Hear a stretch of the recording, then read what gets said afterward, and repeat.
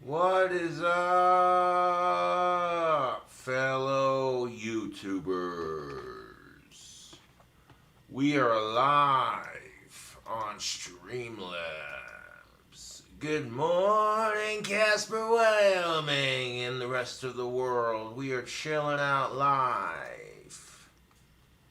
So, I ended up getting that tapestry done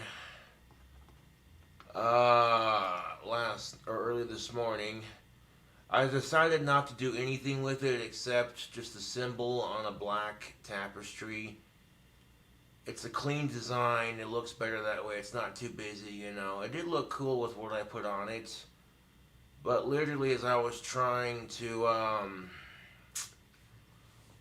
make it last night, it froze up on me even after the stream. So I'm like, it's whatever, dude. I remade it, listed it, it looks good. We'll pop the link for that here in a second. Mountain Wizards wanted to be remodded on my channel. We can definitely do that. However, I gotta pull up this particular video, so if they comment, I can be like, yo, smash that subscribe button, man. Mountain. Yes, sir. There we are. We got our YouTube video. Sweet.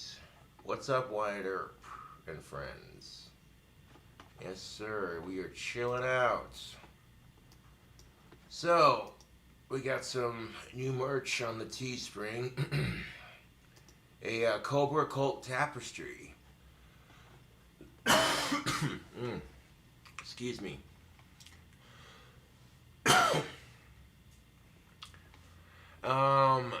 Thank you to whoever bought a Hell's Advocate t-shirt. I appreciate it. That album's been out for a minute, dude. Now with the Cobra Cult tapestry, we have different options too. We have the tapestry, a poster, a fleece blanket, a canvas, and a pillow. Actually, I was going to do a pillow, but I decided not to.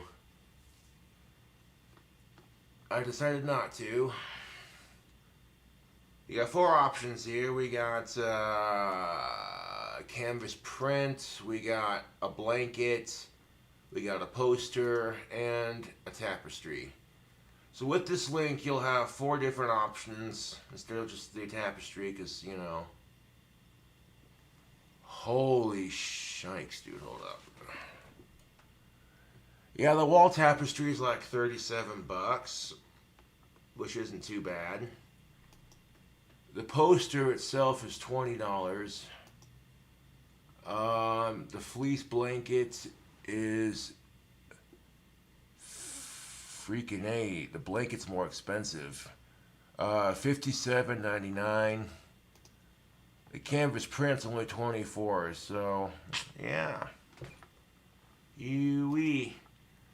instead of doing like a bunch of stuff where it's just graphics and all this and that, it's just really a really clean design. You got a black background with the green in the front. Looks very nice. Again, if you don't want to buy anything, you don't have to. It's greatly appreciated, but well, the holiday season's coming around the corner, and you know you got some King Cobra fans in your family that are just diehard supporters. So here she be. Plug it. Drop the link. This merchandise is now also plugged in every future video from now on. Yep. As a matter of fact, I do need to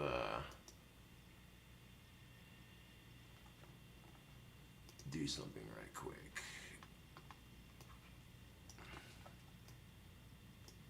There's that. Okay. I gotta change my PayPal information on my YouTube videos too. Thank you, Maddie Miller, for subscribing. I appreciate it. That's most definitely what's up. So yeah, we'll be streaming until about 12:30, 1 o'clock, maybe 2 at the latest. Got you here We'll react to videos, watch some funny stuff, and, maybe play some guitar. Keep your cobras entertained for a couple hours. That's most definitely what's up.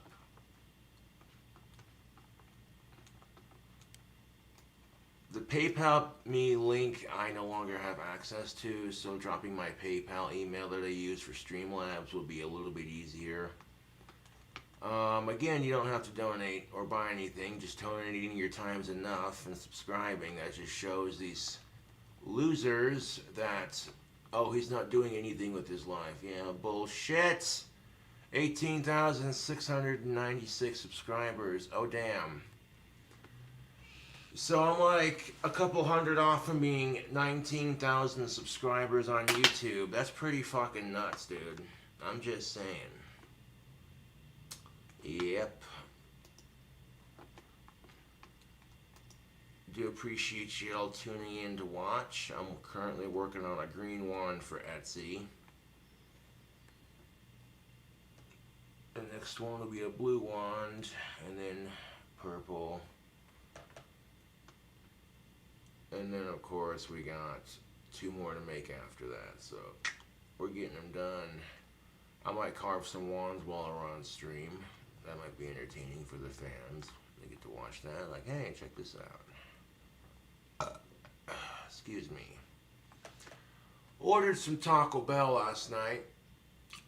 And last night I ordered a stuffed grilled burrito, a beef chalupa, and a nacho party platter pack. You know this big nacho thing, big ass box of nachos. Here are the pros. Thank you, X Thomas, for subscribing. I appreciate it. Much obliged. Here are the pros. Okay, the party nacho box kicks ass. Okay, I sat there and I ate half of it in one sitting, plus the chalupa that came with it. The cons, I didn't get my stuffed grilled burrito, which if they stop making them, then take it off your menu on DoorDash. And the chalupa didn't come with beef, it came with shredded chicken. Granted, it was a Sunday, they were probably getting ready to close, they're probably out of beef. There were some locations, they have to use their beef sparingly on certain items, otherwise, and there are some locations that have more than others. I get it, we're dealing with the pandemic. What do you do, right? So yeah, if next time you go to Taco Bell, I would definitely recommend checking out that big ass box of nachos, dude. Oh. I had a cup of Mountain Dew Tropical Storm, which is my little drink hack that I do at Taco Bell. You can actually get it if you order it at the drive-thru. But if you're doing DoorDash, you just gotta order the drinks separately and mix them yourself. You take Mountain Dew Baja Blast and you mix it with their Mango Fiesta tea. Oh, YouTube, half and half. It turns the soda green, so it looks just like regular Mountain Dew. But then you take a sip of it and it's like, whoa, dude. You taste it, you close your eyes and you taste it, you feel like you're on a tropical island with like the waves rushing against the rocks. And you hear a scarlet macaw just flying by going, rah, rah, rah, rah.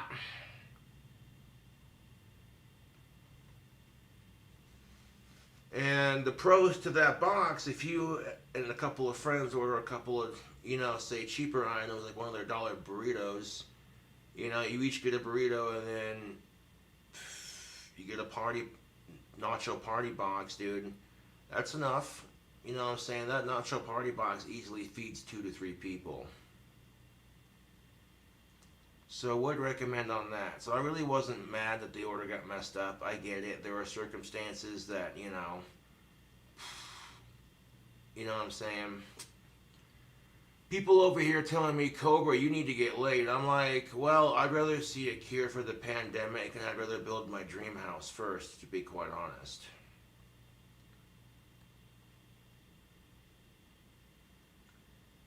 If I won $1 million, like several $1 million, YouTube, if I won the lottery and had like a shit ton of money to just blow on shit, I would totally donate $1 million to COVID relief. That'd be awesome, dude.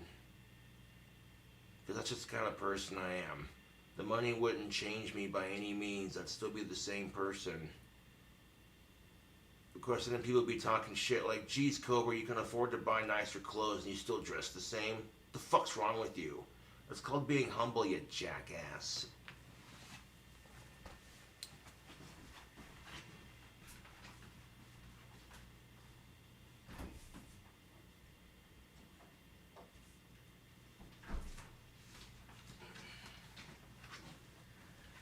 This is what the drink combination looks like when it's combined. I saved a little bit for the morning. Haha. It's kind of pretty looking, but hold up.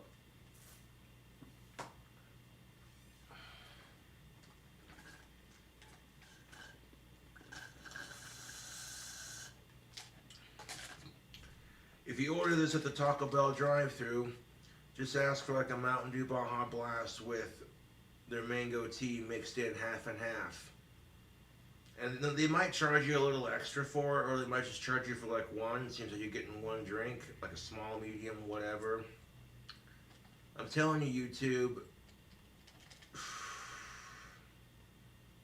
First time I did this drink combination, dude, you mix this with some coconut rum from like Captain Morgan. Yeah, I'm just saying, bro.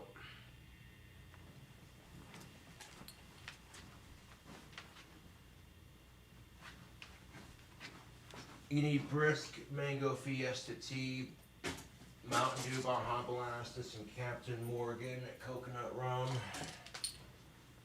And there you go.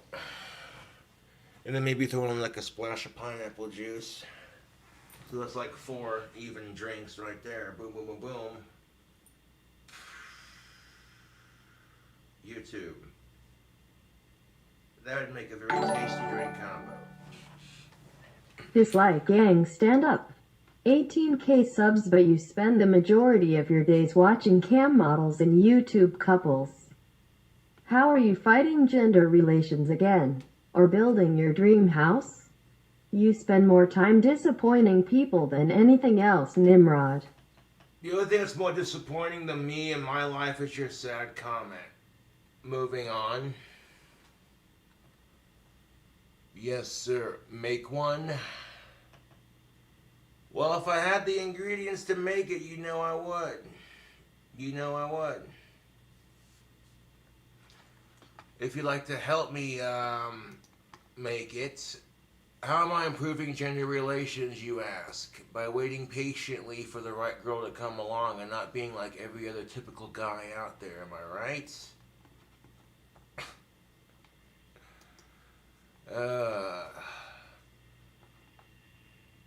You know what I'm saying? Like, by going against the mold of what society tells you. DTTS coming from beyond the grave again.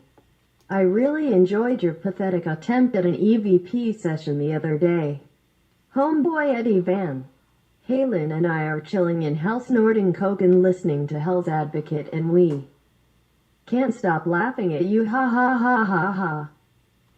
Yeah, I know the donate to talk shit for sure, dude. Thank you for donating your money. Ha ha ha ha ha. Yeah, just for that, guess what I'm gonna do? I'm gonna do something really cool on YouTube. You wanna see this? You wanna see this? You wanna see this, YouTube? Fucking disrespect Eddie Van Halen, I'll show you motherfuckers. You wanna see some cool shit, YouTube? Rest in peace, Eddie Van Halen. And you know what? I think Eddie Van Halen would have liked Obi Dog, and I think my trolls are dicks. Only a matter of time, right? Yeah, we're gonna turn off the talk to text for just a second, and we're gonna go into my YouTube video here, and guess what we're gonna do?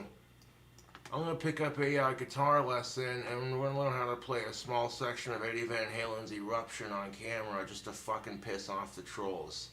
Wouldn't that be something if I picked up, say, my spellcaster and just was like,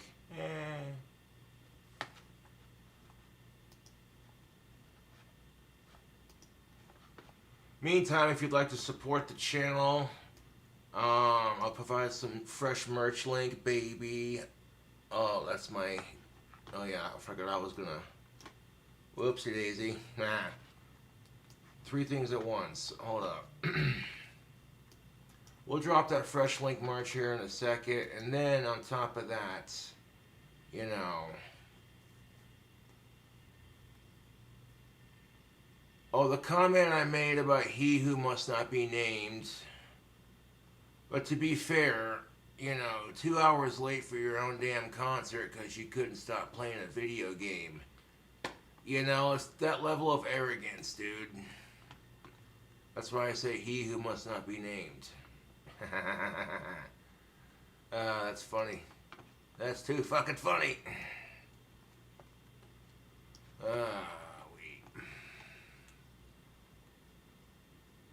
I didn't mean to piss off my Canadian fans, by the way, or anyone in general with that comment I made about he who must not be named. And I'm not talking about Voldemort neither. That is, yeah.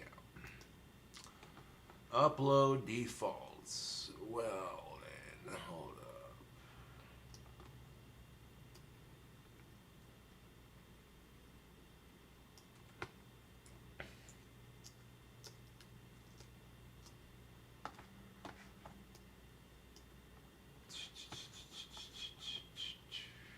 There we go. Save.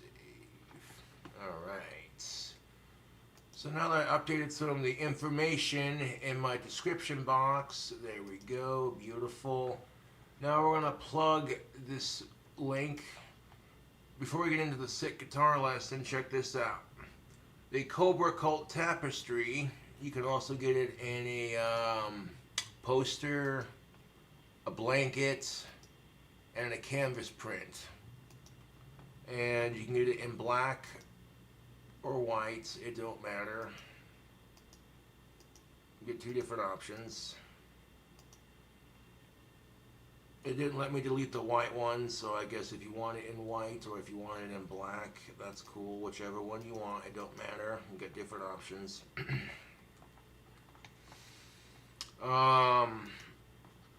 Yes, sir, if you'd like to check that out, I'll plug that real quick.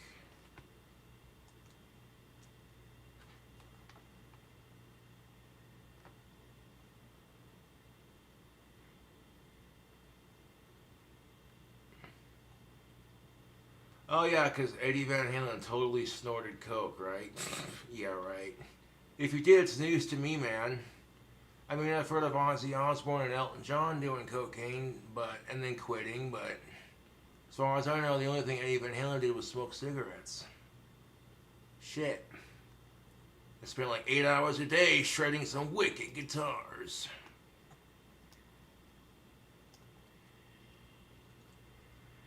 So here's the best part of it, YouTube. I found this awesome YouTuber who broke down the double hand tapping section of said Eddie Van Halen's Eruption guitar solo, and broke it down slow enough so even a Nimrod like me can learn how to play it.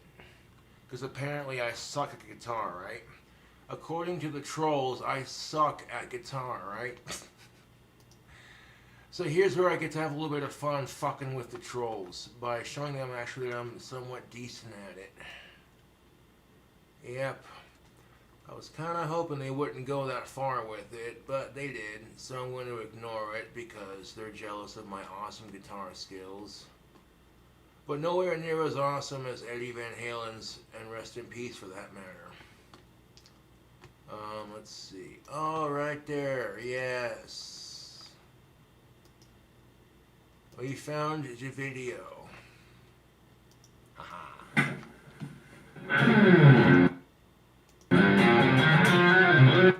This is a Paul Davids. He published this video October 8th, 2020. And,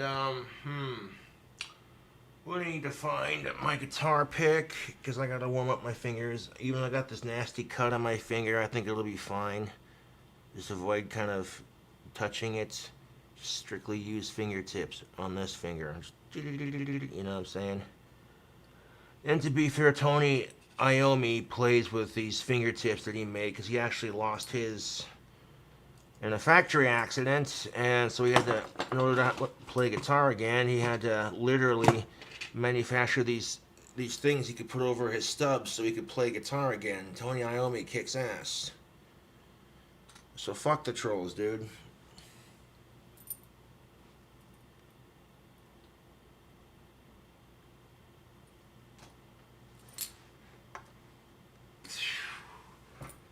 I mean, really, it's nothing too fancy. It's a Fender Starcaster, which is a knockoff, a cheaper version of the Stratocaster, but it's basically a Fender. I mean, I drew a 666, a pentagram, and an inverted cross on the tip of that pentagram with a Sharpie, and then covered the pentagram in Mod Podge so it wouldn't come off. You see it right there. On the back of it, I have the word Spellcaster carved into the back of it. The S forms a scythe, which I don't know how the fuck I did that, but and then a somewhat attempt of a pentagram on the back right here after the word caster. And then, of course, on the front we got the naked chick stickers that I can't show on YouTube. But then we also have a Cradle of Filth sticker and an Ozzy Osbourne sticker right there that the fans sent to me. Oh boy. Yeah. It is most definitely playable, but I'm gonna put a band-aid on this cut so I don't like burst it open. Oh, yeah. So even with a finger that has a cut on it, like when I cut this finger, I was like, God damn it, accidents do happen, mind you. But it could have happened on my right hand, I would have been alright with it, but not my tapping finger.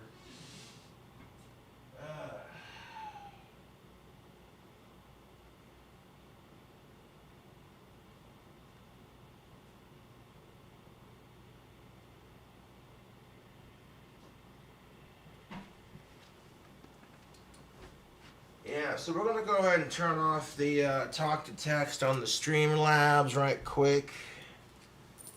And, dude, I could probably use my pinky to do it, honestly, if I needed to. But, you know, and even though Eddie Van Halen's gone, there are generations of people now playing the guitar because of that very famous solo. So I do get a kick out of my fans, as they call themselves, but really my fans are where it's at. My trolls, however, they're not fans. No. Oh, like, oh, I'm your biggest fan, and then they turn around behind my back and talk a bunch of shit like, oh yeah, you know, people are fake like that, man.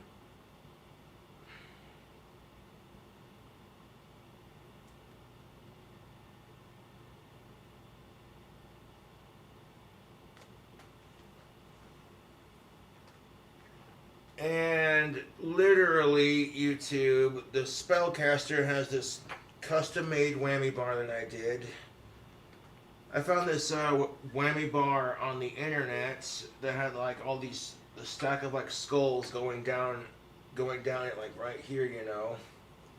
And the only problem with it is it didn't fit my guitar. So when I took it to the Rockstar Music Store downtown, Casper, Wyoming, they gave me this black one that fitted like a glove. So then I took some of the skulls off that whammy bar and then put it on top and then wrapped like this silver chain around underneath it on the bottom and super glued it all on there and then podged it.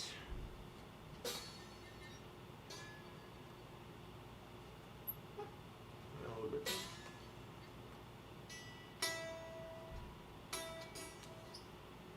Okay, make sure it's on track here. Yes, it is.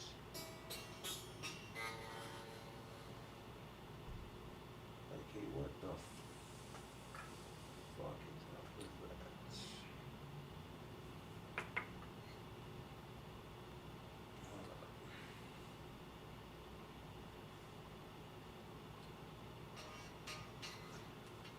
We might have to do it on the other guitar because look at that.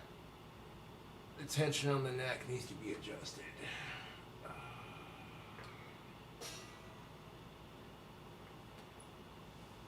Because I'm strumming it before I do the video.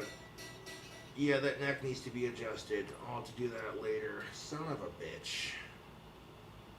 Predictable as always, but the show must go on, as they say. Thankfully, we have a backup. Love my spellcaster, though. I'm just saying, I custom made that myself on a budget. A friend of mine gave me this guitar. It was originally black and silver, but I painted it my favorite colors, black and green. Looks nice.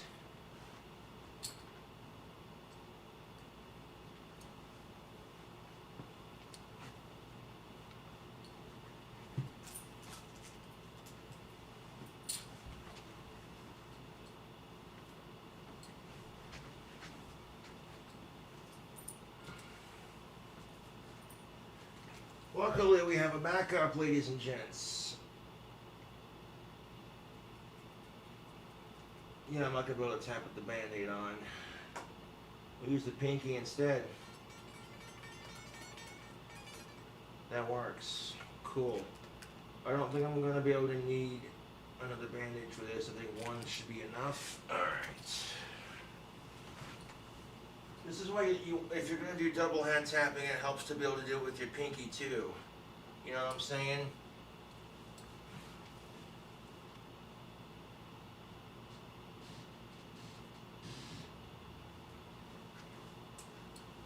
Oh-wee.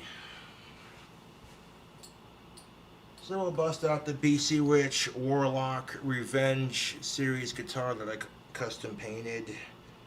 I got a Death Wish coffee, cannabis dispensary sticker, an edible sticker right there, Chiba Chews. Then I put a Spitfire sticker on the back. Yeah, it's cool looking, man. Custom made, you know. Some of you might consider that sacrilegious, like, you know what I'm saying? Because you got these white lines and then just bust into the, yeah, you know, I don't care. People are gonna talk shit and say, "Oh, your guitar looks like crap," and I'm like, "Yeah, who cares?" You know. You say that because you don't have the gall to go up on YouTube and be like, "Yeah, I'm gonna shred some wicked guitar."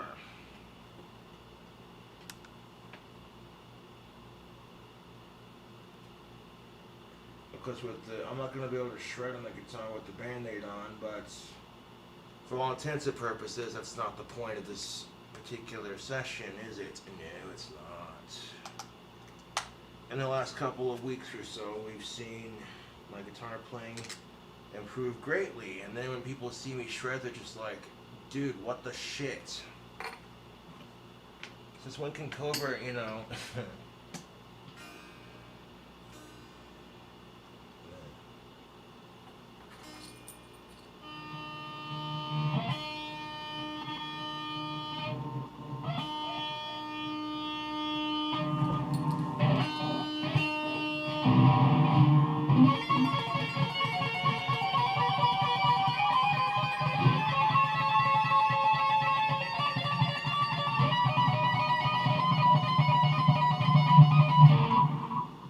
I think I might be able to pull something off.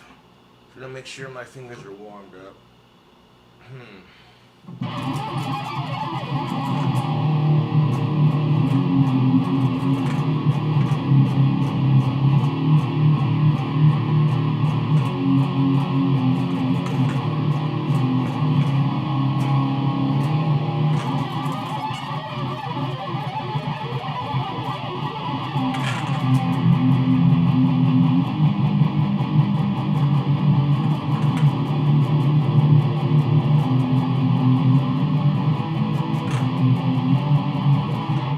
Okay, so apparently I can shred with a cut finger and bloody Band-Aid on it, huh?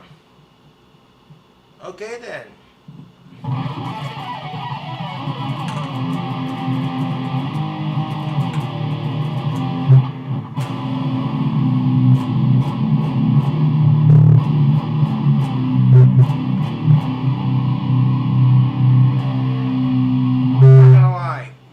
that Fender.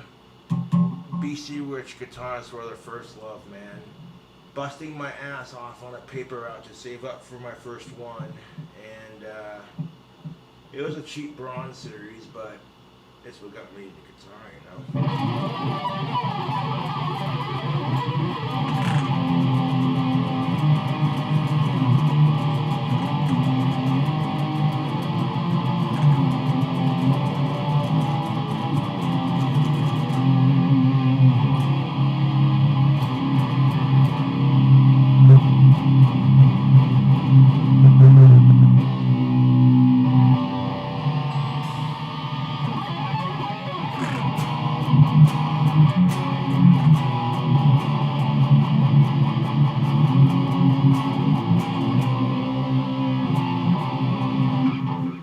Oh yeah, I had it tuned to like a drop C spooky tuning.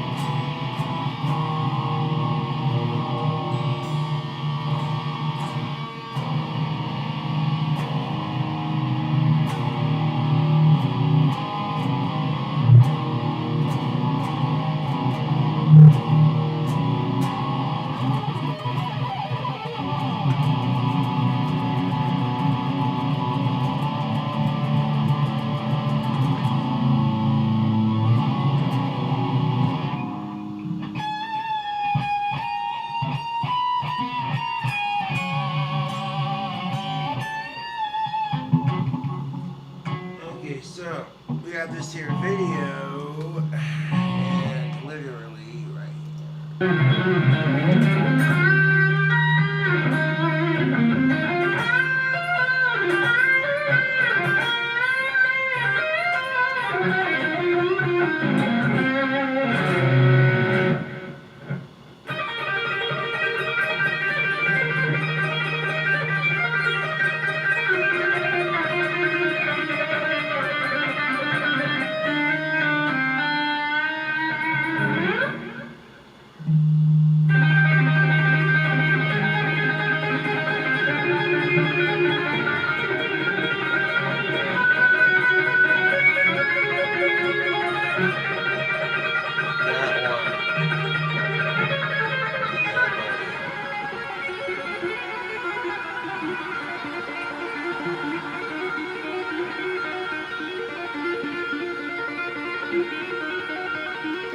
Guitar lessons with King Cobra at JFS. The dumb autistic Nimrod gonna learn how to play a Robson. Fuck the trolls, dude, honestly. I think I'm a Nimrod, but I'm like...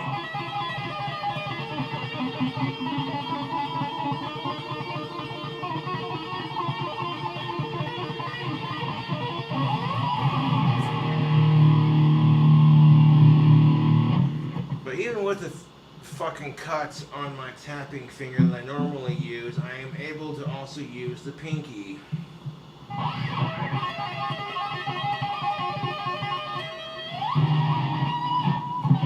Which is probably why my trolls were so pissed off, because no one used the pinky on them.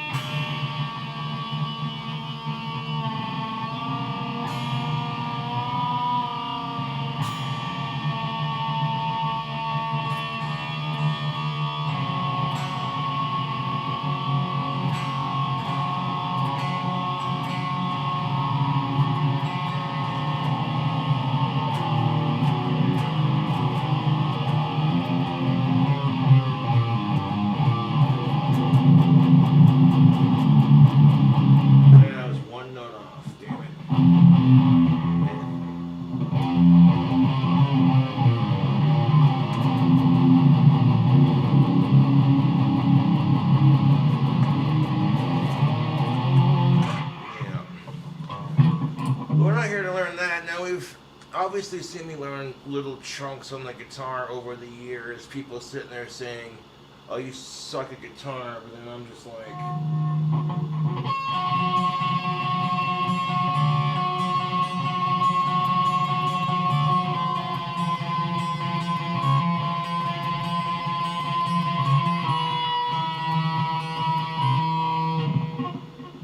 and the last little bit.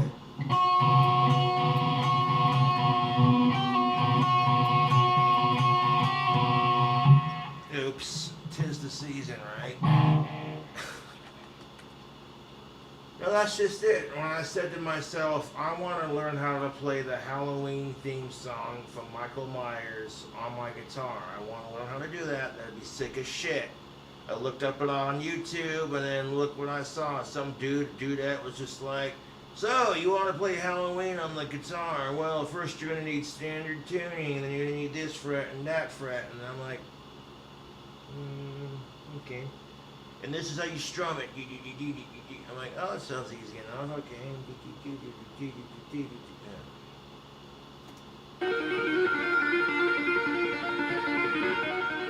With the sad loss of Eddie Van Halen, or as we the Dutch know him, Edward Lodewijk van Halen, it became very clear to me just how influential he's been to so many people across the field, but also just music lovers. And one thing that struck me of seeing all these in memoriam posts and messages is that everyone talking about it like the first time they heard Eddie play, or the first time they heard that lick, or the first time they even know a guitar could sound like that. So I'm just saying, like, the first time I heard Eddie Van Halen's Eruption, I wanted to learn how to shred. I wanted to play guitar.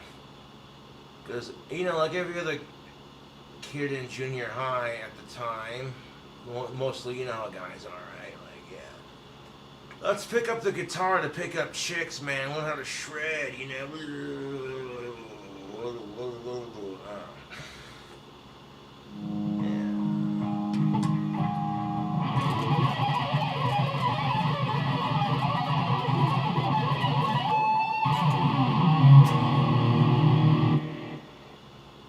I'm glad the bandage still staying on. Most definitely, what's up? We can shred the guitars while protecting the cut on the finger. Haha. we're talking about an absolute legend, someone that changed the sound of guitar, the sound of rock. Yeah, because prior to the sound of, you know, what we associate with the,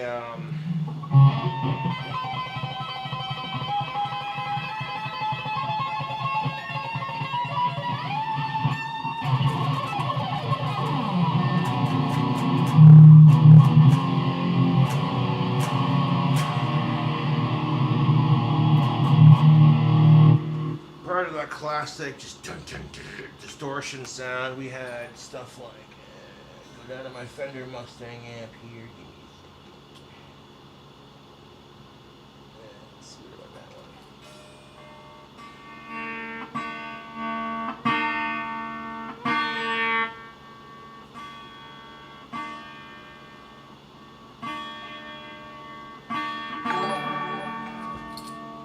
And prior to the sound of like what we know and associate with that classic rock distortion sound, we had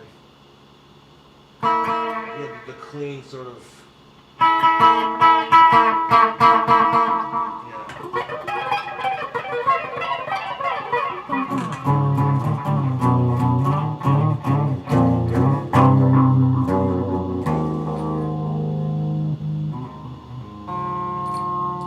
then without the echo, basically we had that classic,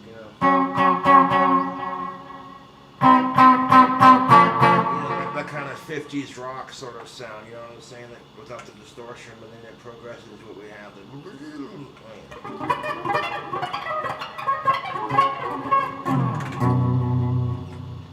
Shredding without distortion. Ooh, what sorcery is this?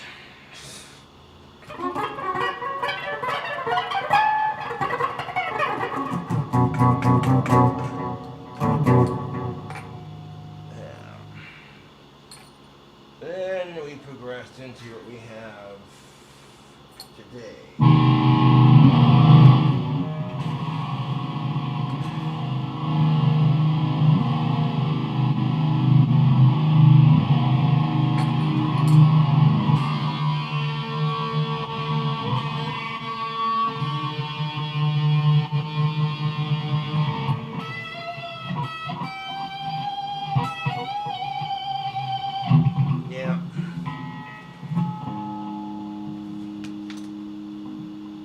like you see the progression of guitar as it evolves from like the acoustic to this, jazzy sort of clean sound, and then to the, sort of.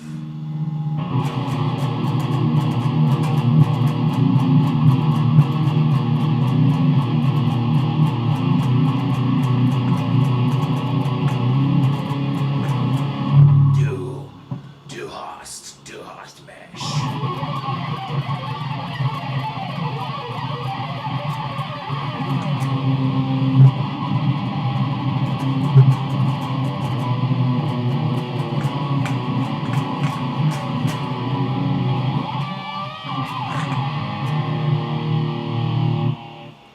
I couldn't resist. I love playing the guitar, man. Anyways.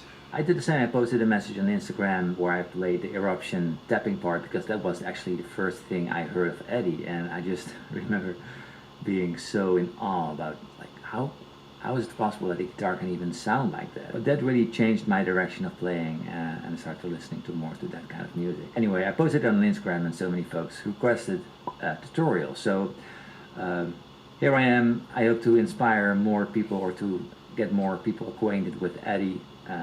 Check out his stuff. So I really advise everyone watching this that may feel a little bit scared, just learn it. It's not as hard as you might think. I'm pretty sure most of you will be able to get this down if you just practice hard enough, long enough, just like Eddie did. So to honor him, I really advise you to just do it. There's lots to learn. Anyway, I love to shed some light on the tapping part, what he's playing, why he's playing it, the technique I use to get it down, and yeah, let's get to it. So of course I'm talking about the track Eruption, and here is the track. This is the first chord. Righteous beard, bro. You know what you need for that beard? Some of that. You know what you need for that beard? Some of that God of War pheromone beard oil. That shit will leave you smelling good for the ladies. Not only that, but it'll leave your beard super soft. And using coupon code King Cobra will get you 15% off your next order. My dudes, what have you got to lose? Tactical Silk kicks ass. You go into the bar, you meeting chicks, Yeah. It's just all natural and it smells so good that I've gotten used to wearing it all the time,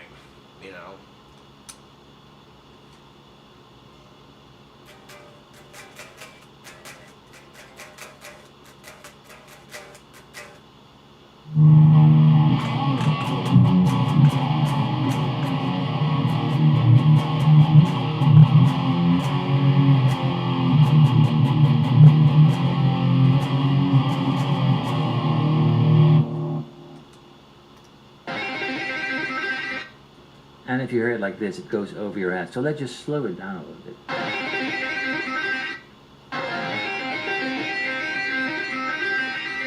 The 3-note pattern going on, right? So the chord we're hearing actually is an arpeggio of C sharp minor. Okay guys, there's two things I forgot about. One is that the piece Eruption is actually recorded in E flat, meaning every string is tuned down a semitone. And E flat, so not standard E tuning length.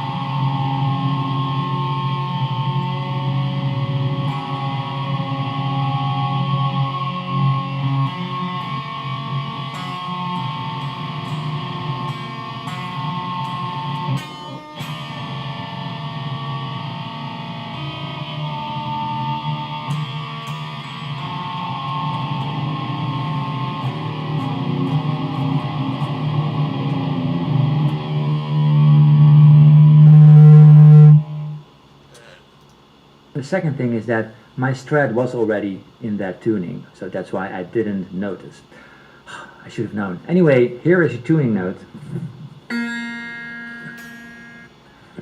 And that should settle it. Let's continue. Yep. And C sharp minor is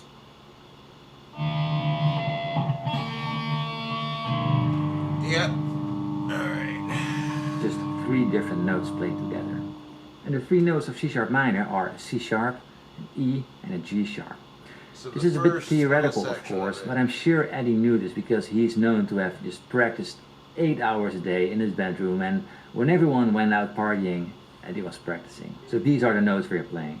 C sharp minor, fret 2 on the B string.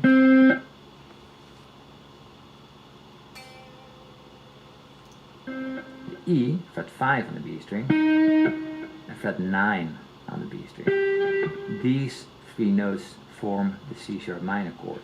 So how do we get to that insane speed? Practice. Well, we can do it like this. That's how we usually did it. No, what Eddie did, let me show you. Ahead.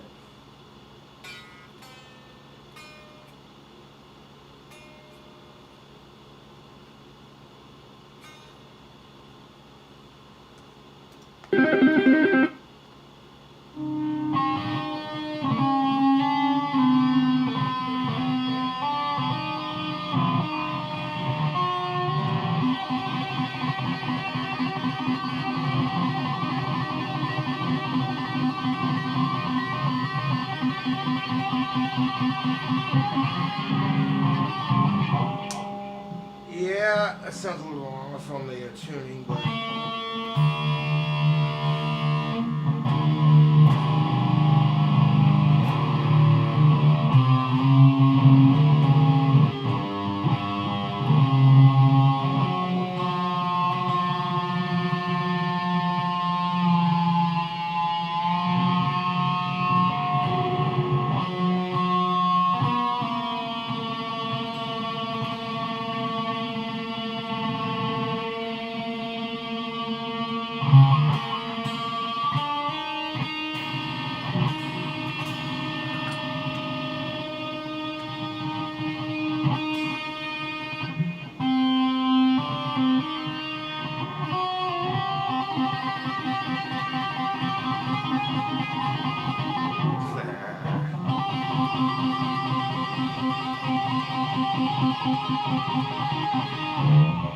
so we got the first half of it now, basically the first little section.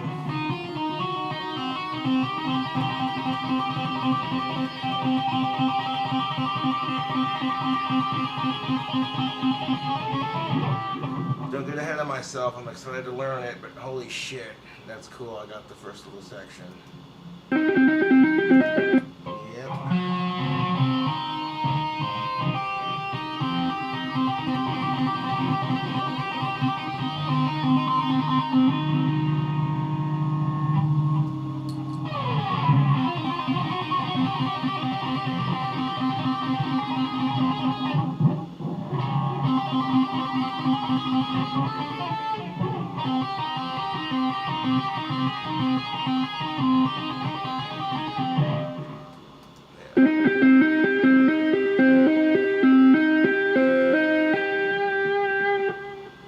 Double-handed tapping. Mm-hmm. What we do, we play the first note with our index finger and we tap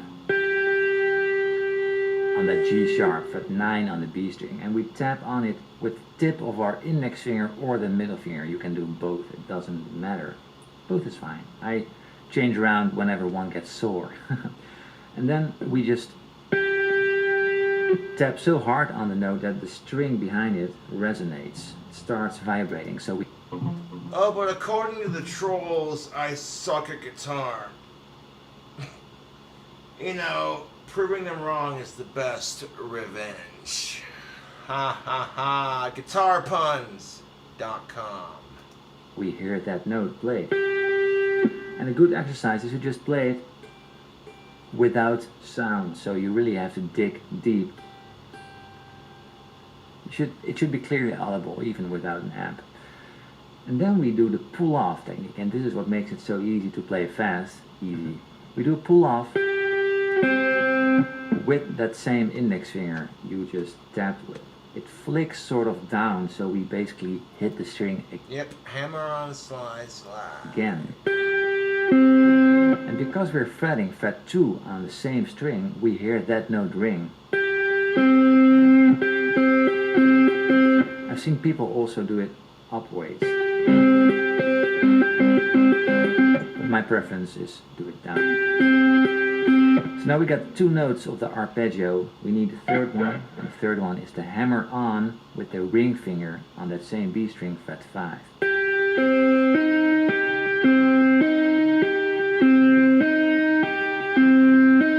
And again, with that ring finger, the tip of your finger, the hard part, really hammer it on, smack it in there, and for this goes the same, even without an amp, we should hear it. And that is basically the entire technique used for this eruption solo. So the first chord, C sharp minor, we play it 8 times, and then we go to the next chord, and it goes too fast. Slow it down, it's half speed.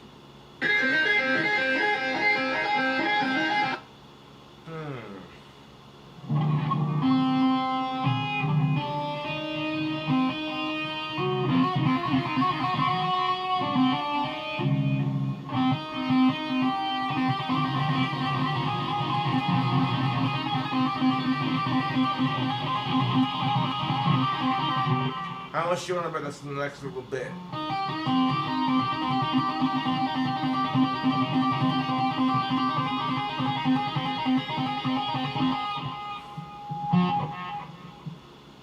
And then, like, I wonder.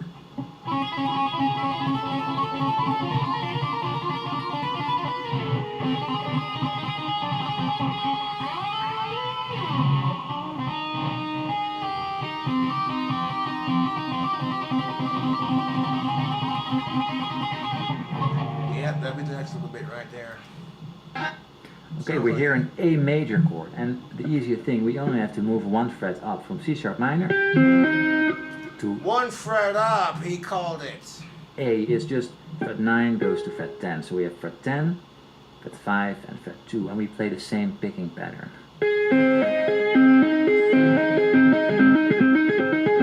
8 times, so after each other.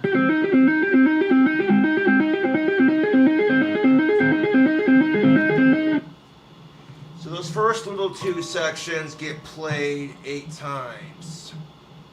Alright.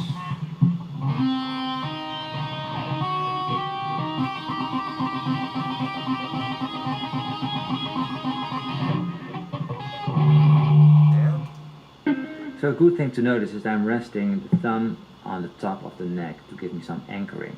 So my hand is just steady. And also try to mute the strings that aren't played, because they will give a lot of feedback and noise when you don't do that. Then we go to the next chord. This is a bit tricky. We slide those 2 fingers up to fret 4 and 7, and the index finger stays on the same spot. To 4 and 7.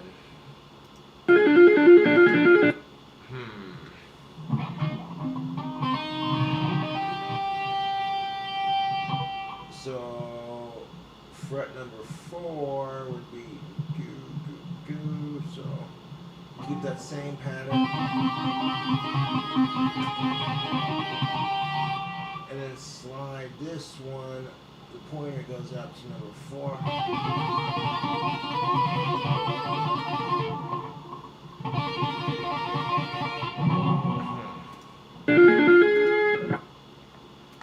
Let's listen.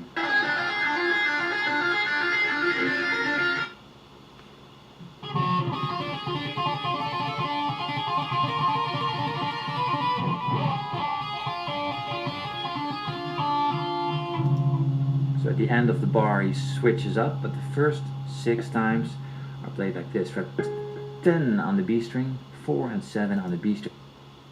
10, 4, 7, 1, 2, 3, 4, 5, 6, 7, 8, 9,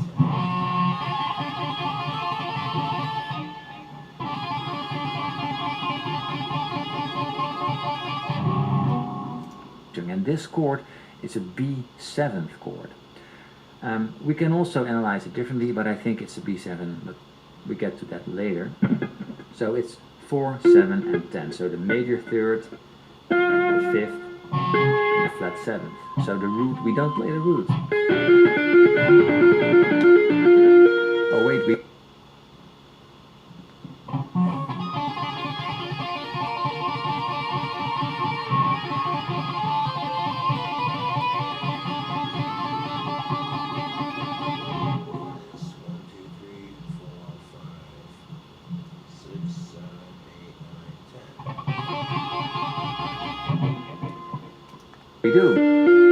So we move our finger at the last part of the bar, number 7 and 8, to fret 12. So we play this 6 times.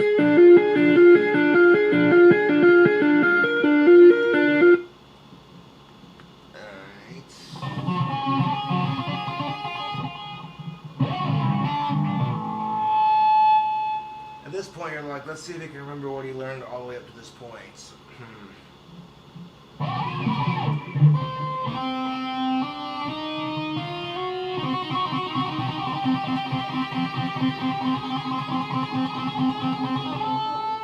it's gonna take practice getting it to like trend, you know.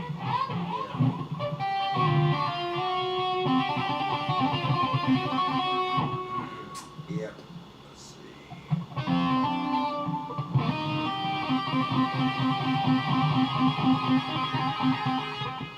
And then that goes 1, 2, 3, 4, 5, 6, 7, 8. 1, 2, 3, 4, 5, 6, 7, 8. And then we scooch this chord shape. Yeah, with this one, you're going to want to use your pinky because that is a wicked stretch, dude. Yeah.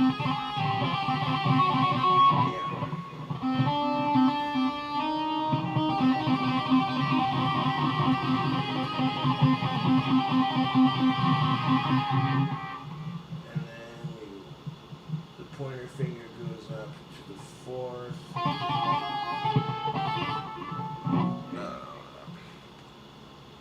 Yeah.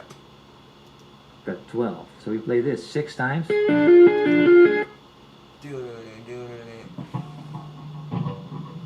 so we got 1, 2, 3,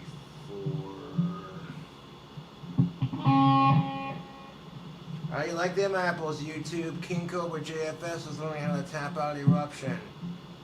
That's not quite the whole thing, but it's a good chunk of it. I mean, people are sitting there going, and I quote, Cobra sucks at guitar. And I'm like, dude, I'm not the greatest at it, but I'm getting better at it, you know? Like, you never see these other people out there on YouTube who are trying, you know what I'm saying? All these other fucking idiots on YouTube who are talking shit. That's all they do is talk shit, dude. You know?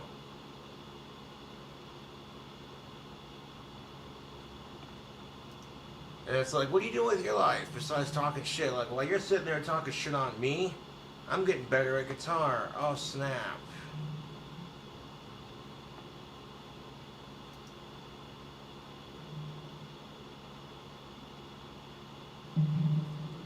It's just, it makes me laugh at these trolls, dude. Like, they sit there and talk all this shit like, oh my god, Cobra, you suck at guitar. I'm just like, wow, would you look at that? I can learn how to play a little bit of eruption. Huh. And believe me, your hand's gonna cramp up after doing it for a minute.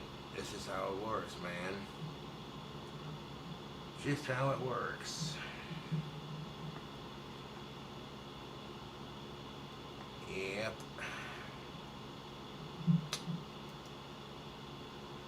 And we'll get back to the shreds here in a second. See how we're doing on the merchandise sales. Yes, sir.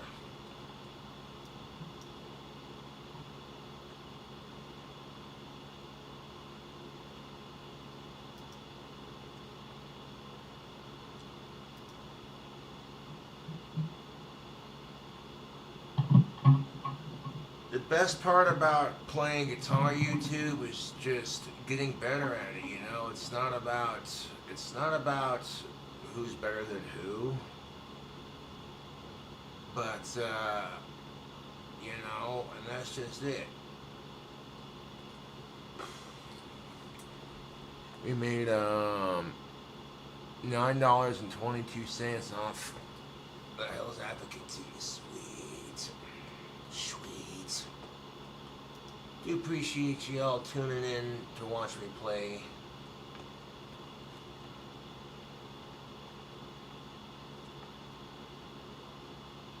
Play the gender rant scale. Oh, you're funny. Ha hardy her her. Oh yeah, my gender-based rants. People are sick of hearing them, so I pretty much said what I had to say on my channel, and we'll give them that shite a break, and we'll see how it does improving gender relations. I've often repeated myself several times with some of the things I've said, so we're not going to get into it.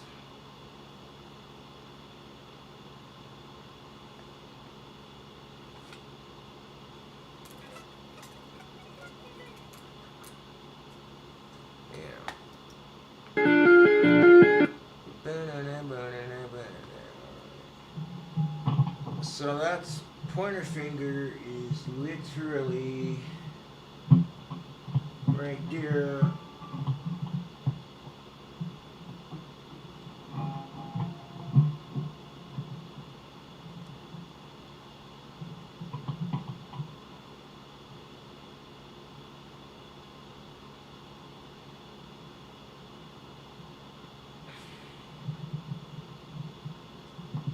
One, two, three, four, five, six, seven. So you want your pinky on that seventh. And if you can stretch it with this third one, you know, you can,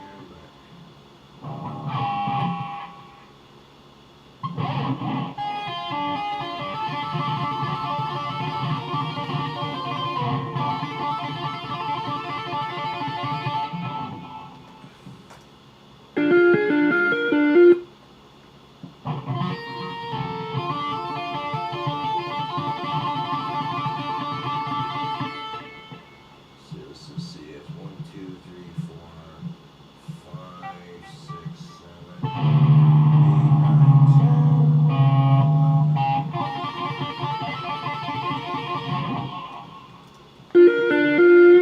11. And then 2 times we move our index finger to 12. So, resume.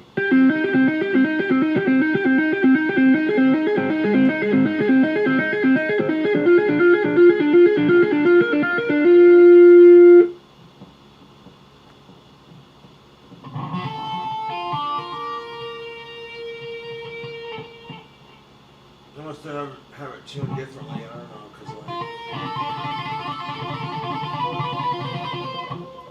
he's got it like 1, 2, 3, 4,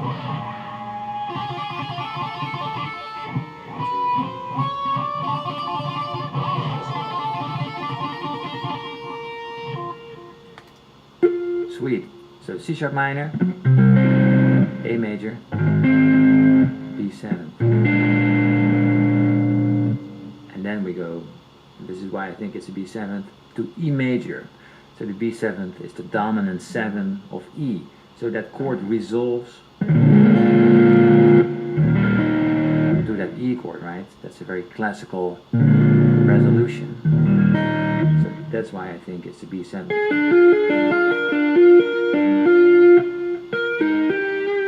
Beautiful, beautiful pattern.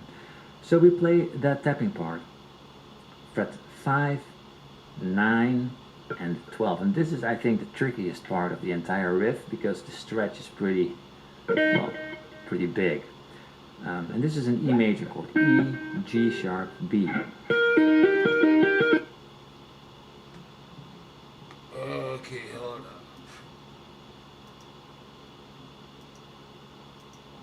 10 on the B string, 4 and 7 on the B string. And this chord is a B7th chord. We can also analyze it differently, but I think it's a B7. Yeah. Really.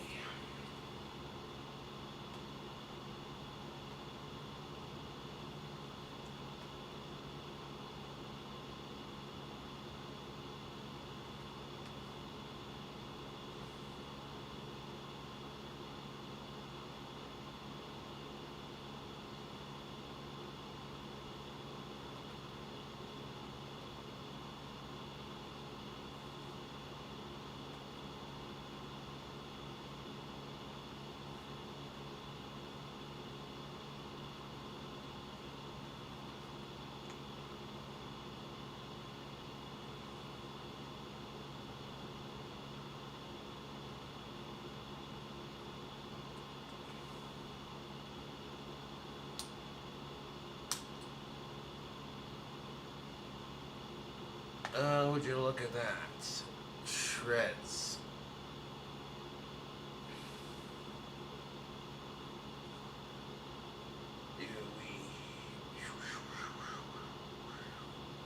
Yeah, I noticed that just from learning the first couple of openings to it. Even, I'm used to like doing the champion, like so that really does stretch out the fingers.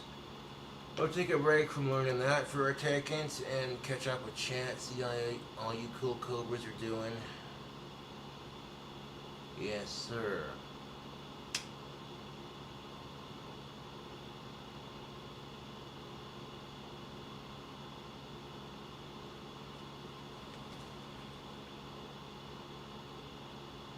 Cannot process chords. According to the trolls, I cannot process chords. So then what the fuck is this?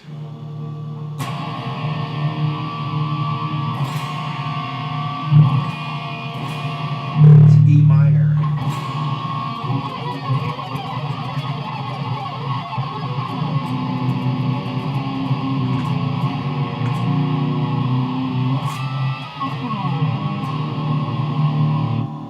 Oh yeah, because apparently I can't process chords. Apparently, I can't process chords.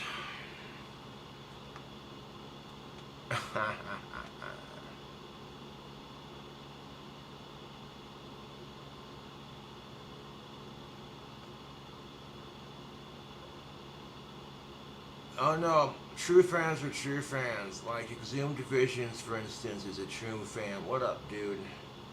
Morning, Cobes. This batch all is working. Don't rage quit your guitar lesson, Copes. Pick up the pooter and rip some. And dude, I'm not rage quitting. I'm taking a break from doing it to be chat for a minute. People don't want to sit here and just watch me learn the whole thing. You know what I'm saying? Get my fingers a chance to catch up a little bit. Because I'm definitely not used to doing tapping where you really have to stretch it out. You know what I'm saying? That's insane, dude. Yeah. Even as an experienced guitar player myself, I will say this: Eddie Van Halen made it look easy because that was his jam, you know. Sitting here learning how to play Eruption on the guitar, and while we're taking a break on that, we'll go ahead and turn on the talk to text, because the fans, trolls, yeah, trolls love that shit. Yeah. It's gonna be funny too when they sit there and say you can't play worth a shit, you don't sound anything like him. Well, of course not, because I'm just learning it for the first time.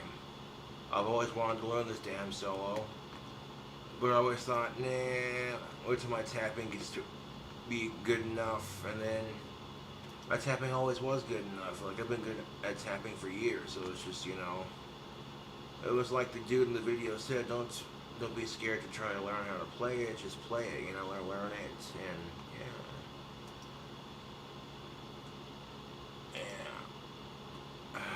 because really, I don't give a shit about, what, C-backs, I don't give a shit about chargebacks.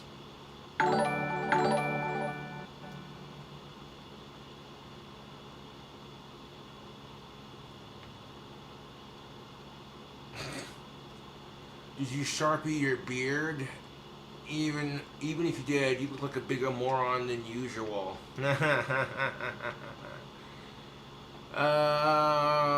No. Says the guy who pretends to be my father. That's rich, dude. Wow. Honestly, I feel sorry for my trolls. They're that desperate for a laugh. Like, oh hey, I wanna, fuck with Cobra and shit.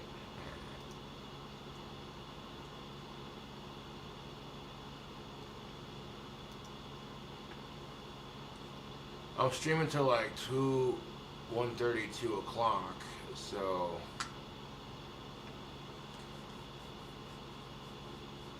I really don't give a shit about those anymore. That's why I quit talking about them. Because it's like, I got other ways of making money, dude. I'm just saying. Like these sick t-shirts. People suck. I need a beer. Yes, sir. Uh-huh.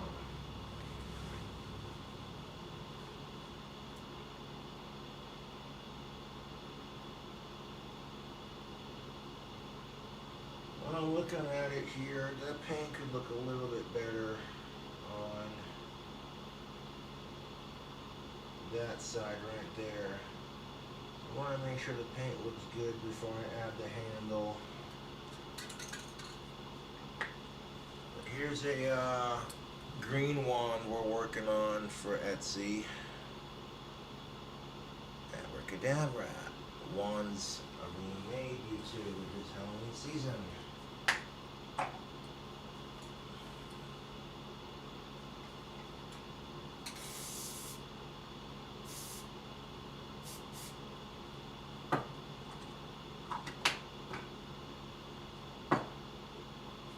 See if I got anything in the mail today. Probably not.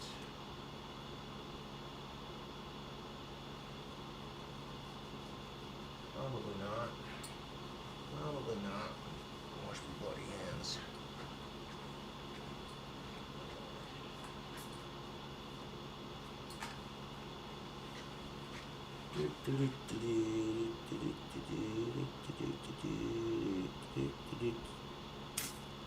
Taste it, YouTube.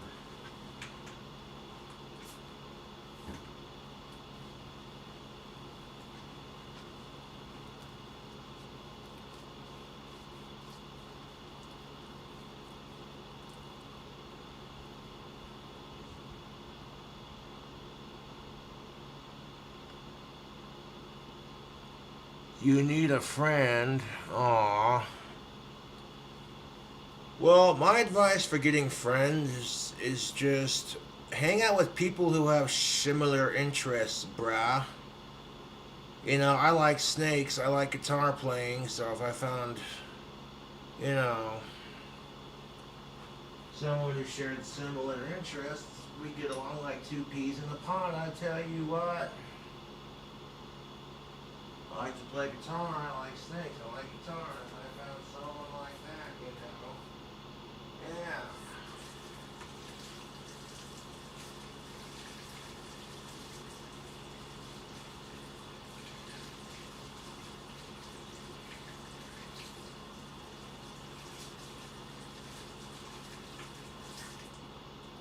Washing my hands.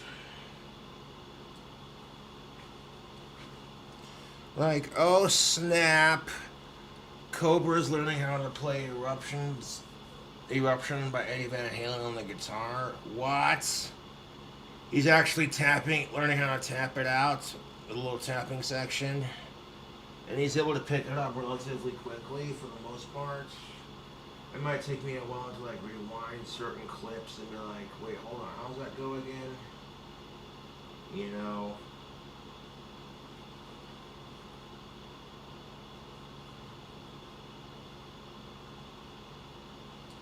People treat me like I'm a fucking Nimrod who can't do shit, but I'm like, well, I established my own wand business, and now I'm learning how to play part of the solo at least.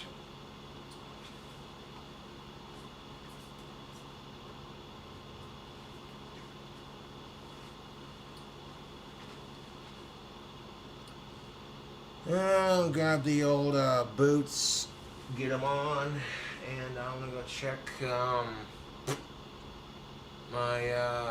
my mailbox, see if I got any mail, and yeah, I'll be right back when I do that. Also, I do appreciate y'all checking out the sweet merch. Yes, sir.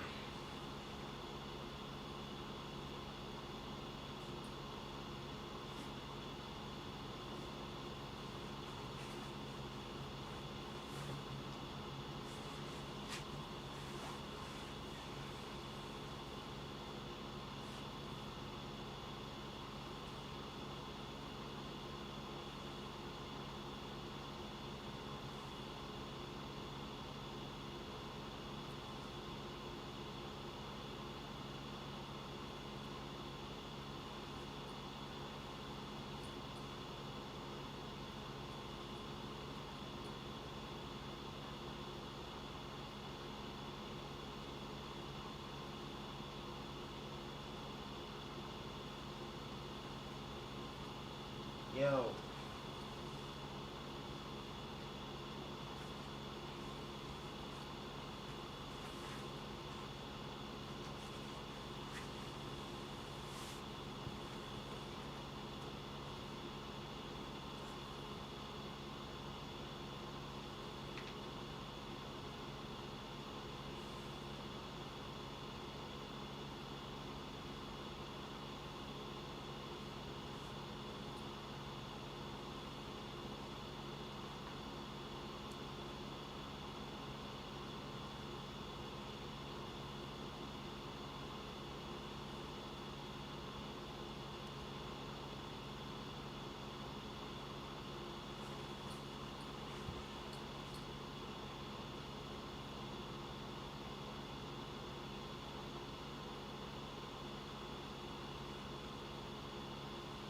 Yep.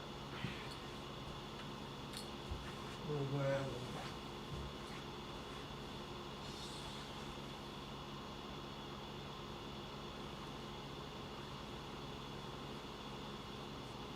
Grab the keys and.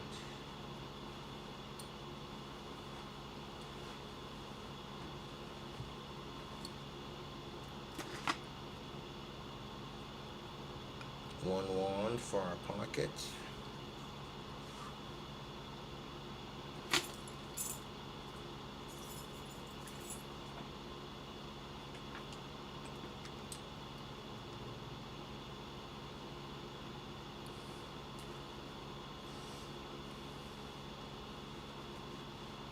Alright. One trusty pocket knife. Never know when that's gonna come in handy, right?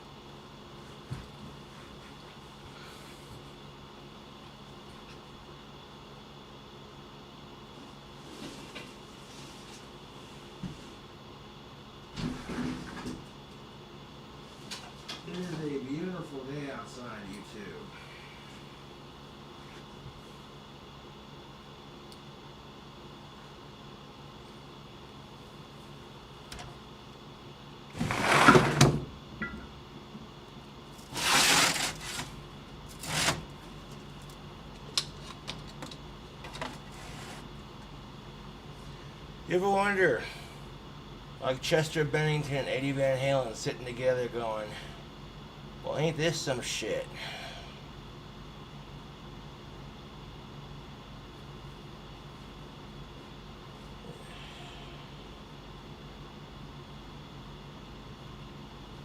Tired of being what you want me to be, feeling so faithless was under the surface. Don't know what you're expecting of me, but under the pressure of walking in your shoes.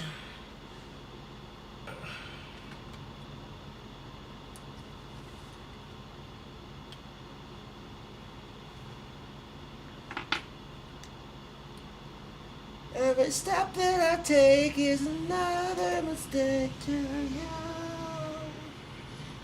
And every second I waste is more than I can take.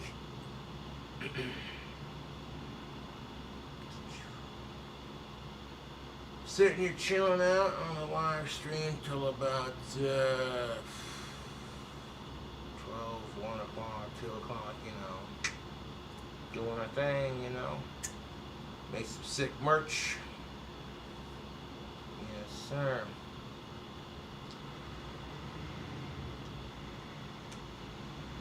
And of course the pipe's clogged. Lovely.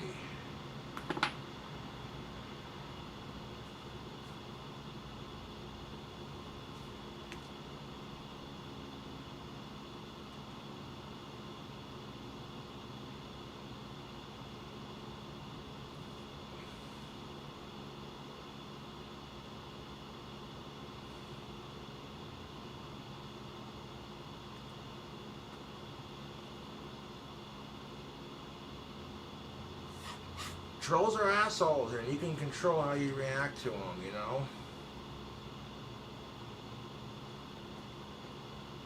You really can.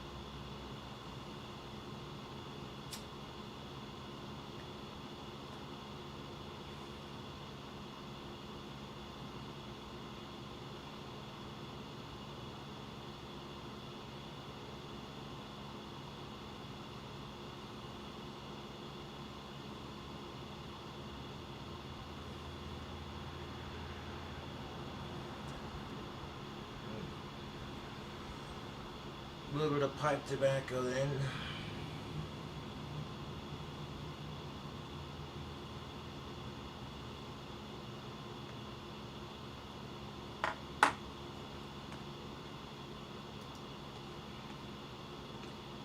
I can give this video a like and subscribe to this dude's channel.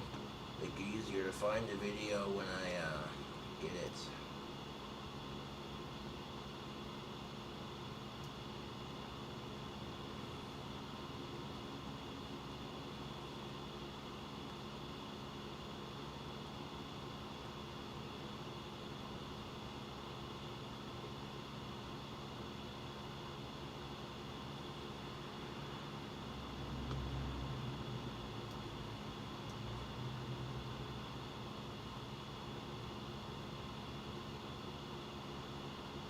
George Bruno, the Sultan of Silver.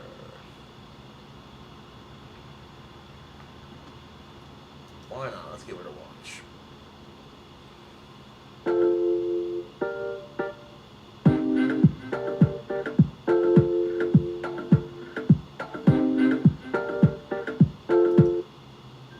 Starting the coffee with 2 pig heads on a stick using the vortex method, the only true way to optimize the taste of your coffee at the molecular level.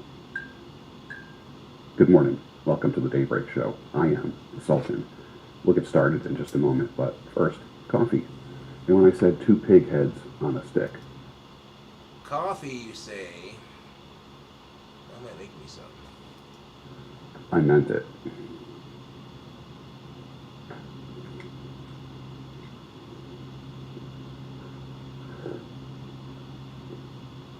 Mushroom coffee.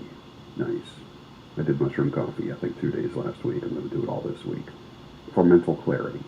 Not that I'm unclear without it, but I like to be acutely clear in my thinking when I'm at work, when I'm away at work, when I'm here at work. It's important to not do things that decrease your mental acuity and your orientation. He got the he put the rooster picture back on the wall and he made it crooked on purpose. That's funny.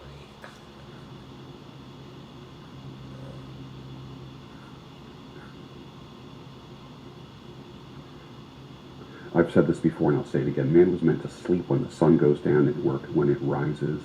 Nothing productive happens after sundown. Nothing.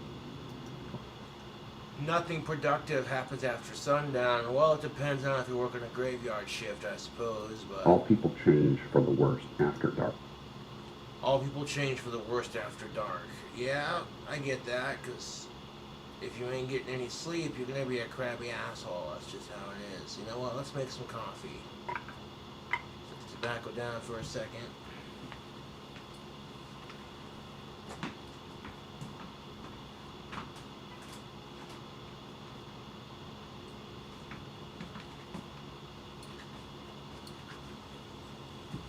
I have one of those old school percolators that you pour the coffee grounds in here and stick the pole in the middle and then stick the pole in assembly and some water, put the lid on top, put another lid on top, plug it in, percolates into the water and you make your coffee. Pretty straightforward.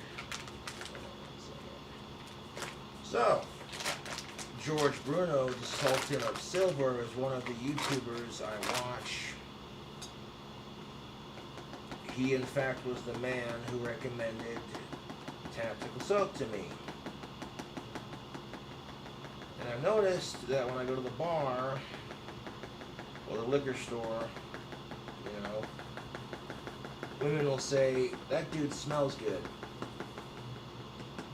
It's an almost instant reaction with adult women, and I like that.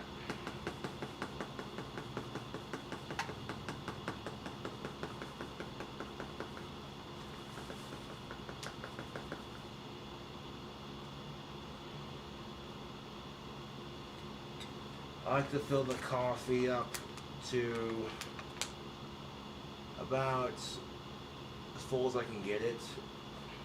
About, I'll leave like about that much of the inner pole on that inside right here exposed. It just makes the coffee black, man. Let me tell you. It just makes it black. It makes it strong as shit. Yep.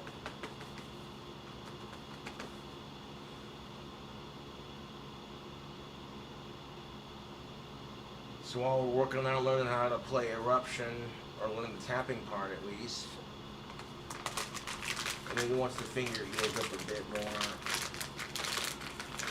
we're learning how to learn the rest of it, yeah? I just finished this off. This is a Yukon blend.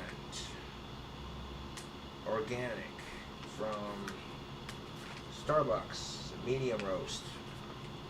Remember, I got a care package from one of my fans and they sent me a bunch of coffee, so there you go.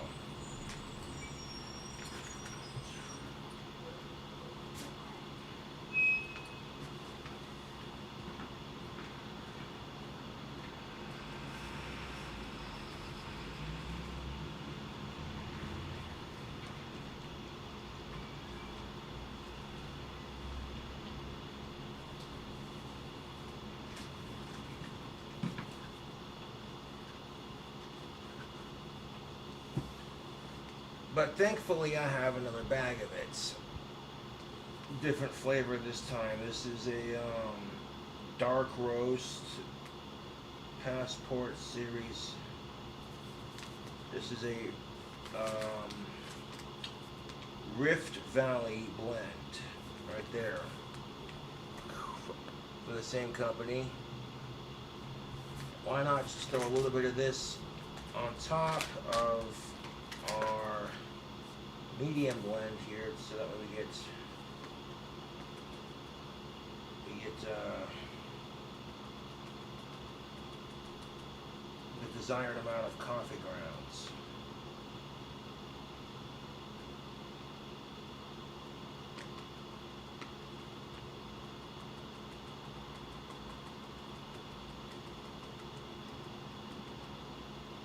So, George Bruno, the Sultan of Silver, made a video called How to Ask a Girl Out. Well, it seems pretty obvious. Be yourself, be confident, look her in the eyes, don't be creepy about it. Seems pretty obvious. Don't be a sleazy asshole about it. I play guitar, so you know, if you're gonna do a pickup line, no, it has to be funny, not perverted. Something that'll make her go, ha ha ha, you're funny. You know what I'm saying? If you can make women laugh, if you can make a woman laugh, dude. Women love guys who have a wicked sense of humor. That is just the truth. He plays guitar, he's got a wicked sense of humor, and he's a YouTube celebrity. Oh my. Yes, and respect is the key thing. You know, you gotta be respectful about it. Are you gonna get told no? Of course you are. That's part of the dating scene, right? You get told no, it sucks, that's life. But you know what? You get over it. Because literally there are worse things than being single. There we go. We got it filled to the maximum with coffee grounds. There's like about that much of the middle sticking out right there. Beautiful. Of course I got coffee grounds all over my pant leg. Never fails. Never fucking fails. Anyways.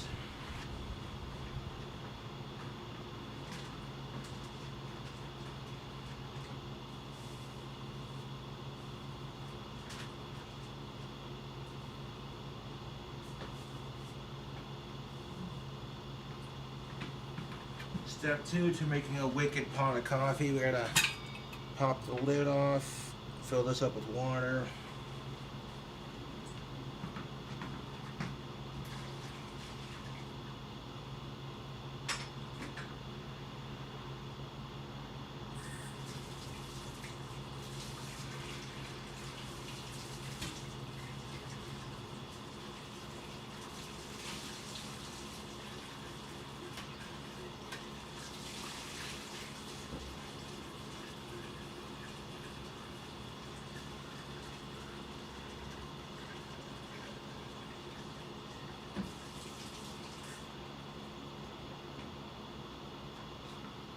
Now, you know me by now, YouTube. I like my coffee black like Satan's heart. Bah.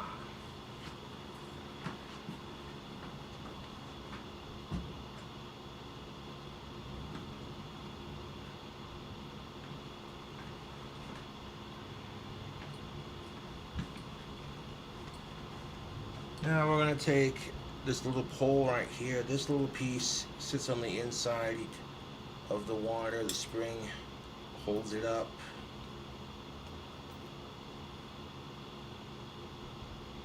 Stick it in the middle, so it goes in the middle like that. Then you put this piece on top just like that. Now this will go into our water.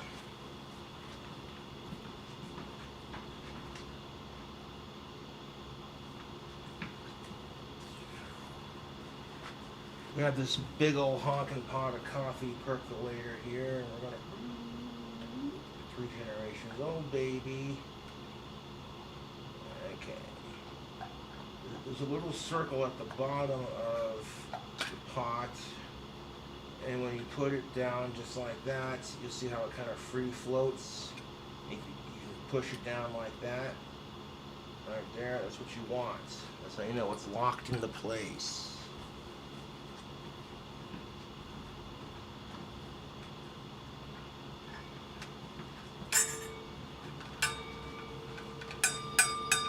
Ding that notification bell for more awesome videos. So now we're going to go like that, put the lid on. All we gotta do is stick the plug in the back.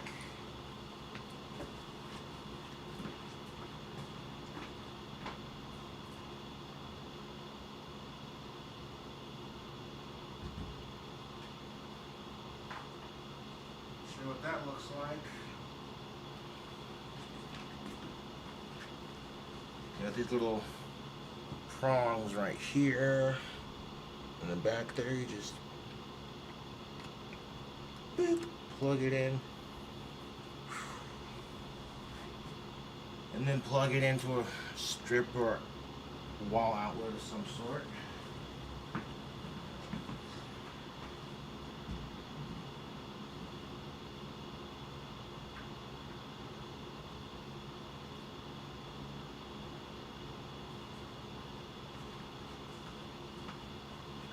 Best part about this, you don't need to buy coffee filters. You know, a regular pot of coffee is like what, that big, you know what I'm saying? But then literally percolator's like 2 pots of coffee instead of just one, you know. It could be a great way to you know, save you a couple bucks. You go into the drive-thru to get coffee every day. You go into Starbucks, make it at home and save yourself a couple bucks, dude. I'm just saying.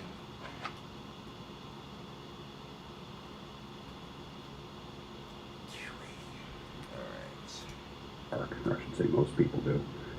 If you add mind-altering substances to it, all people will change for the worst. All kinds of bad things can happen.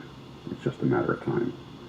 That's why I'm an early to bed and early to rise guy. I get that. You say that mind-altering substances can make people bad people. I guess it depends on the substance and how the person acts when they're on it, you know. There are some people who drink excessive amounts of alcohol and they get violent, they get aggressive, they get emotional, they get moody. There are some people when they drink alcohol, they can't walk a damn straight line. They make a fool of themselves, they do stupid shit, they're klutzy. And then there's some people when they drink alcohol, they just turn into a complete smartass. Everything that comes out of their mouth is a smartass comment. You know.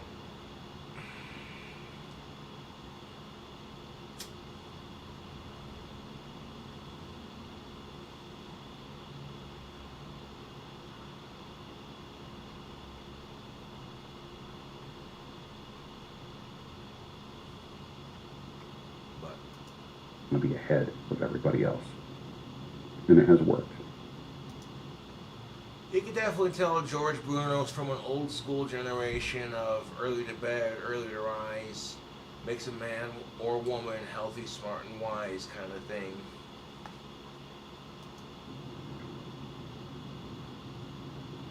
Read an article on the best places to retire. Most of those places were in Florida. It was interesting. Why would you want to retire in Florida? I mean, the weather is beautiful down there, but during hurricane season, yikes. "95 years old and you're retired in Florida and literally you can't hear too well.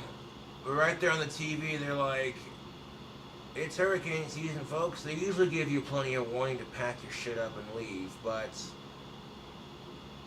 you know what I'm saying? Like, yikes, dude. Florida is a beautiful state, I would imagine. I've never been there, but wow, dude. And the coming in second to Florida was Lancaster, Pennsylvania, which isn't far from me. I thought that was interesting.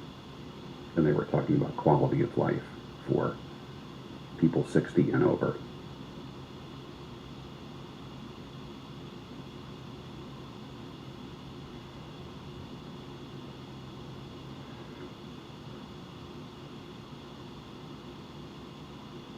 A cold marriage bed has its roots in something other than just not interested in sex anymore.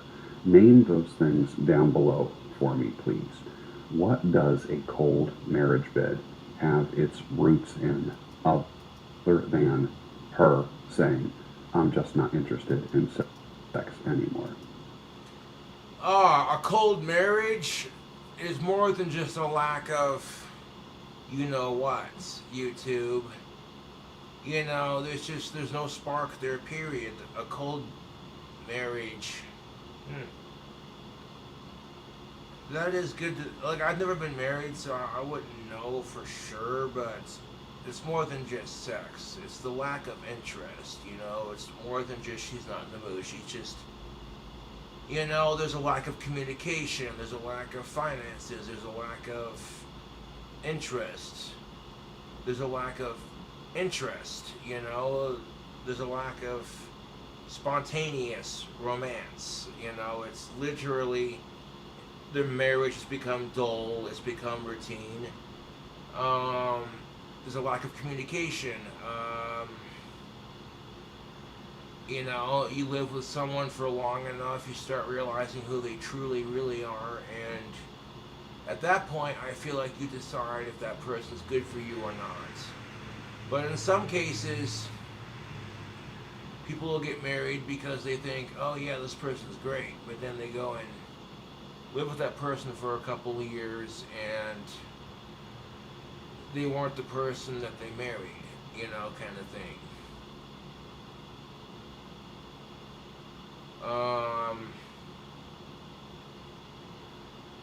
A cold marriage lacks fun in general. Like, I feel like if people are in a cold marriage, they're not going out enough and doing things as a couple. They're not doing stuff as a couple. You know, what I always preach on my channel is that if you can make everything you do with your other half a couple's activity, it takes the work out of it. Like if you're cleaning the house or doing dishes or cooking, you know, you both do it. You know, you help each other do it. All of a sudden it takes the stress off of doing it. It gets done quicker. You know, if, for example, if you and your wife decide to cook a meal together and it turns out like crap, you both are laughing at each other like, wow, what were we thinking? So then you order takeout. You know? One of you orders takeout and the other one's doing dishes, cleaning up, like, yikes, dude. That definitely doesn't work. Next time we cook, we're not doing that. Kind of thing, you know? 6 things, he said. Lack of interest, lack of communication, they don't do anything fun, lack of trust, lack of mental attraction, and it's become routine. Like, literally, those are the 6 things, I think, right there. And that's just my opinion. Talk about those things down below. I'd love to see your comments. And that's going to help a lot of people. I say this, I do these kind of questions because you know, along with watching the videos, you enjoy reading the comments down below. I know you do. And many times there are solutions down below. It's not just the video. The video might be entertaining and educational. Edutainment. Is that the word? Edutainment. It's a weird word. I remember when that first came out, it didn't really catch on, edutainment. Have you ever sabotaged what could have been a decent relationship, man, because you got a little too red-pilled? You read too many books. You watched too many red-pill videos, and then you kind of messed up a relationship that actually could have been pretty good, but you got a little bit too, I don't know, too swayed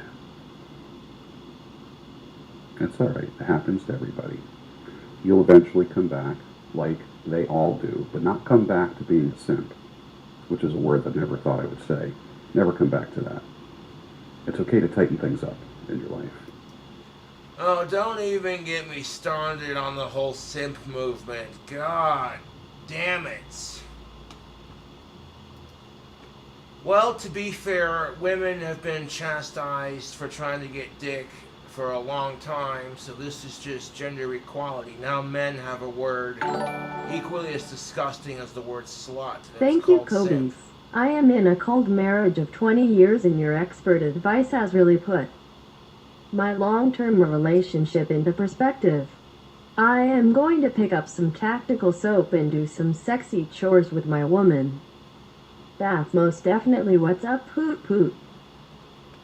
Glad, glad that helped. Yeah, I mean the doors are locked, the curtains are drawn. Exactly, sexy chores. If it's just you and your other half, no one else. You strip down to your underwear and clean the house, throw on some music, you get a nice bottle of wine. And you make it about spending time with your other half. You don't make it about cleaning the house necessarily. And,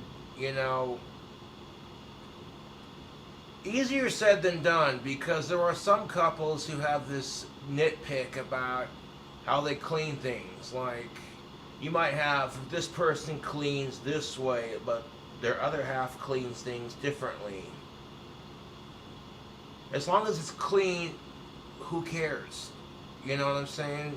This is the problem a lot of couples get into is, oh, you fold your socks weird, or you chew your food a certain way. It's just little nitpicks like that.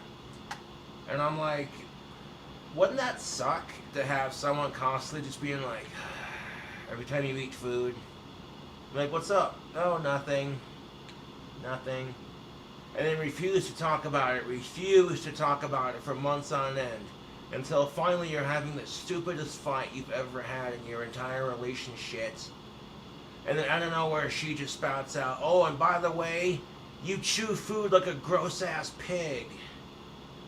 And she finally just lets it out.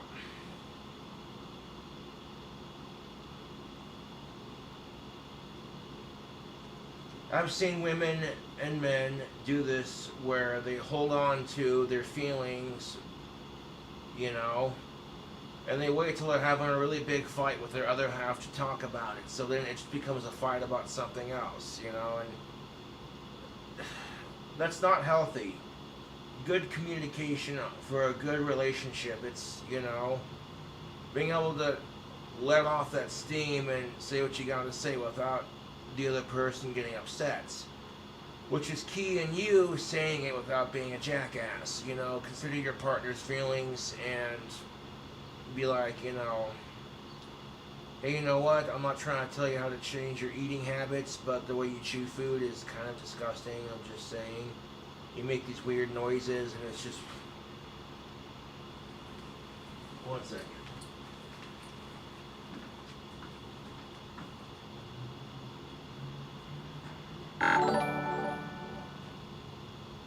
Kobe's, tell us more about your opinions on relationships and marriage. Maybe you can tell us what women want, since you seem to know it all about the opposite gender. Then you can tell us all how successful you are at picking up women with tactical soap.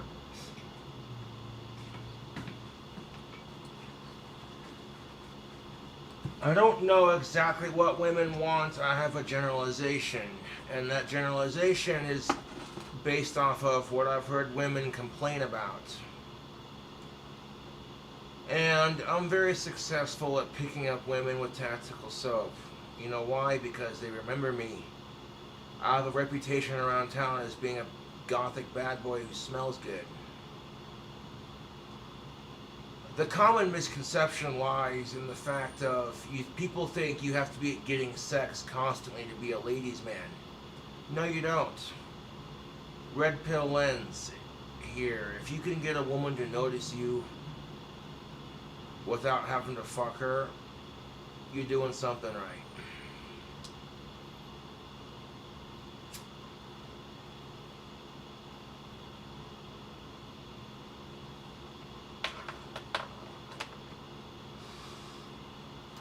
And speaking of tactical soap, I see George Bruno's got the he's got a bar in the background right there. I see it. It's the orange scented one. Yes, sir. Coupon code King Cobra will get you 15% off. Shore up the loose areas. This idea that, women cannot have sex without being called a slut, or men cannot try to get laid or please their woman without being called a simp. Let's just call it slut/simp shaming culture. Yeah. Shame culture. Speaking of coffee, it is done. I figured we'd bust out this big ass skull coffee mug. Pretty appropriate for the season. That is steaming hot, YouTube. We're gonna let that cool off before we sip on it. But that right there, folks, is hashtag a fresh pot of coffee with hashtag a fresh cup. Like a medium and a dark roast. Not sure what that would make, like a medium dark. I don't know. I mixed 2 different coffee grounds together.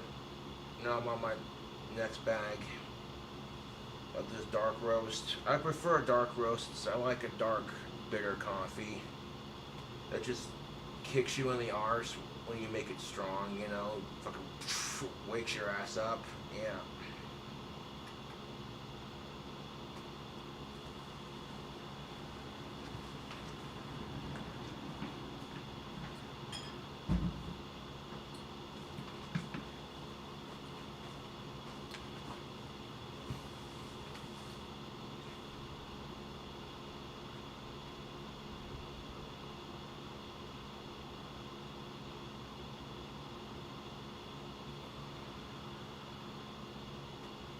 I'll let that cool off before we grab a sip of it. Confirm your firmness. Creative. Kobe's, you say you pick up women, but all the signs point to that being a lie. Tell us more about how good women say you smell and that they call you legendary. They're always whispering how great Cobra is, right? Where are these women then, you mongoloid? You don't see them around town. You don't see what I do every day. I don't have a camera constantly recording as I walk around town. And I don't have to prove anything to these people or say anything. I just know what I know, You don't even know, YouTube. You don't even know. Firmness in your life. You don't have to go back to being soft. But if you're too hard when you approach life, when you approach women, you'll never get success. Shout out to Miss Anderson, who's a fan of mine here in town. That's all I'm going to say on that. And you know exactly the books I'm talking about. You know exactly the videos I'm talking about. The best way for a man to be happy, and I will say this as a result of my experience and after working with men for decades as a therapist and decades as cutting their hair, standing behind the chair cutting their hair. You learn a lot about men by cutting their hair. And you learn a lot about men by being a therapist. And you learn a lot about men by literally being a man and being open to learning, which I am. I learn better now than I ever did. When I was younger, not so much.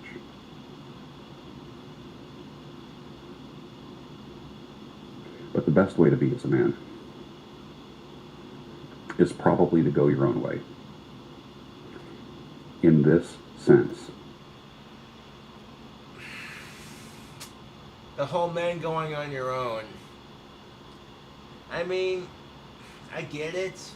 Men going on your own is no different than women saying they don't need a man in their life, they'll just do it on their own.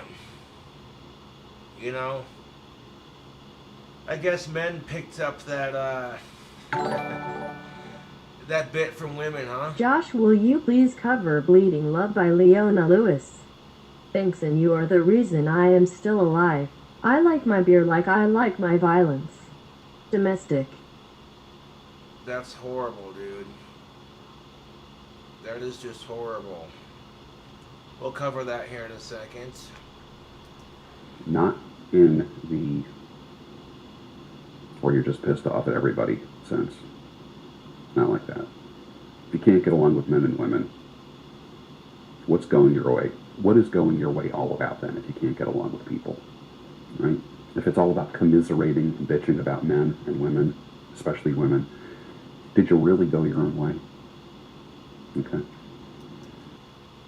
Exactly. If you're trying to go your own, I couldn't agree more, George. Well said, dude. Exactly. You get these women and men who are going on their own, saying they don't need no man, they don't need no woman, whatever. But at the same time, how are you going to call it going on your own if you're letting everyone else dictate how you feel about everybody else? You know, learn to form your own opinion. It's a wonderful thing.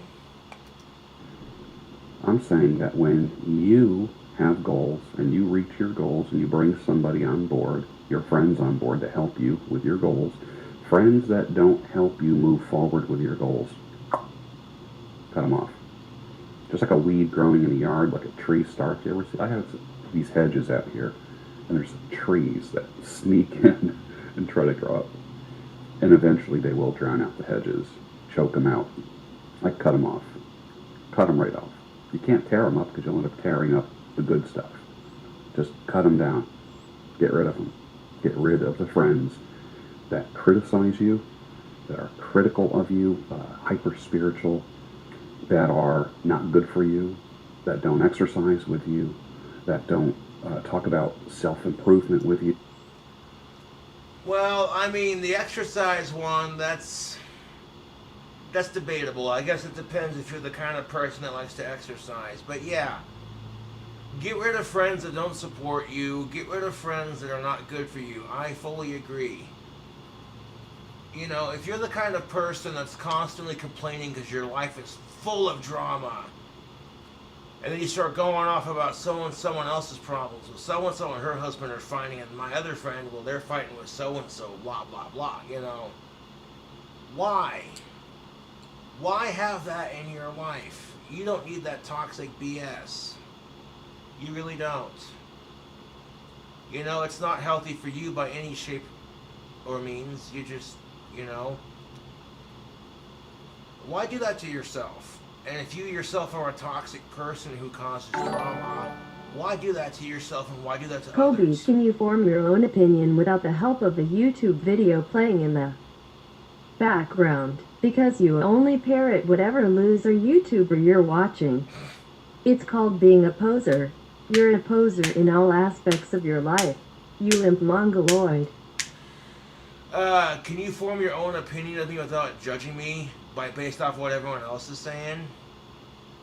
Motherfucker, this dude gives life advice. You know? And how is it being a poser when you're taking someone else's opinion and your opinion and then forming a conclusion based off your own opinion? That's called being an individual and a free thinker. So, trolls can fuck off. You complainers. Mm-mm. Exactly, dude. Like, it's natural human nature to want to complain. Like, I feel like bitching and moaning, everybody does it, you know, but in a sense, don't you just feel better when, like, whenever I see a YouTube video of some really messed up shit in our society, I do a rant about it. I speak my mind on it, and then when I'm done making that rant, I feel better in some way, shape, or form, right? But if that's all you do is bitch and moan and groan and complain and, you know, ugh, dude. Going back to what I said earlier, like, who wants to be around people who are constantly in drama or starting drama? Who wants to be around people who are constantly complaining instead of being a little bit more grateful? You know, surround yourself with people who support you, care about you, who aren't going to start drama for the most part. You know, sometimes it's unavoidable. Like, You know, depending on the person, sometimes it's unavoidable. You know, like that's just the goddamn truth. Surround yourself with people who share similar interests, is basically what I'm saying. If you surround yourself with friends and acquaintances who have similar interests, that, you know, you both like to drink, you both like to play guitar, whatever, you know, you'll find that your circle of friends will become stronger and more unified because you're sharing life with like-minded people. And when you share your mind and your time with like-minded people, all of a sudden you're not bitching about drama so much, maybe about something else like the state of the world or what you saw in the news or what the president did or blah blah, you know. Cut them off. That's it. Make it fast. Make it fast. Be decisive, men. Be decisive and go your own way when it comes to women. How many times have you laid awake thinking of a woman? How many times have you laid awake thinking about a woman in your past? Or a relationship that ended? Or the woulda, coulda, shoulda. If I only did this different. If I only did that different. Stop that. Stop it. Right now, your life is about you. And I'm not talking about being selfish or being a selfish prick. I'm talking about building your wealth, building your health. The two best things you can do. It's called cultivating. Precisely my point. It's called cultivating. If you've been single for a hot minute, see what you can do to change the world, change yourself, and make the world a better place for you and other people. You know, sharing thoughts, wisdom, tips, ideas. You know, opinions. And then you invite someone on board who is also doing that with their life, not someone who's going to be taking from you. No one goes to bed at night wondering how I'm doing. Nobody. Nobody. Nobody goes to bed at night thinking about my future. Hey Mongoloid, all you do is groan and complain about women and not having a companion. You're a toxic goblin that just sits around waiting for donations that dunk on you. Thankfully, Clint has 2 other kids that he can be proud of, cause you're a letdown. You know what's a letdown? That troll comment. That was really sad. Like, I've heard better troll comments from my ass because my ass talks more shit than you do.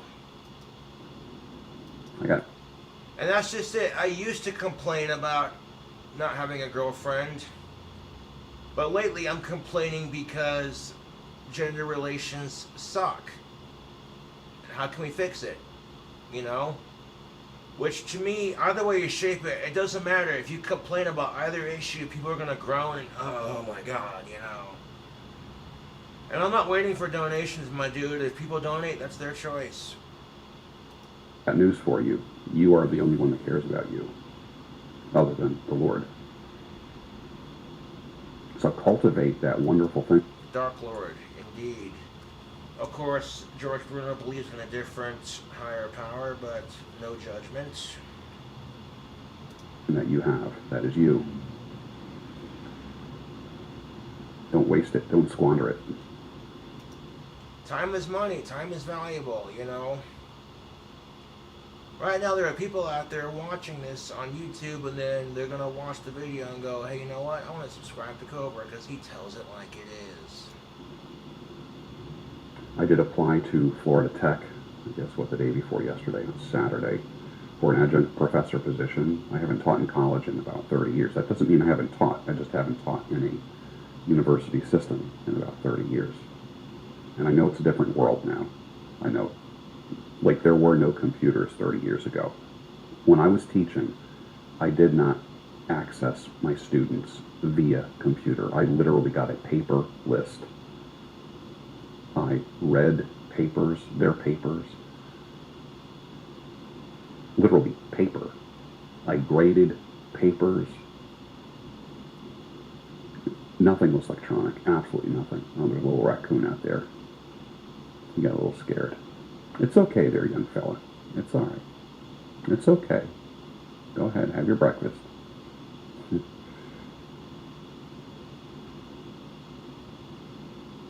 So I sent my transcripts out, my college and university transcripts, to Florida Tech, and we'll see what happens. I'm looking to teach 2 or 3 courses. So if I can get that, that'd be cool.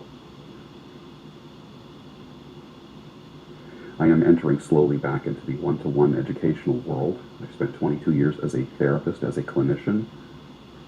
I'm not going to be doing psychotherapy with anybody, but teaching and tutoring.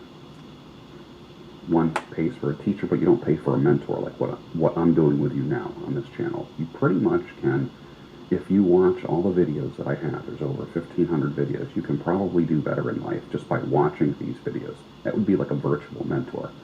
To get one-to-one help, that's tutor, that's coaching, that's teaching you. And that's what I'm getting back into. Like I said, my YouTube channel is sufficient enough for the average person to learn how to get unstuck and navigate through relationships and do a little career counseling, a little course correction.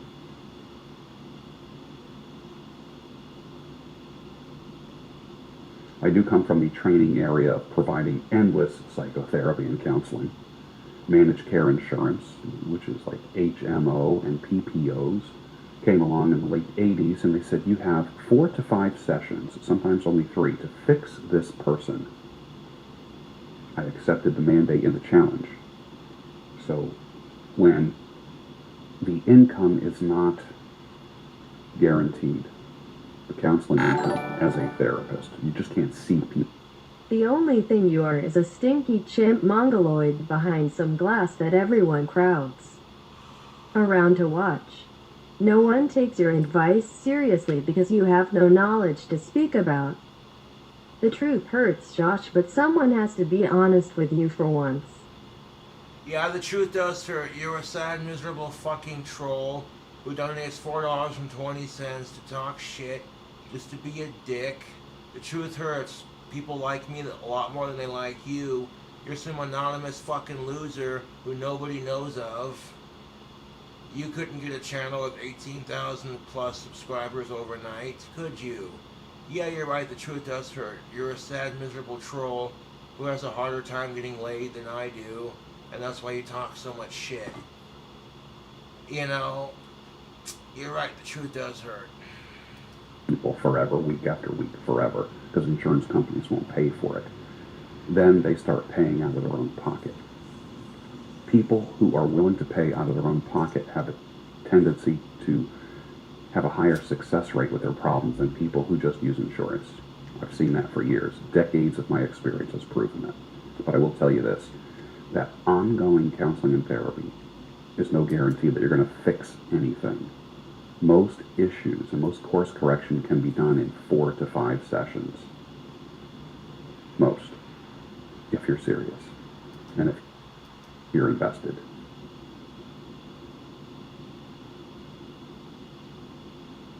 If you listen to enough men talk about their rough relationships, and then men talking about those men, and then men talking about those men who are talking about those men, you develop an attitude that women are the cause of every pain and trouble in the world, let alone in your life.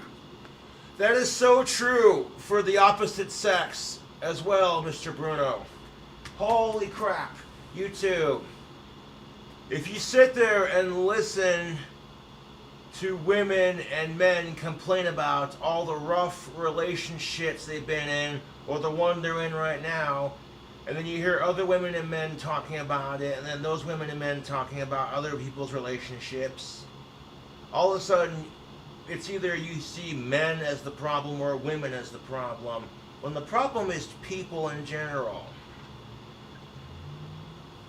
If I had $100 for every time I heard women call all men pigs, or say men are the cause of everything that's wrong with our society, if I had $100 for every time I heard a man complain about a woman, I'd be a rich motherfucker.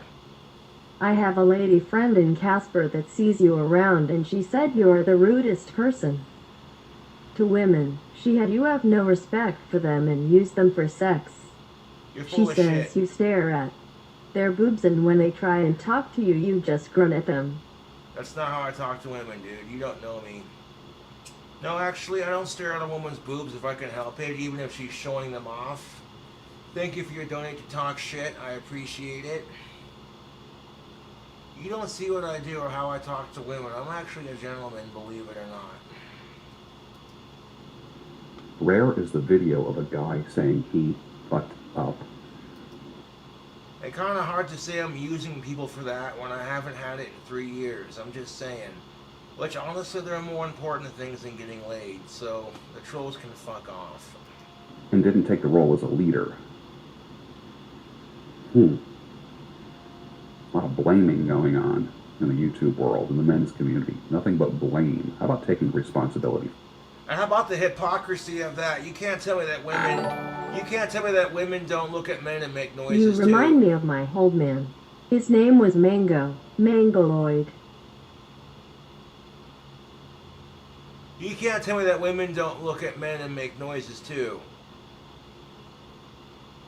I've seen women do it. If you're driving in a car and you're the only dude in the car and there's like a bunch of chicks in the car and they see a cute dude, all of them it's just like men, dude. When they see a member of the opposite sex they find attractive, all of them together just, ugh.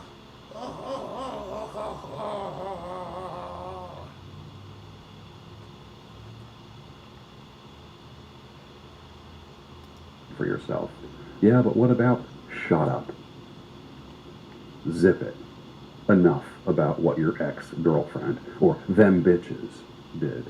Or they're all hoes. Shut up. Shut up with that. Thank you. I could not agree more. And it's the same for women. Enough for all this, well, your ex-boyfriend, all men are pigs. Fuck them asshole men. Shut up with that. Exactly. This could be said for both sides, to be honest. Let's talk about you and what you need to do to get your shit together, to sit upright, suck your stomach in, chest out, shoulders back, head high, walk 25% faster. That's a good place to start. And stop bitching and moaning and complaining. Stop it. Stop it. It's not acceptable anymore. You're only going to listen to people who move you forward, move the ball down the field, not keep the ball stationary. Although this is where I would contradict. Sometimes complaining and talking and getting ideas across is a great way to figure out a solution. And there are some things we can't talk about without people being accused of, oh, you're just this or you're just that. We can't talk about male issues without being told you're just mansplaining. Can't talk about a woman's issues without being told you're just being overly emotional. And I disagree with that.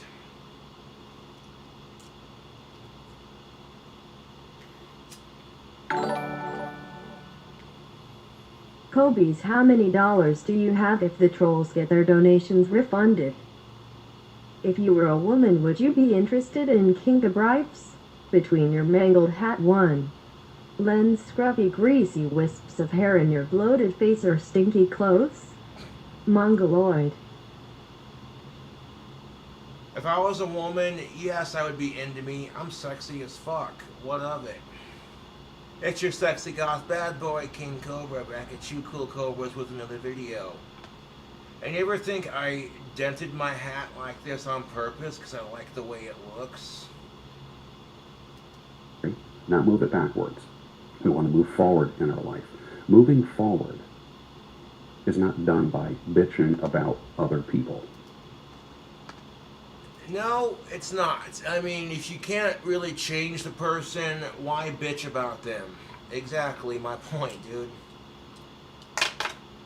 Exactly my point. If you cannot change the person, then what is the point of bitching about them? Because they're never going to change, right? Stirring the coffee with my magic wand. Optimizing the taste of my coffee at the empowered level. Welcome to another George Bruno reference, and of course to a King Cobra JFS live stream. doing a live stream at making some wands for Etsy.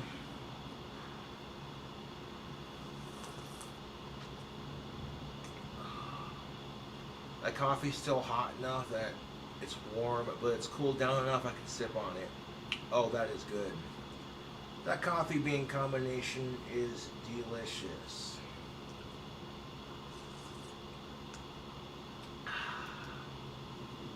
But that's kind of entertaining, isn't it? You know what's sobering? Talking about the mistakes that you made.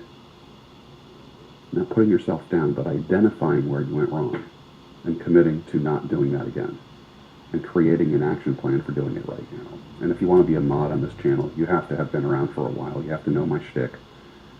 Email me, gb@georgebruno.com, if you would like to be a moderator on this channel for when I go live. And also, you have access to the comments. You can delete comments that are disrespectful and moderate the live videos that I do. I'm looking for more moderators, but you have to be an adherent. Kobe's, I think I have grandiose narcissism. Can you look into it and give me some advice about what to do? No, because I'm not a doctor, man. Go seek help if you have that. To my ideology and have been around a while. Write me if you want to be a moderator. What do you do if you're interested in a woman? And I'll address this. First of all, there's a couple different things. How well does she know you? Does she know who you are? Does she even know that you exist? That's the first thing. Because if you get this obsession with a woman, you end up building a relationship in your head, but she doesn't have a relationship with you, and then you get totally devastated if she says no, or if she's not interested.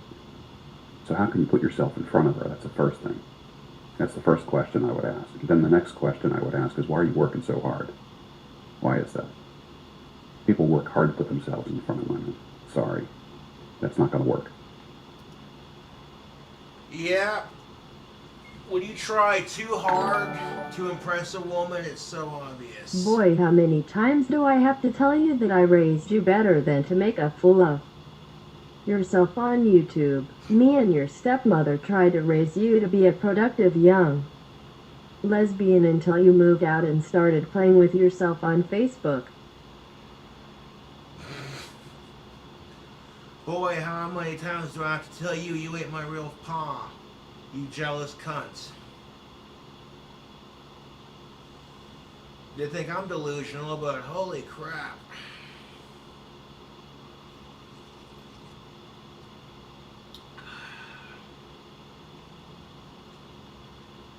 Exactly.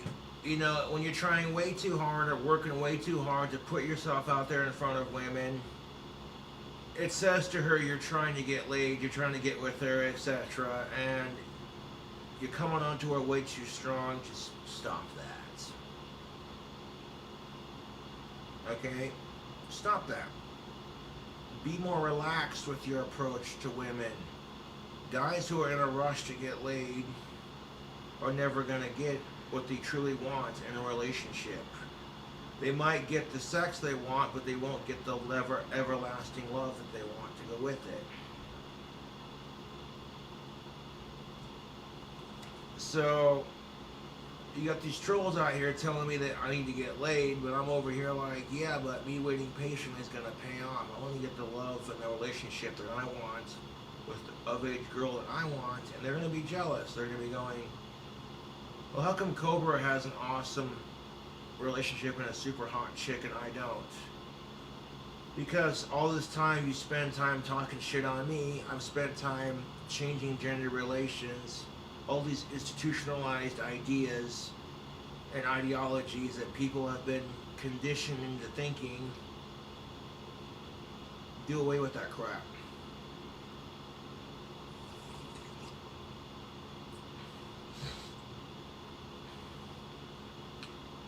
You know, the whole simp slut shaming culture we live in now. And if men are starting to complain about simp shaming, well, guess what, dude? Women have been putting up with this crap for a lot longer than you have. So let's get that out of the way right now.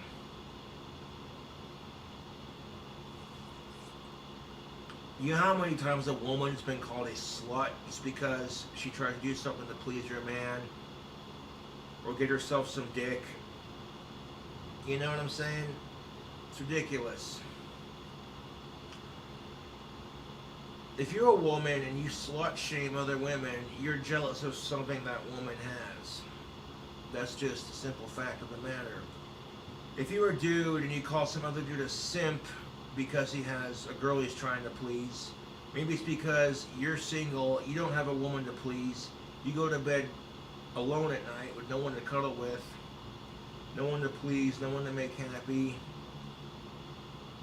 You don't have an of-age woman to sexually tease you, make you feel like a man. Women will do crap like this. Like, they could be perfectly capable of opening that jar of pickles by themselves, right? But they'll ask a man to do it because it makes them feel masculine, it makes them feel tough, important, like he's needed, like he's helping a woman, It's human psychology 101.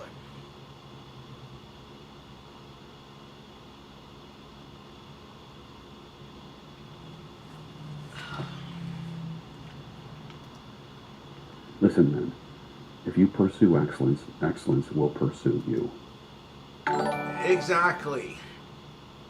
Patiently waiting will get you nowhere. Are you just expecting a woman to fall into your lap from the sky? You're letting opportunity pass you by because you're a simp beta that's too afraid to do something productive with his life. Mongoloid ding dong. Thank you for your donation. I appreciate it.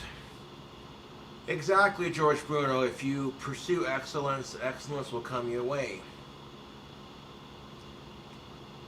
Well, think about it like this, YouTube. Finding the right woman is like building a house. Okay?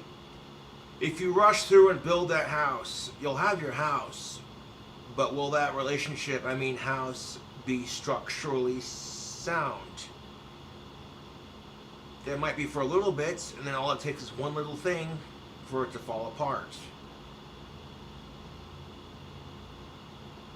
Relationships are like a house. They take time to build a good solid structure, a good solid foundation, framework. Okay?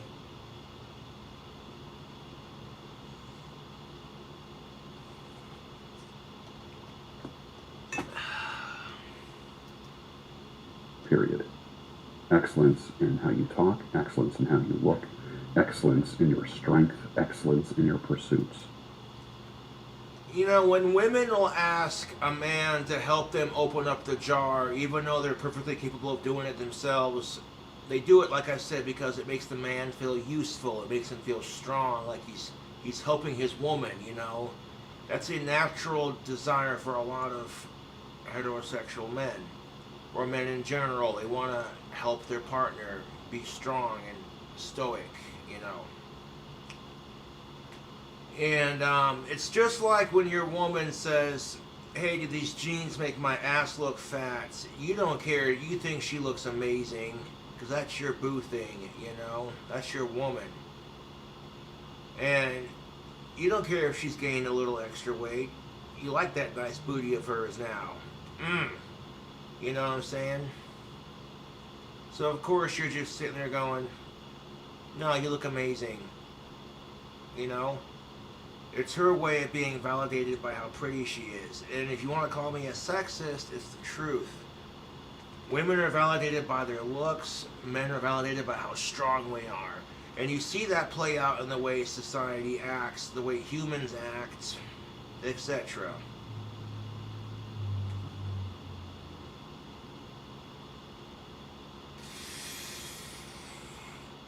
And what I'm telling you right now is you should not validate yourself by physical strength or how attractive you are. That's true for both sexes.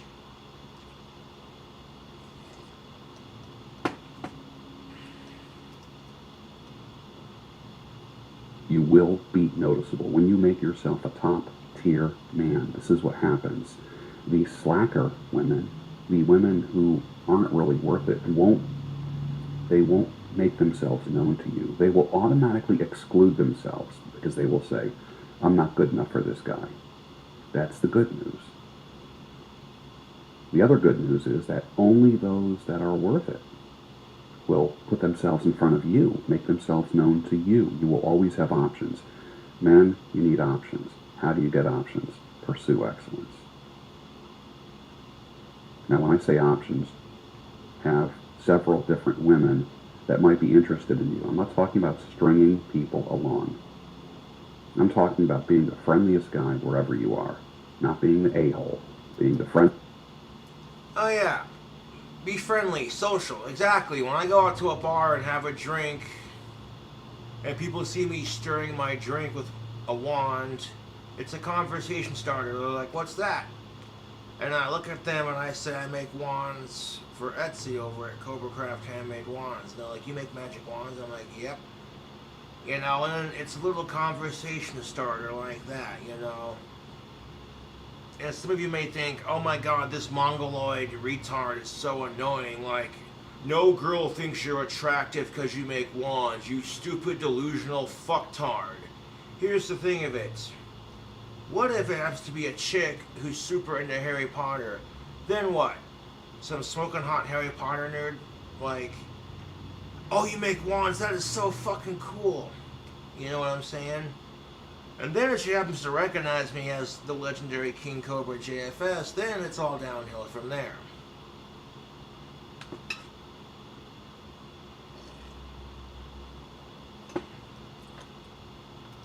Friendliest guy. And you always have friends. But don't ever let yourself think you're not good enough for someone. Don't ever think that. If you're a slacker, in the sense that, you know, do stuff to improve your life, even if it doesn't happen overnight, you know. Do you think I built this YouTube channel from the ground up? No, I've had to go through 2 other fucking accounts to get it to where it's at right now. And then, if there's a certain female that you like and you want to turn the heat up a little bit, then you can do that. I'm not huge into the whole cold approach thing. I'm into direct approach, but not cold approach, if that makes any sense. It does. You gotta find neutral ground. You know, best way to do it, show her that you're interested. You know, show her that you can be good for her. But don't be aggressive with it. Okay? Don't be aggressive with it.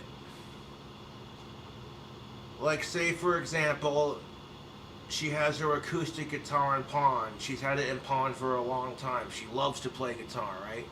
You yourself also love to play guitar. So out of the blue one day, you give her money to get her guitar at a pawn. You don't say anything other than, here you go. You look like you've been wanting to play this thing for a long time. And when she says, you don't have to do that, you say, no, but I get to. And then you back off after that. Simple as that. It's not too direct, but it's not too cold. You know? If she decides, hey, you know what, she wants to go out with you after that, that's totally on her. You know?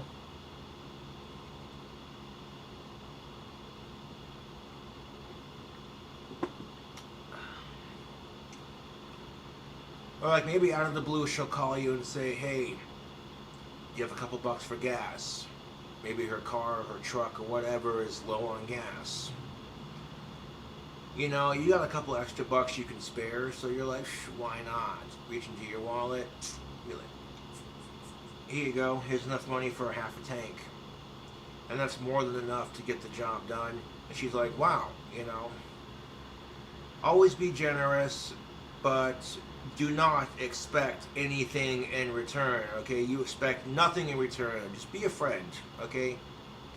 You try to be her friend before you try to be her boyfriend. But at the same time, if she knows you like her and she's not completely put off by it, she'll keep you around. That's the truth. Maybe at first it's because you're a generous, caring person who's actually a decent guy. But it builds from that. That's the foundation, YouTube. Your bottom of the food chain is far being wanted by women. You have no qualities that any woman would be attracted to. It's survival of the fittest in this jungle, and you're just a stinky chimp mongoloid with a stupid wand and crumpled hat. O'Doyle rules. Adoya rules! Adoya rules! I love that movie. That's a fucking funny ass movie. Actually, no, you have no idea what you're talking about. You have so much to learn, my friend.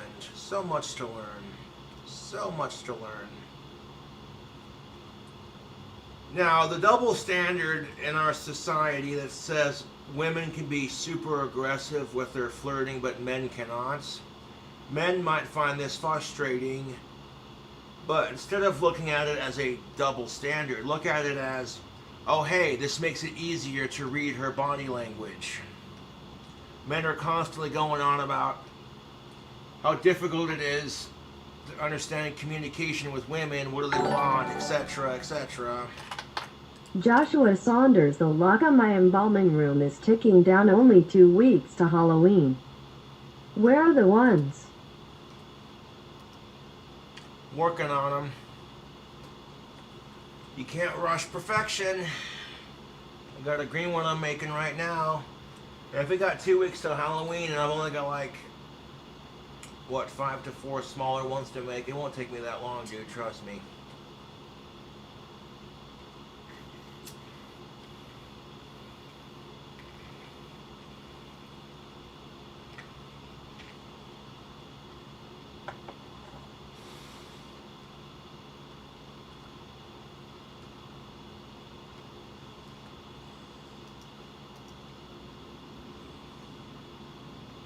And then grow in slight friendship and interest with her. I'm not talking about being her girlfriend. You're not going to go shoe shopping with her. You're not going to be her little tea partner. You're going to be a man. And you're going to be a man that she desires and wants to be with. Remember, I said this a long time ago. Be the man that she wants to be with, sexually and physically, not the man she wants to marry. If you are the man that she wants to be with, then that can morph into marriage. Well said. Okay, well said. Because wanting somebody just because they have lots of money, or you know what I'm saying, people will get married for the wrong reasons. Their partner's rich, their partner has access to a higher social circle, you know, people that could further your career, etc., etc. So when people get married for the wrong reasons, it can lead to having a cold marriage, as George Bruno put it. Reason number 7, you know, getting married for the wrong reasons. If you try to be the man that she wants to marry, mojo will have nothing to do with it. Then the next guy that comes along, or a guy that comes along with mojo and sexual confidence, may get her attention and win her heart. Now, I'm not speaking lowly of women.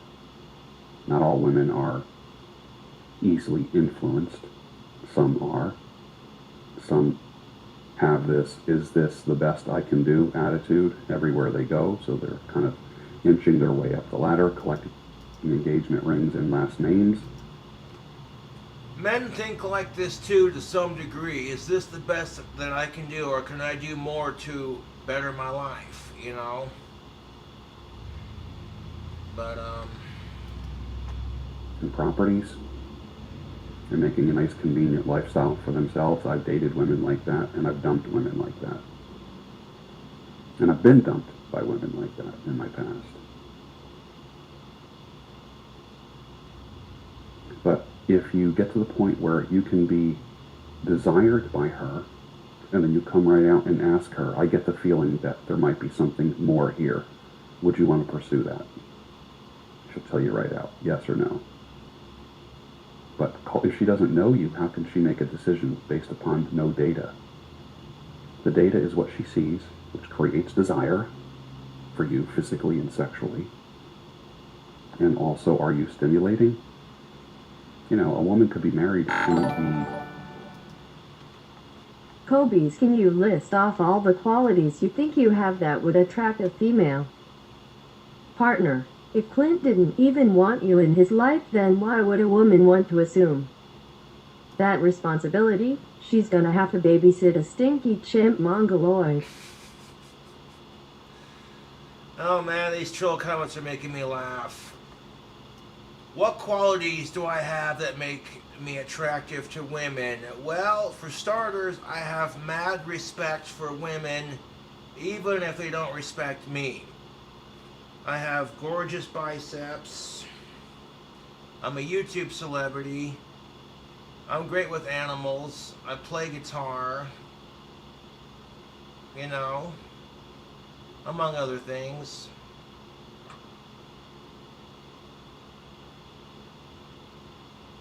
I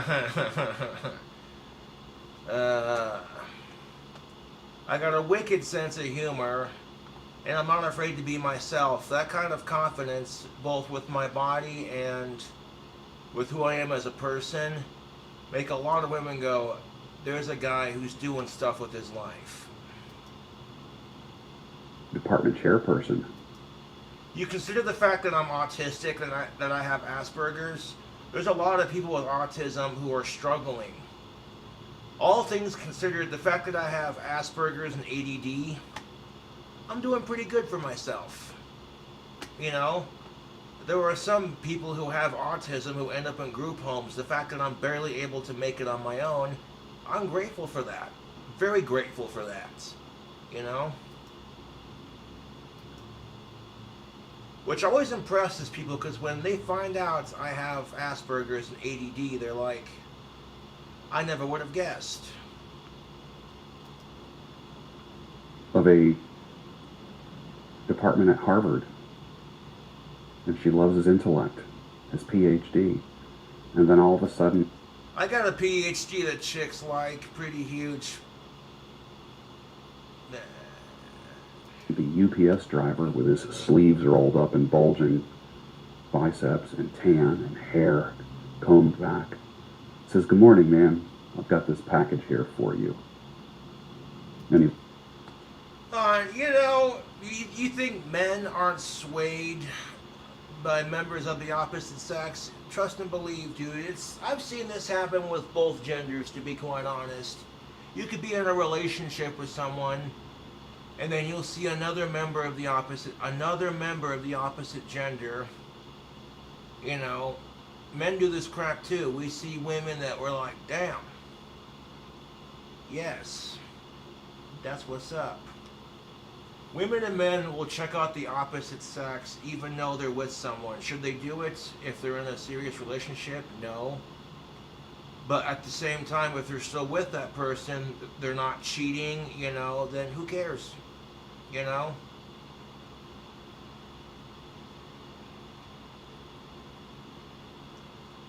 This is one thing that I've heard, you know, of women. Not all women do this crap, but there are some women, when they get into a relationship, and they've been in that relationship for a long ass time. Do you still think I'm pretty? Yes, I've heard women say this, and it always boggles my mind, because it's like, well, I'm sitting right here next to you, aren't I? I can remember I was playing Grand Theft Auto 5 on my PlayStation 3, and the girlfriend I had at the time was worried that I had stopped thinking she was pretty, and I get that, you know. So you know what I did? I paused the video game. I looked my girlfriend in her pretty green eyes, and I said, well, no shit, I still think you're pretty. And then I wrapped my arms around her and I kissed her. Like the first time we kissed. You know what I'm saying? Kind of thing. And I said to her, of course I still think you're pretty. I wouldn't be sitting here fucking you, dating you, being with you, cuddling with you, you know, holding hands with you in public. Hey. Ridiculous. He looks like a romance novel cover. All Supporting you, of a sudden, Flutter. The only PhD you have is the one that Warlord puts inside of your pooter. That should stand for pretty huge disability because you're a case study in the making. Clint needs to donate your brain and body for scientific purposes when you croak him. Nimrod. Nope. Warlord stuck his PhD in your mom's butt last night, and that's why you're talking so much shit, because then he shoved it in your mouth, you cocksucker. Literally, Warlord stuck his PhD inside your mom's butthole, and then you sucked his cock last night, and that's why you're donating to talk shit, because you got shit breath. Might need a Tic Tac and some Clorox bleach for that.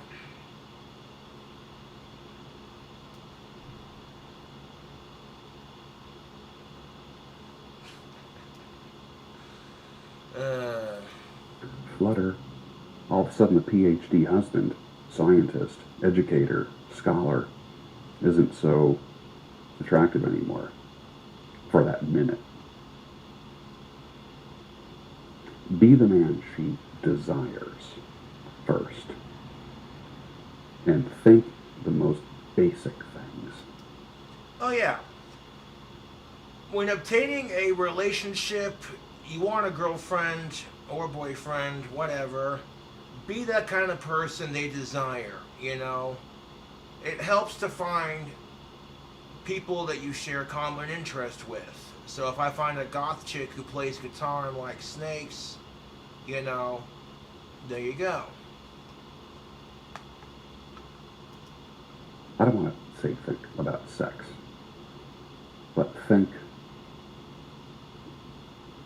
not sexual attractiveness, but primal. Let's go even deeper than this. Insert A into B. Let's go deeper than that. Let's go with primal. Be the man that she feels. What the heck just happened here? Be the man she feels that will protect her. Exactly, because women crave security more than anything else. It doesn't matter how big your dick is. It doesn't matter how big your muscles are. It doesn't matter how big your bank account is. It doesn't matter how tall you are. Women crave two things, or three things: good communication, respect. Four things: good communication, respect, a man who makes them feel safe, and a man who makes them feel attractive. You know what I'm saying? Feels can hold her, fight for her, provide for her. Now, will you do all those things? That's up to you. You don't want to be Captain America to all women at all times. That's not a good thing either. It's saving everything that comes along. Be the man that she desires, not the man that she wants to marry. It's some of the best advice that I could give. Make yourself desirable. How do you do that? By spending time on you, not spending time on her. Exactly. If you want to be desirable to women, work on yourself. For example, I'll be the first to say it, I got a nasty temper. And my temper hasn't gotten perfect, but it's gotten 1,000 times better. I find myself just saying, you know what, is this really worth flipping out about? And I ask myself, if the answer is no, then, I'll have to pour some more coffee here in a second. You make yourself more desirable by building you up. And that's not by being a gym rat. A gym rats. Gym rats. That's by pursuing excellence in all areas of your life. So how do you look when you look in the mirror? How do you evaluate you when you look in the mirror? Do you look like a man? Do you look masculine? Or do you look like our younger brother? What do you look like?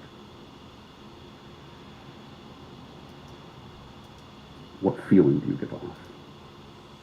Exactly. Well, looks are only half of it, dude. Like, you know, if you're giving off this vibe of just creepy and weird, like, you know what I'm saying?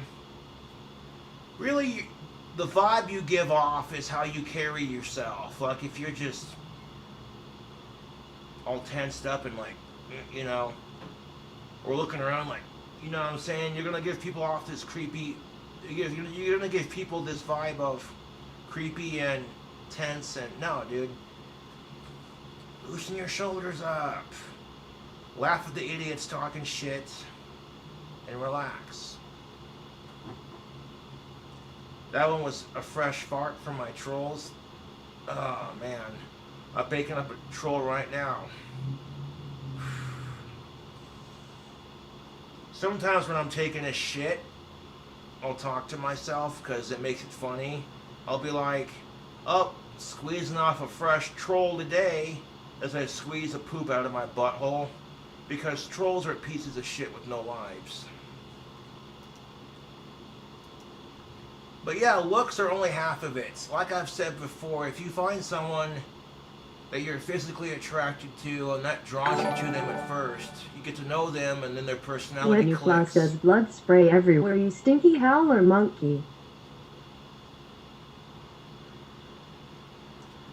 You know what I'm saying? Like if you go to find a potential partner or dating companion, what have you.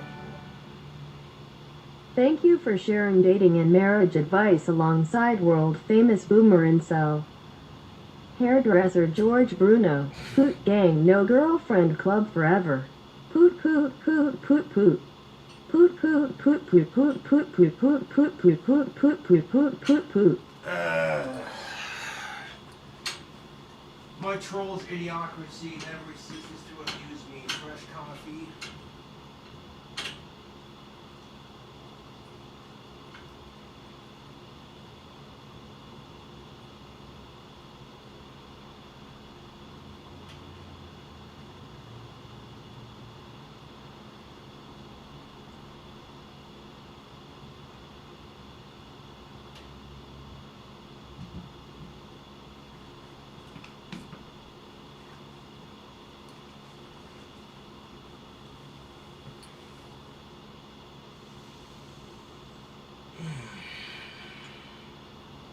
Looks are only half of it. If that's what initially draws women and men towards each other is that physical attraction. You cannot see the person's personality. They could be the ugliest motherfucker on the planet on the outside but have a heart of gold on the inside. Or they could be a really nice person and also be really attractive. They could be a really ugly person on the outside and a really ugly person on the inside. They could also be really attractive on the outside but really ugly on the inside. It just depends on the person, you know. But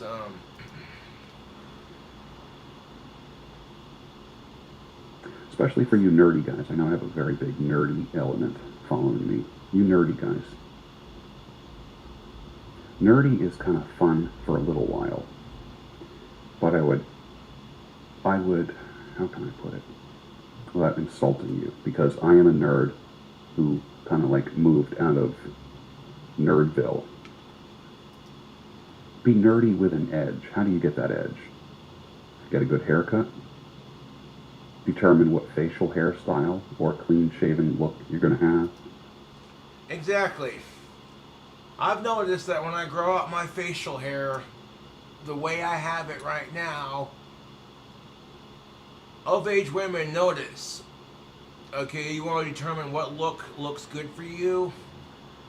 You know, you pay attention to what gets you the most responses. And if women are checking you out like, damn, you know.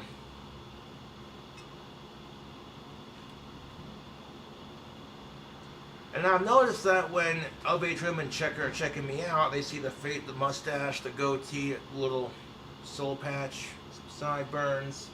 You know, they like it. No beer today, King. Well, you're not gonna get it today either since you'll be refunding all. of these donations after the stream. Can I get a chimp chant in the chat, folks? Chimp, chimp, chimp, chimp, chimp, chimp, chimp, chimp, chimp, chimp, chimp, chimp, chimp, chimp. Anyways, back to the video. Dress nice. I'm not saying dress expensive. Lift weights, eat properly, get your body looking good. It's okay. Nerdy with an edge is good. When women say, I like nerdy guys, no, you don't. Shut up, ladies. Women are into different things, dude. You know, they are. You can't speak for every woman, you know, to a degree. You really can't, you know. You might see a generalization or a general attitude amongst women, but that doesn't mean you can't speak up for every woman. There are some women who like nerdy dudes. You know what I'm saying? This stereotype that you're a scrawny nerd with big ass glasses, you'll never find a hot chick, you know. There are some chicks who are into that, my dude. Just wait. Your time will come. And when it happens, people's heads will... They were like, okay. They see your ugly, scrawny, nerdy ass with some super hot chick. And it's going to make them think, okay, what does he have that she is into? What does he have that I don't have, kind of thing? It's going to blow people's minds. And it's going to be because that's what she's into. You know? There are plenty of chicks out there. You just got to find the right one. And don't get discouraged by getting rejected. You know? One of the things that helps me deal with rejection is knowing that I get rejected on YouTube all the time. All these people donating to talk shit.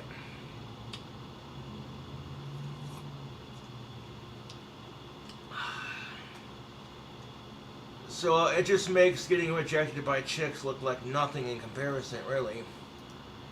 Shut up. You don't. You want a nerdy guy with an edge, because a nerdy guy couldn't fight his way out of a paper bag. A nerdy guy couldn't protect you if something is happening. The stereotype that, you know, if you're a nerd, you can't protect yourself, you know. I guess the idea is, you know, women will like nerds if they want, but they also like guys who can protect themselves and protect their woman. You know what I'm saying? Women crave that security. You know, they want to feel safe in their man's arms and loved. Enough with this. I like nerdy guys. Yeah. Okay. And with that, finish your coffee and I'll see you tomorrow on the Daybreak Show. Your home of sanity, clarity, and reason. White hat screaming. Yeah, the video's over, and we're gonna close out before that ad there. Alright, so we're gonna go ahead and turn the talk to text off, because we're gonna go back to learning some more of that Eddie Van Halen eruption bit. Some more of that solo, yeah.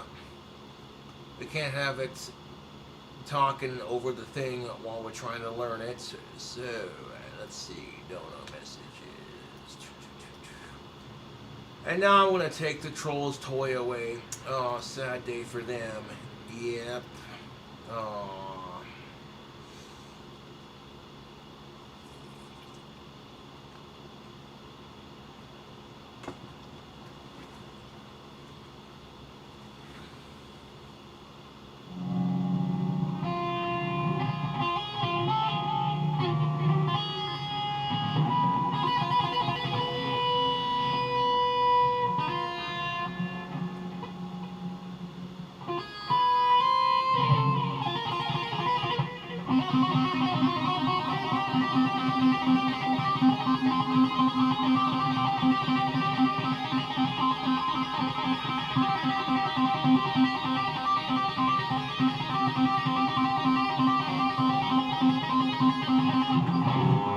So we got the first little chunk of it there.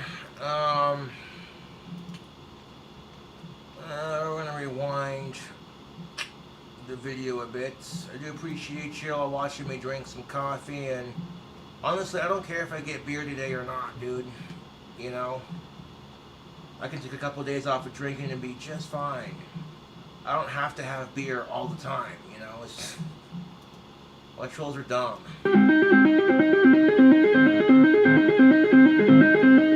So a good thing to notice is I'm resting in the same spot. Aren't played because they will give a lot of feedback and noise when you don't do that. Then we go to the next chord. This is a bit tricky. We slide those two fingers up to fret 4 and 7 and the index finger stays on the same spot. Okay, so the index finger.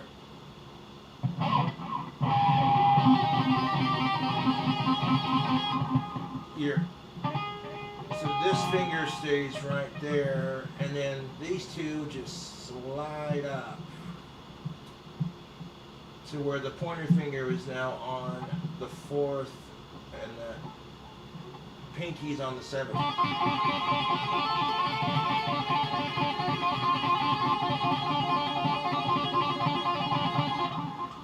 So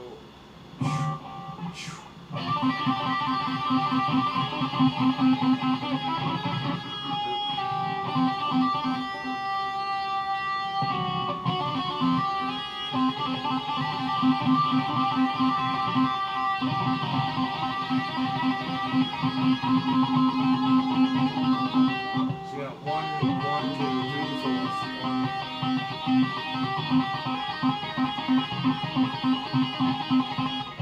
And then then that scooches up. That finger stays right there. And then we move it so the pointer finger is now on fret number 4.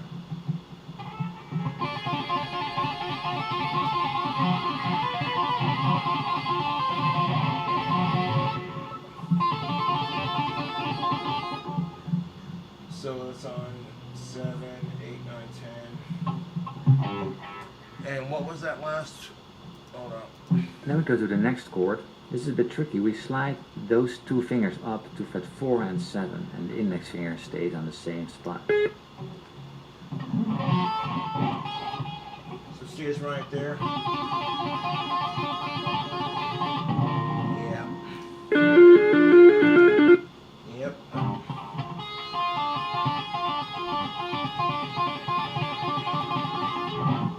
Alright.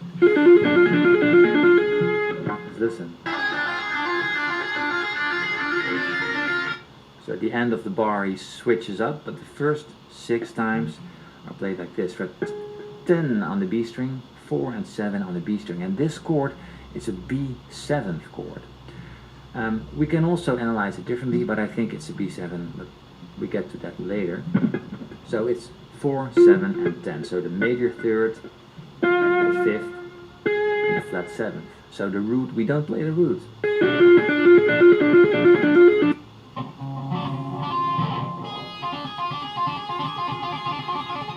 So that part gets played like 6 times. So.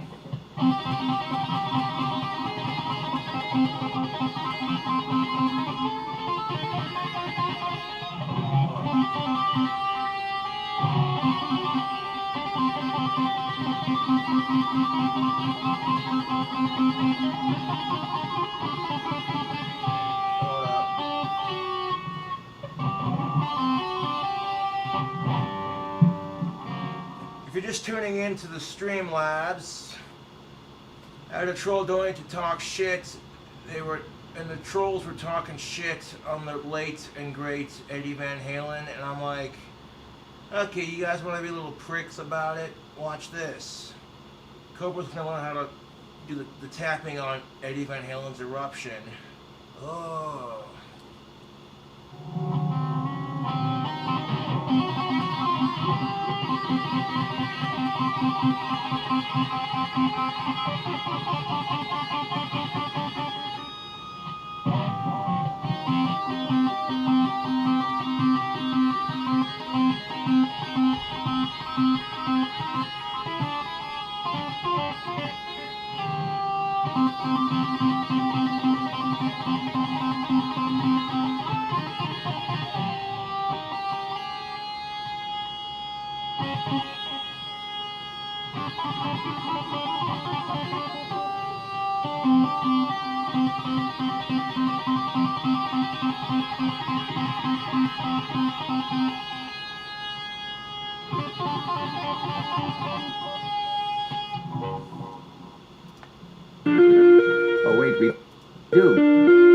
So we move our finger at the last part of the bar, number 7 and 8, to fret 12. So we play this 6 times.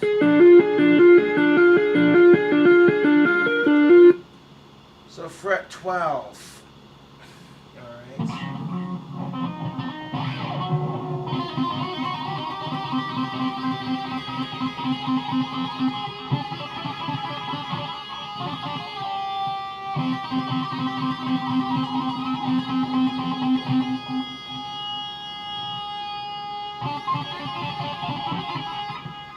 So I got 1, 2, 3, 4, 5, 6, 7, 8, 9, 10,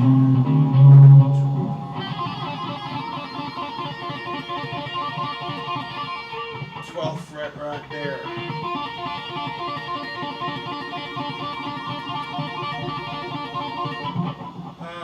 Let's see. So now if we take what we learned so far, put it all together.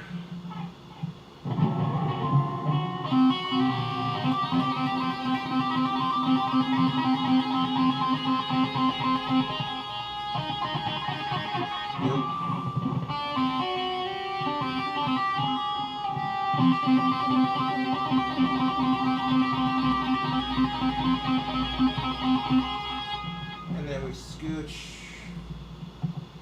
that pointer finger up to the 4th fret.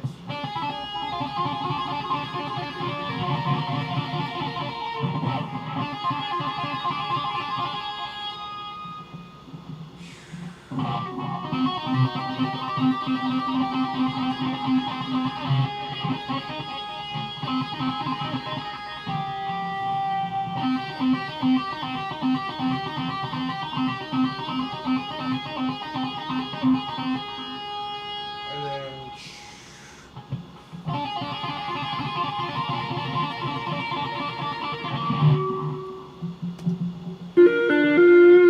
And then 2 times we move our index finger to 12. So, resume.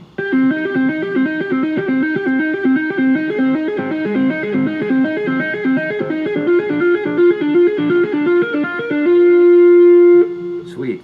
So C sharp minor, A major, B7. And then we go, this is why I think it's a B7, to E major. So the B7th is the dominant 7 of E. So that chord resolves to that E chord, right? That's a very classical resolution. So that's why I think it's a B7.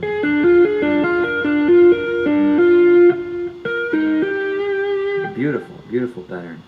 So we play that tapping part, fret 5, 9, and 12. And this is, I think, the trickiest part of the entire riff because the stretch is pretty, 5, 9, well, pretty big. 5, 9, and 12.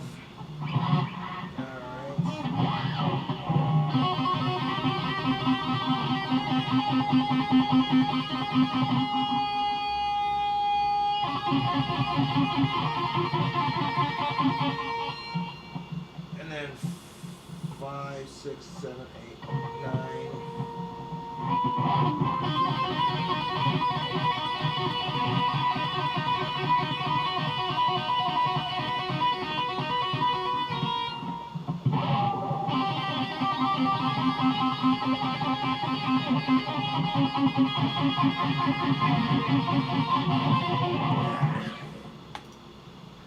And this is an E major. Man, I don't know how Eddie Van Halen did that, dude. Holy crap. Dude, that is a stretch and a half, dude. But check that out. King Cobra is learning how to play Eruption on the guitar. What? You know, I do find it quite hilarious, to be honest, when these trolls sit here and be like, oh, Cobra sucks at guitar. But then they see me sit down and actually attempt to learn a tapping pattern. And they're like, he's actually doing it. Damn.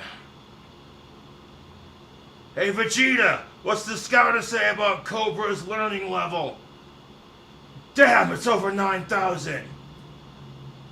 Hey, Cobra, it's Piccolo. And, 2009 called, they want their meme back. Oh, screw you, Piccolo, it's still relevant. Fuck you, Vegeta. No one cares. Hey guys, why can't we all just get along? Shut the fuck up, Krillin. No one asked for your opinion.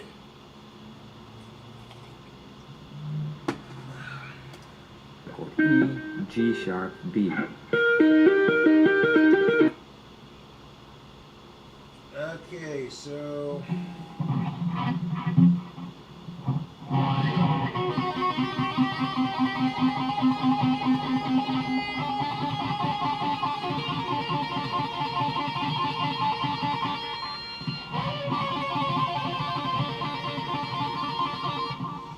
Let's see, 1, 2, 3, 4, 5, 6, 7, 8, 9, 10, 11.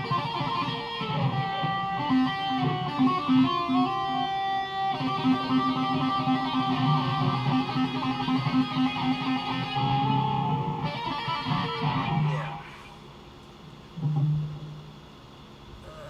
We might have to rewind the section here, make sure I get this right. B7.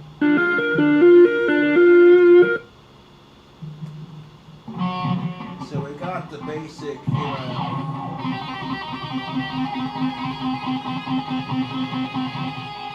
then that comes up to here.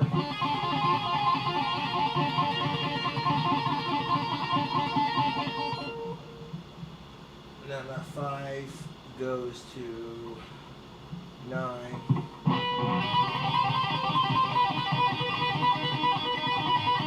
I think. And then 2 times we move our index finger to 12. So, resume.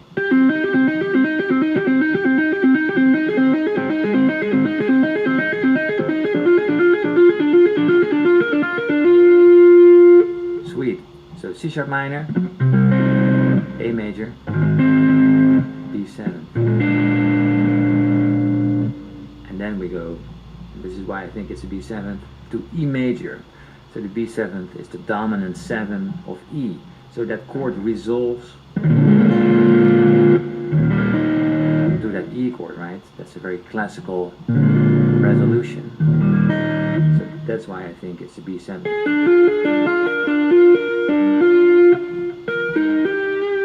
Beautiful, beautiful pattern. So we play that tapping part, fret 5, 9, and 12. And this is, 5, 9, and 12. Alright, so 1, 2, 3, 4, 5, 6, 7, 8,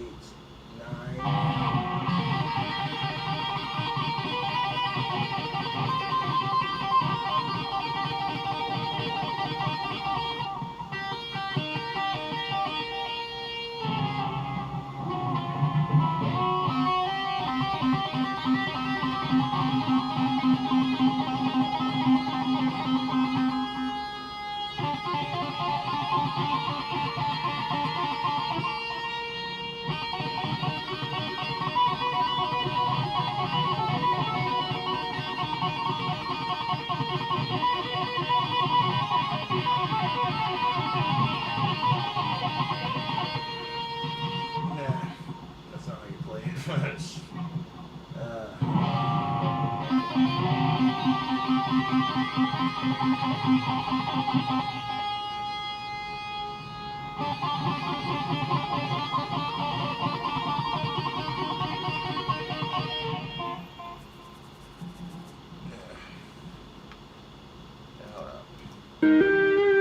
beautiful, beautiful.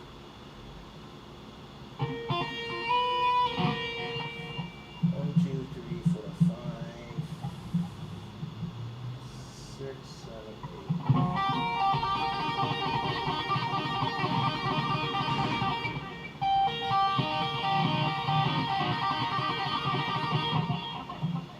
So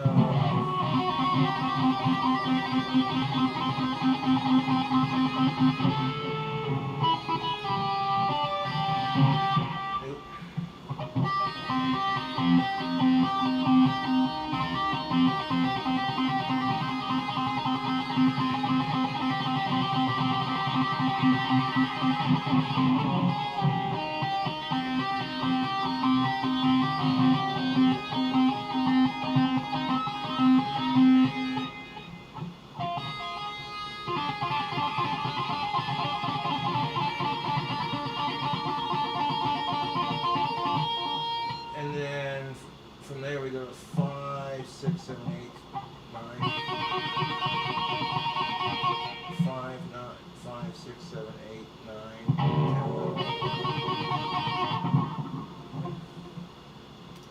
Beautiful pattern.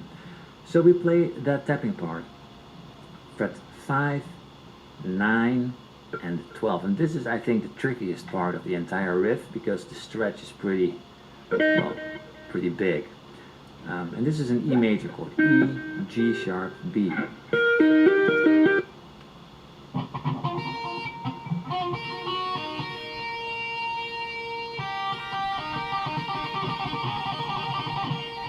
Yeah, that is quite the stretch. Holy shit.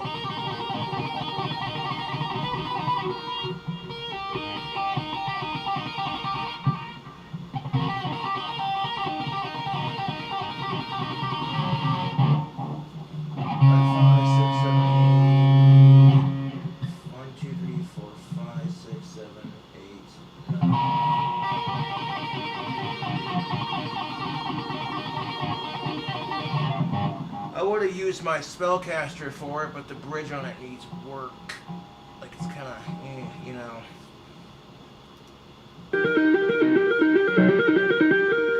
Listen. Hearing it slowed down like this, you just hear how clean Eddie was of player. It's amazing. So that's 4 chords already, 4 bars. And knowing the theory behind it also gives you way more structure in learning it because it's just...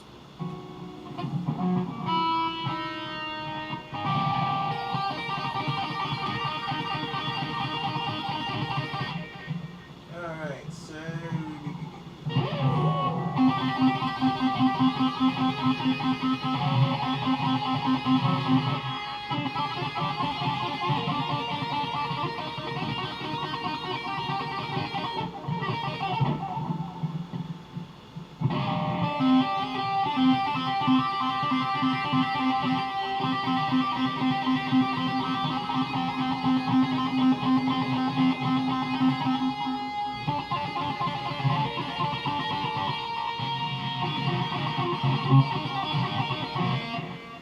Yeah, there's all 4 bars right there.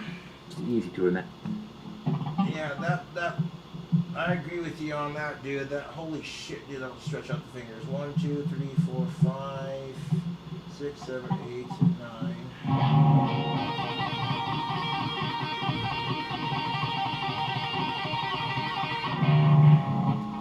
Remember, C sharp minor, A, B7, E.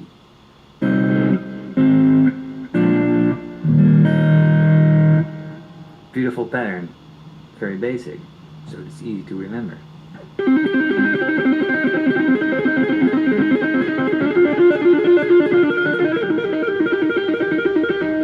Okay, next chord. So here's sort of a key change going on. We go to C major, from E major to C major, but it all goes in a right direction, and C major isn't strange at all, but we find out later. So C major, of course, the E over here, fret 5 on the B string, fret 8 on the B string, and fret 13 on the B string. So we're going from 2, 3, 4, 5, 6, 7, 8, 9.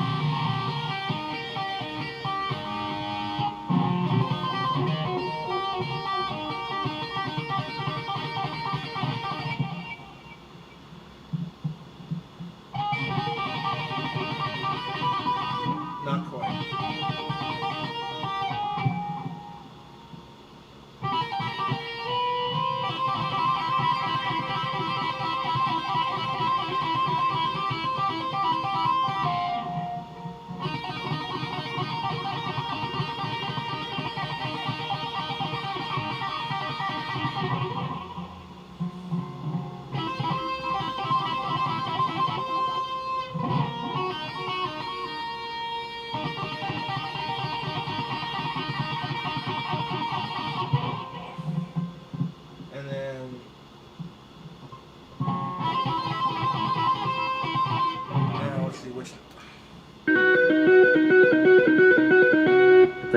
times or 6 times, and then the 7th and the 8th time we slide our index finger again to the next one. Listen, got 13 on the B string.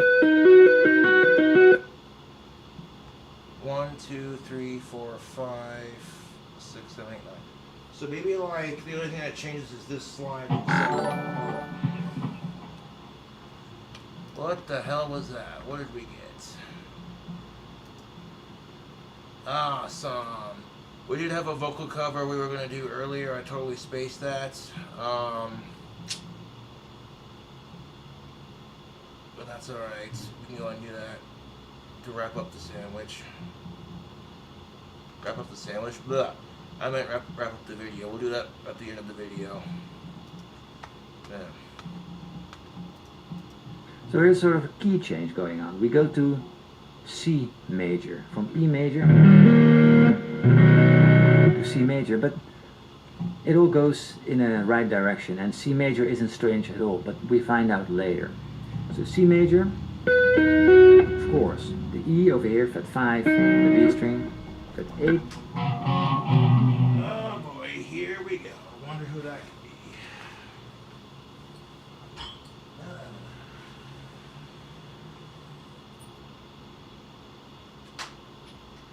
Hello? I'm doing good. How are you?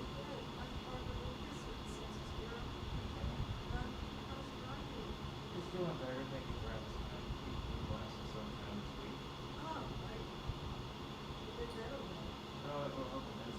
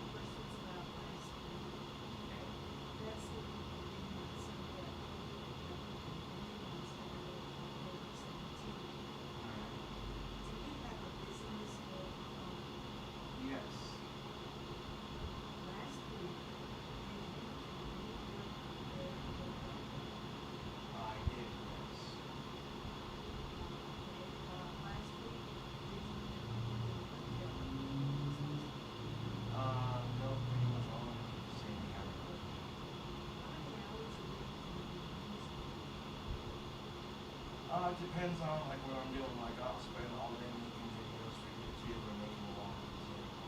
We did about 7, 8 hours depending.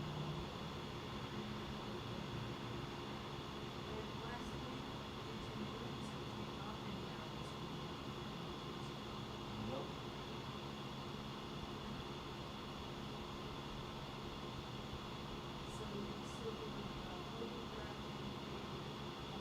Yes, ma'am.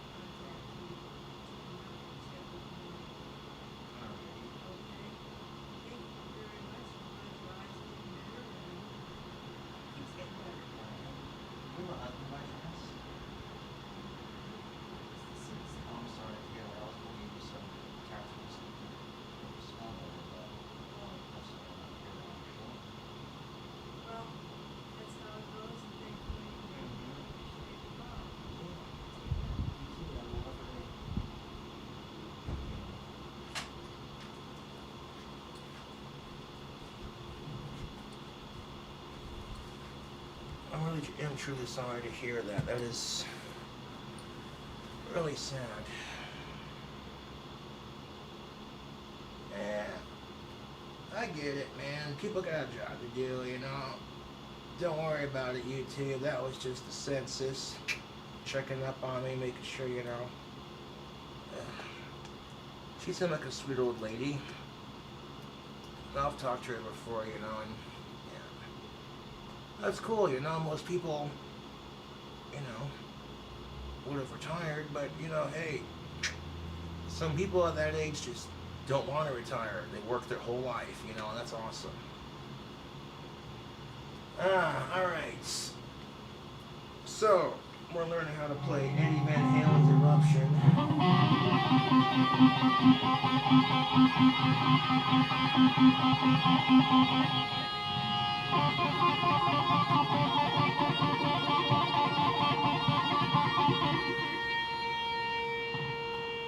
Five, six, seven, eight.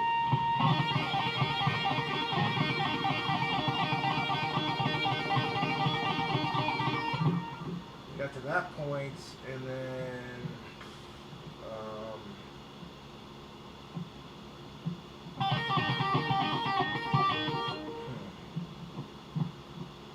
let's see.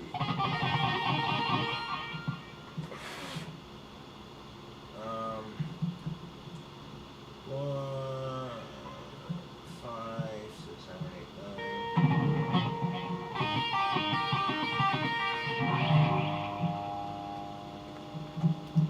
8 on the B string and fret 13 on the B string.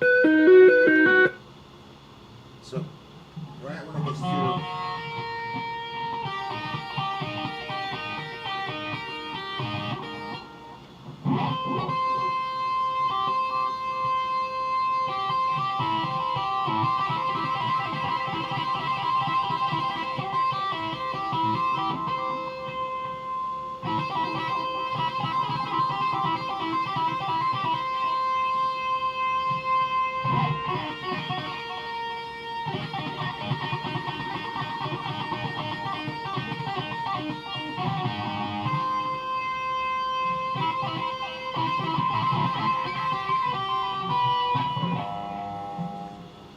But yeah, I wanted to prove to the trolls that I was more than capable of learning that. That's what makes me laugh, is when people donate all this money to talk the biggest smack on the planet. It's like, you know, you're a sad individual. You know that? When your career or hobby becomes nothing but bullying others just for a laugh, you know, it's ridiculous, YouTube.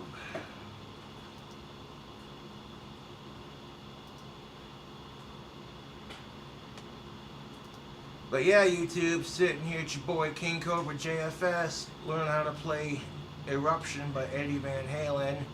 I found a guitar lesson on YouTube. And we're getting her done slowly but surely. Let's see.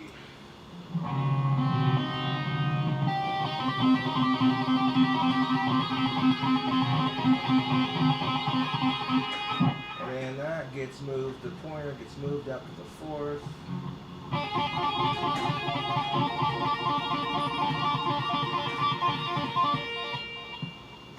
And then 4 gets moved up to 5. And that gets moved over to the gnarly ass finger stretch that Eddie Van Halen does.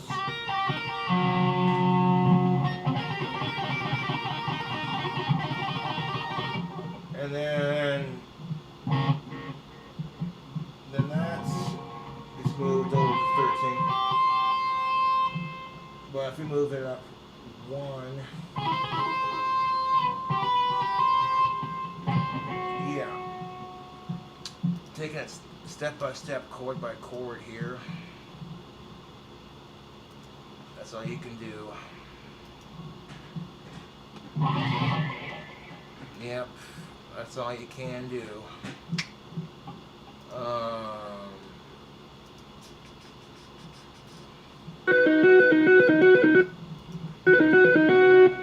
8 times or 6 times, and then the 7th and the 8th time we slide our index finger again to the next one. Listen. So he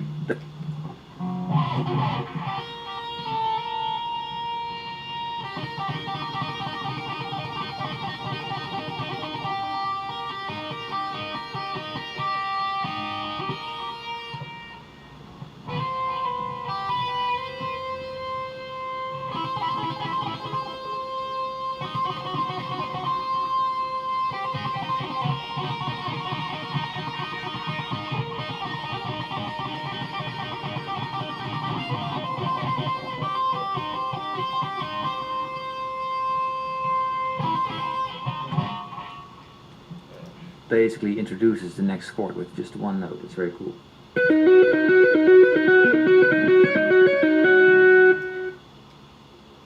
So really it just moves up.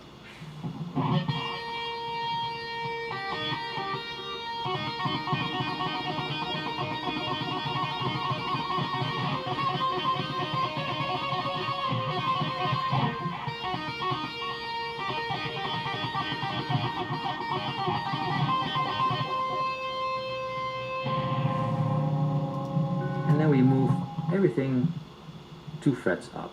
So if this was a C major, and we move everything 2 frets up, it becomes a D major, of course.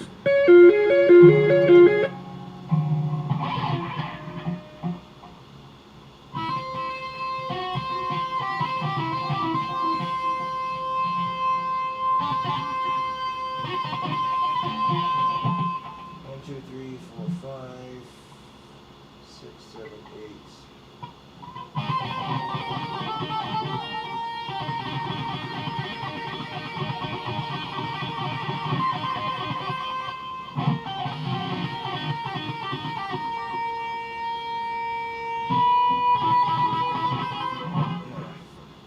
I'm getting confused somewhere in here. Hold up. 2 frets up. So if this was a C major, and we move everything 2 frets up, play it 8 times or 6 times, and then the 7th and the 8th time we slide our index finger again to the next one. Listen. So he basically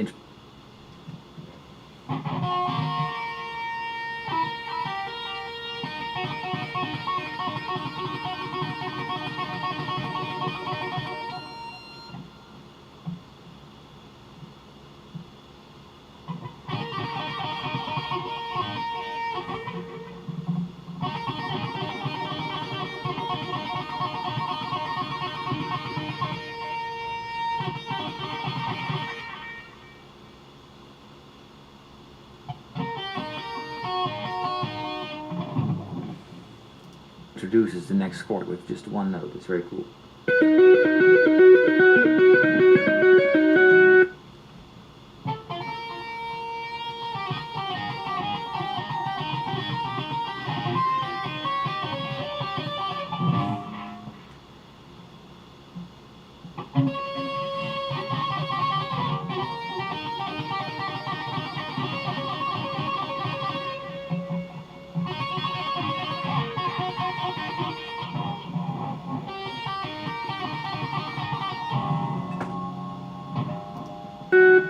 And then we move everything 2 frets up.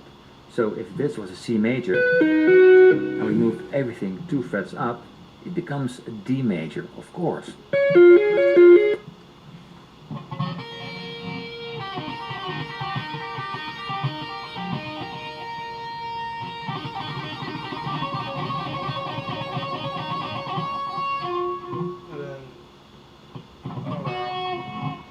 Gotta make sure I'm doing that part right. Big.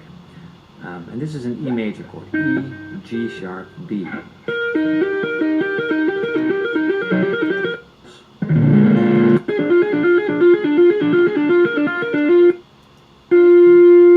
Sweet.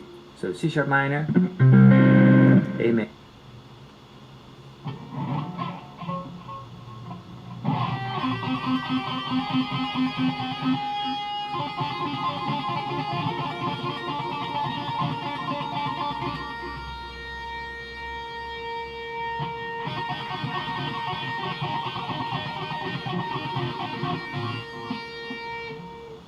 So it goes from there, there, there.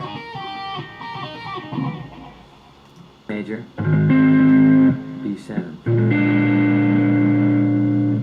And then we go, and this is why I think it's a B7, to E major. So the B7 is the dominant 7 of E. So that chord resolves to that E chord, right? That's a very classical resolution. So that's why I think it's a B7.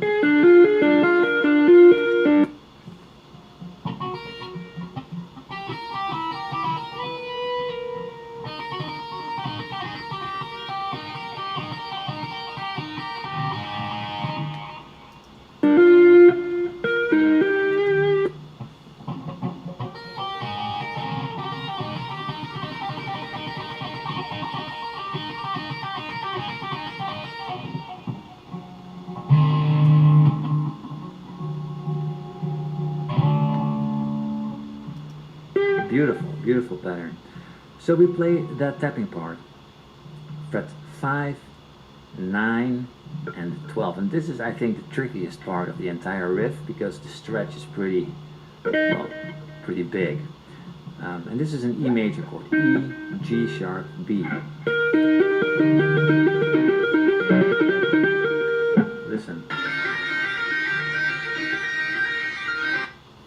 Hearing it slowed down like this, you just hear how clean Eddie was of a player. It's amazing. So that's 4 chords already, 4 bars. And knowing the theory behind it also gives you way more structure in learning it because it's just easy to remember. C sharp minor, A, B7, E.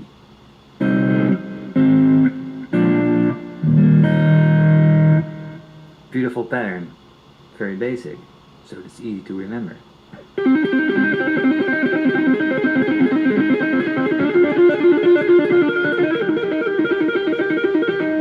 Okay, next.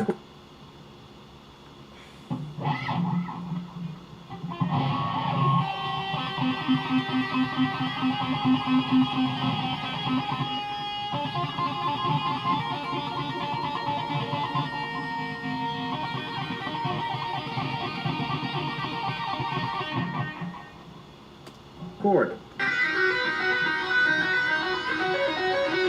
So here's sort of a key change going on. We go to C major, from E major to C major, but it all goes in a right direction, and C major isn't strange at all, but we find out later. So C major, of course, the E over here, fret 5 on the B string, fret 8 on the B string, and fret 13 on the B string. So instead of doing 5/9, it'd be 5/8. Okay, so.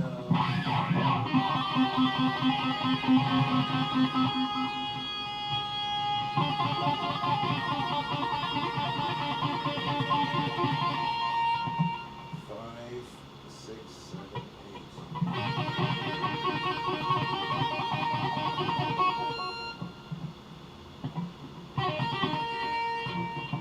The 5/9. Okay, this is where I'm getting confused. Like, It all goes in a right direction, and C major isn't strange at all, but we find out later. So C major, of course, the E over here, fret 5 on the B string, fret 8 on the B string, and fret 13 on the B string.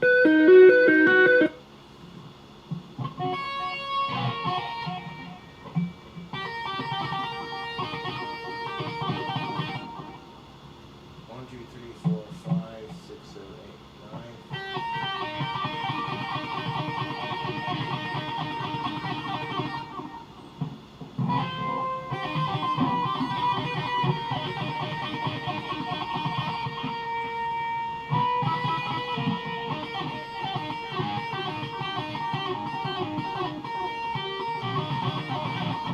There we go.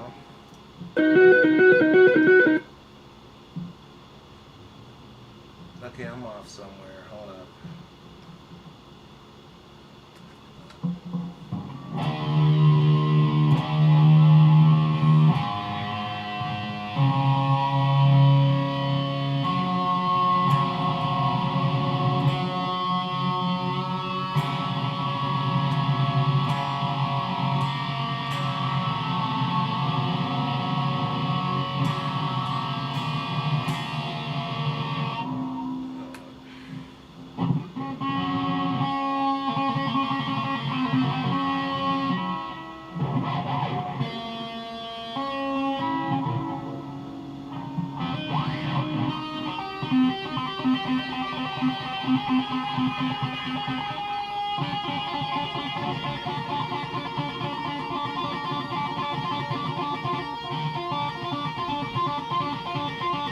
Nothing stays there. 5, 6, 7,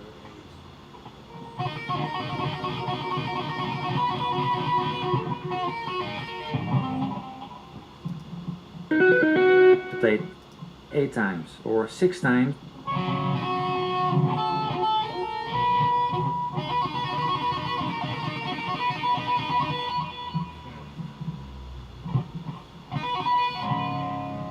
And then the 7th and the 8th time, we slide our index finger again to the next one. Listen.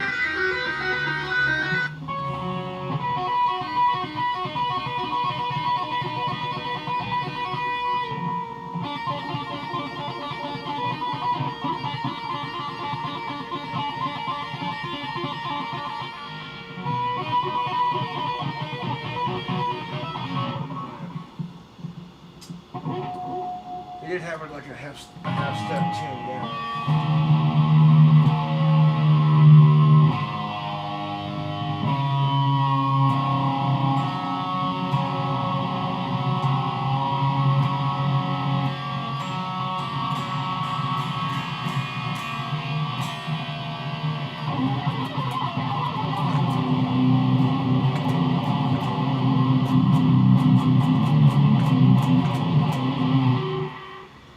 Okay, where is he getting this?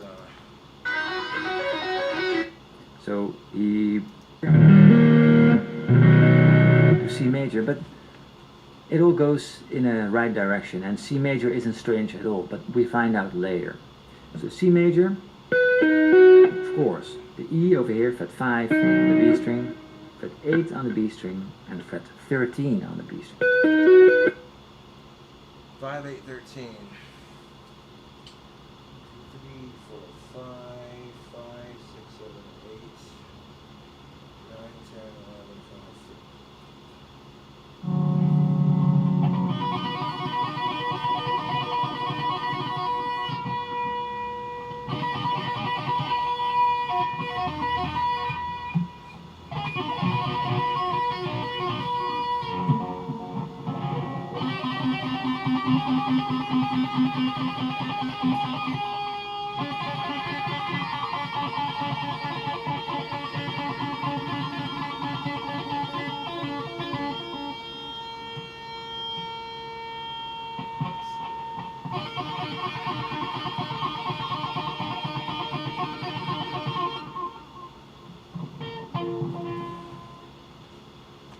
At one point he plays it all the way through. So that's 4 chords already, 4 bars. And knowing the theory behind it also gives you way more structure in learning it, because it's just easy to remember. C sharp minor, A, B7, E.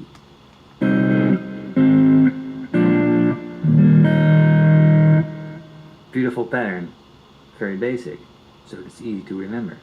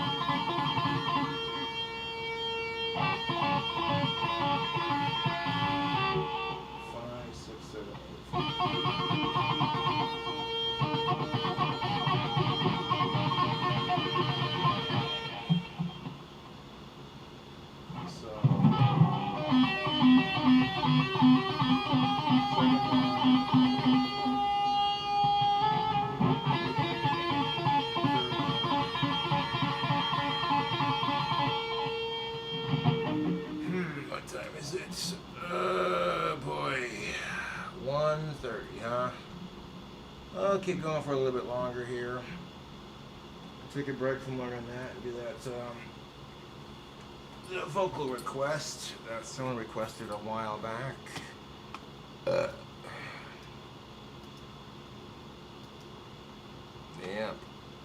Look down up here.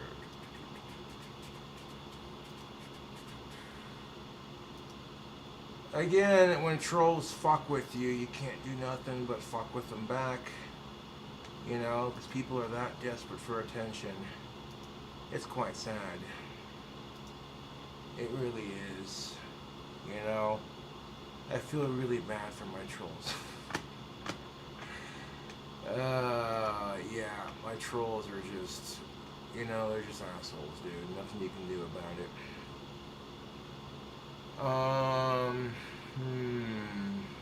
Let's see.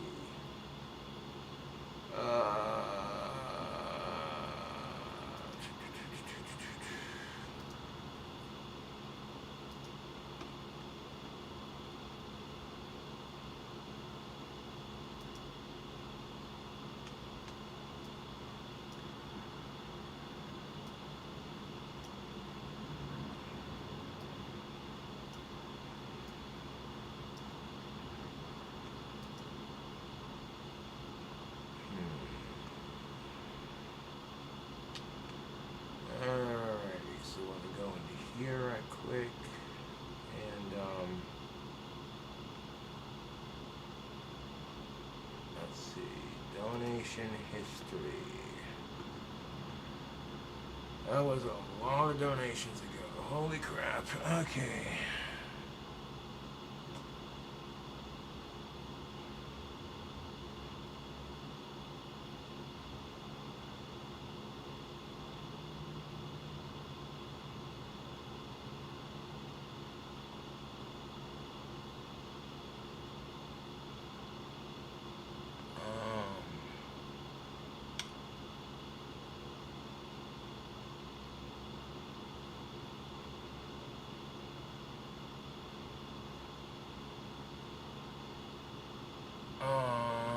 Let's see.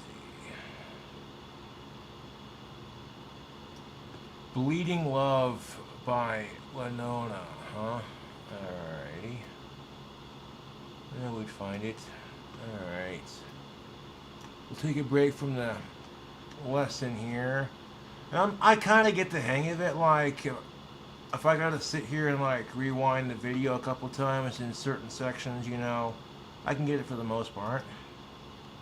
A lot better than, you know what I'm saying?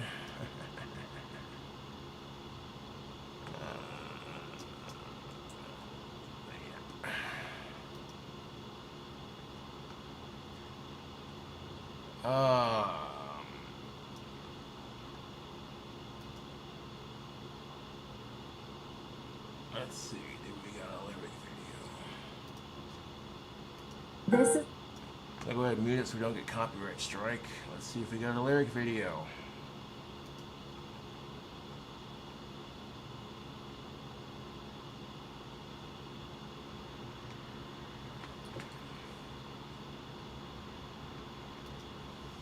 Let me plug in the headphones real quick.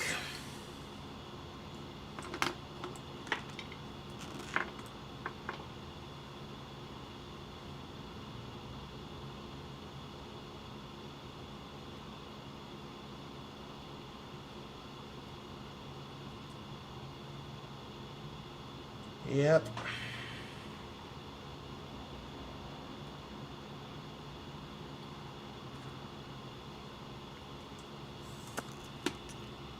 Yeah.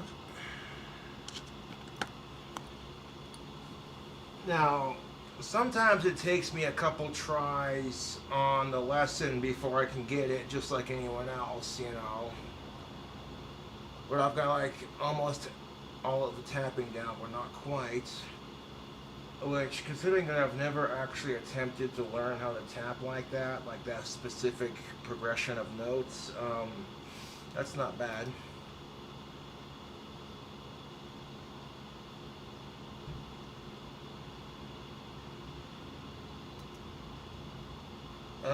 Boy. So the lyrics start off right away. No, maybe not.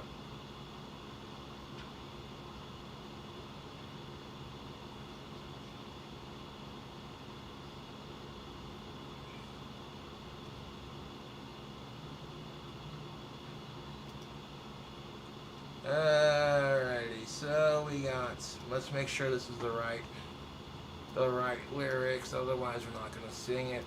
Go to Google again. Do appreciate you all tuning in to watch the video. That's most definitely what's up.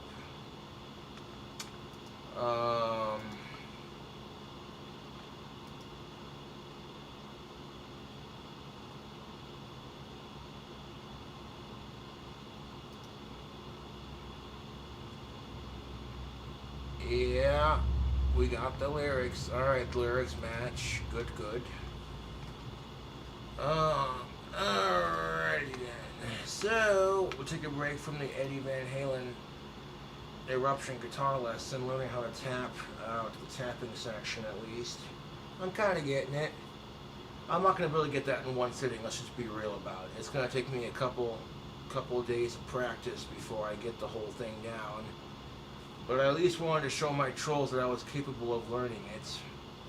And I did. Not just my trolls, but myself included, you know. Fuck my trolls. Sipping some coffee.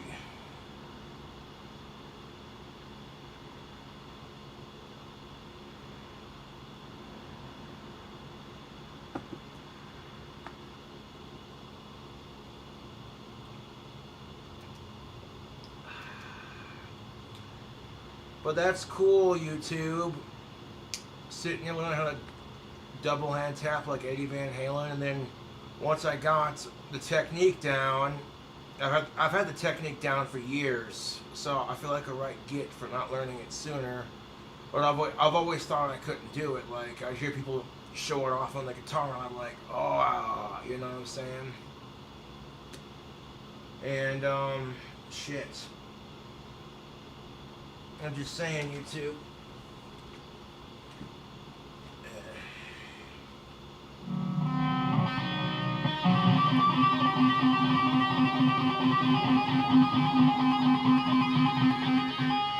And then we gotta scooch that pointer up to number 4.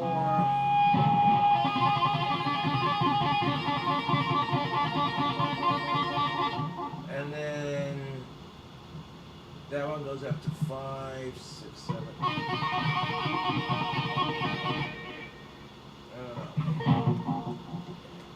But yeah, like I said, I'll have to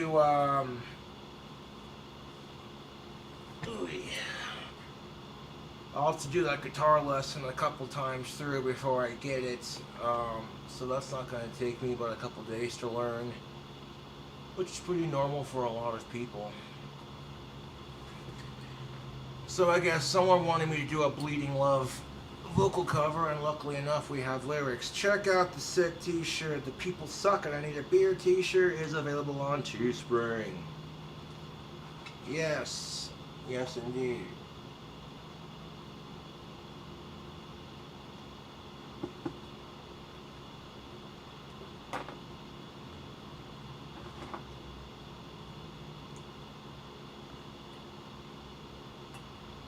You know, the look on my troll's face when they're just like, huh, Cobra is capable of learning guitar after all. It just, you know, it takes him a couple days with the lesson before he can get it, just like anybody else.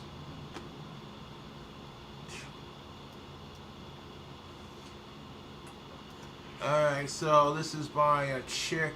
This is Bleeding Love.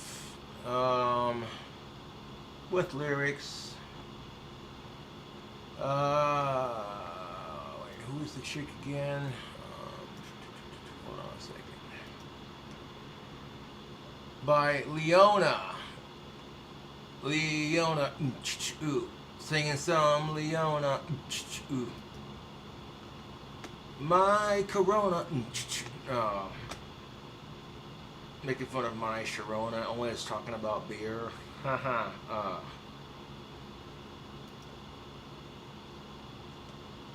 So we're sitting here.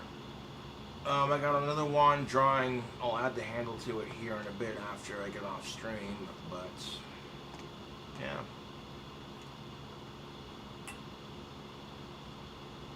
Let's get the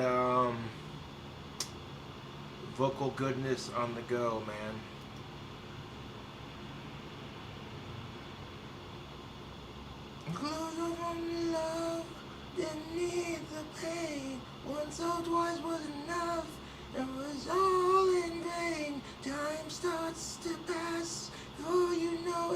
frozen. Sometimes happened for the very first time. You are melting to the ground. Find something true.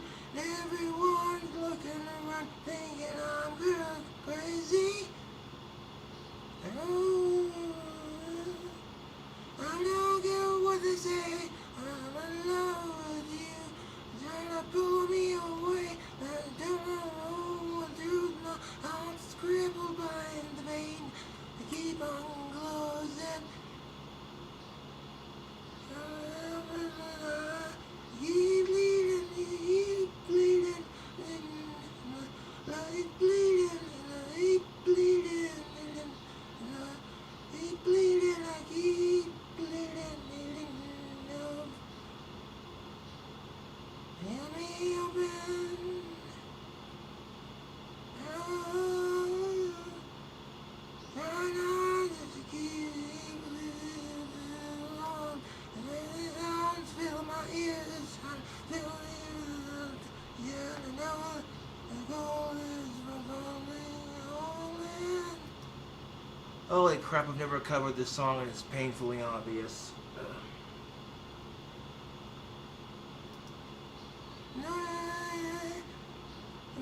Nothing's greater than the rush that comes with your embrace. This world of loneliness, see the face that everyone around me think I'm going crazy. Maybe, I don't care what they say, I'm in love with you. Anyway, they don't know the truth, my heart's grilled, my vein, I keep on closing. Keep bleeding, keep bleeding, love, I keep bleeding, I keep bleeding, love, keep bleeding, keep bleeding, love. Let me abandon, it's driving it all on me. I'm finding it hard to believe everywhere is gone. Everyone to see. I know what they say. I love you. There's only way, but I know the truth. My heart's crippled. It's one thing. I keep on going. You cut me open and then I bleeding. Keep bleeding. I keep bleeding. Ooh, bleeding, keep bleeding. I open. I bleeding, I bleeding, keep bleeding, keep bleeding, keep bleeding. God damn, dude, this is a hard song to sing. There's no way in hell I'm matching the pitch unless I'm like, ugh, dude, cringe. Oh, keep bleeding. Oh, keep bleeding. Keep bleeding.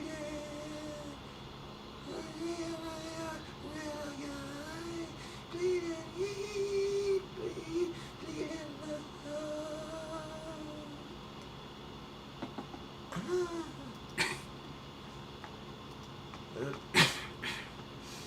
Yeah, there we go. Well, it's literally almost 2 o'clock. I got a couple of minutes left on that.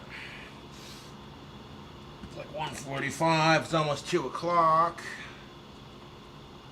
Damn, dude, we've been streaming since like 9 or 10 this morning. That's most definitely what's up, tubes. Yippers.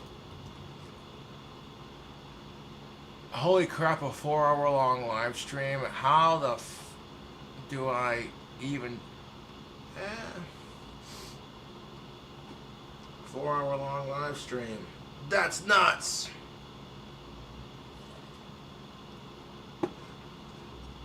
But I have this video in my likes. So I'll definitely be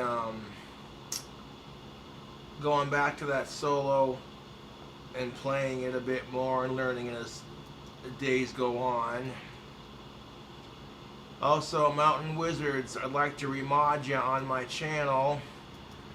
Like, sound off in the comment section, or like, you know what I'm saying, while you can. I go to my, let's go to the YouTube video version of this, and we'll hang out with chat for a good 20 or 30 minutes or so.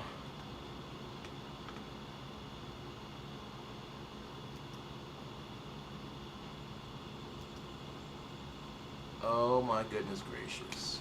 What do we got here? Hey guys, welcome back to another try on. This is our button.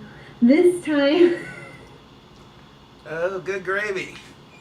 Try-on hauls are always fun to watch on YouTube, especially when there's a hot female YouTuber who's of age. Giggity, giggity, alright.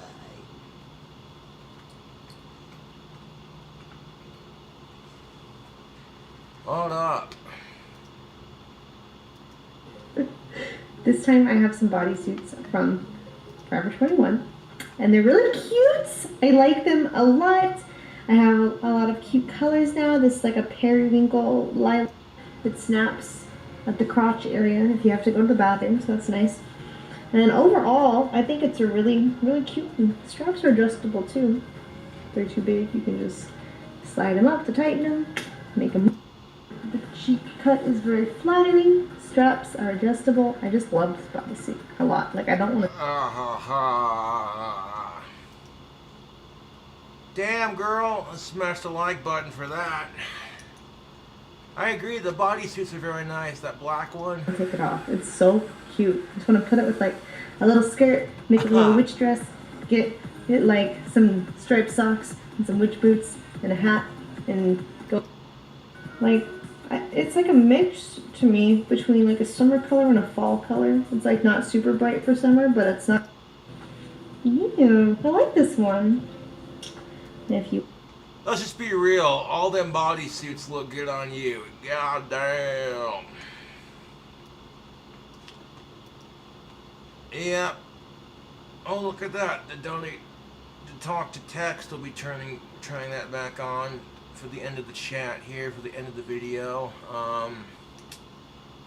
4 hours long, dude. That's freaking nuts. Let's see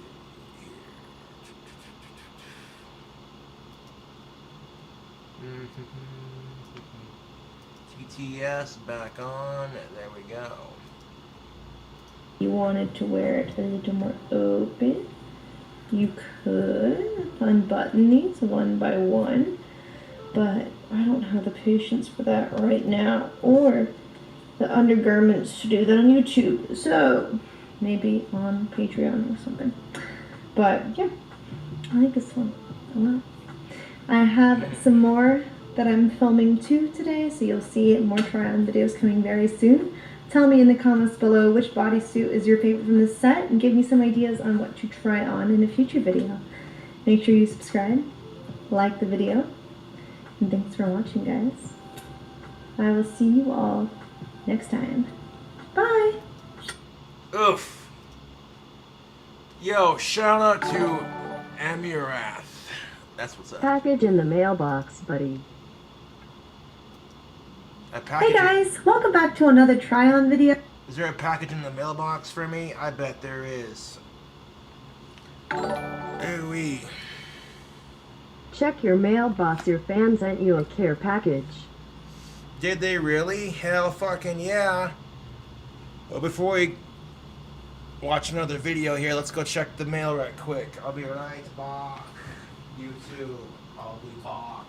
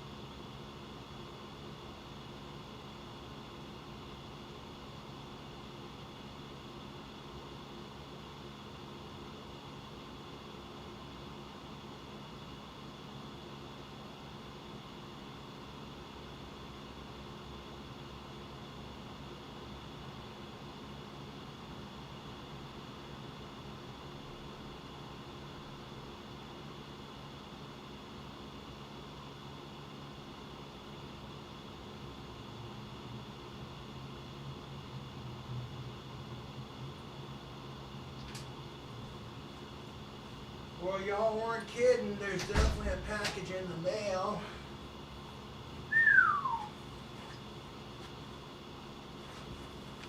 That is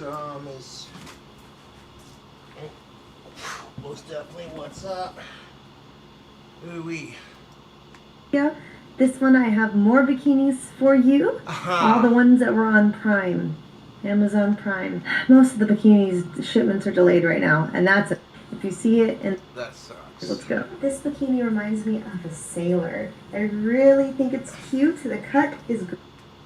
Oh, speaking of the sailors, you in that bikini, it's like, whoa, that creamy spinach. That's horrible. Great.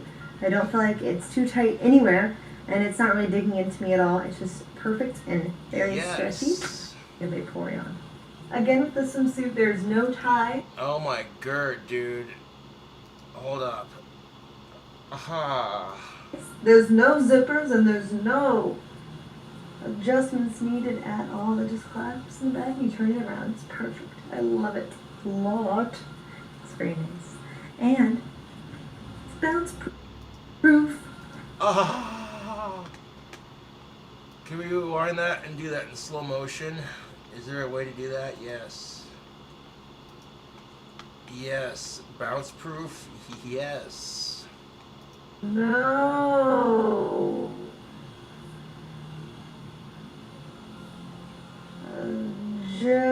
Adjustments needed at all. Just clasps in the back. You turn it around. Damn, that's a cute redhead, I'm just saying. I love it. Good lord. Lord. Very nice. And bounce proof.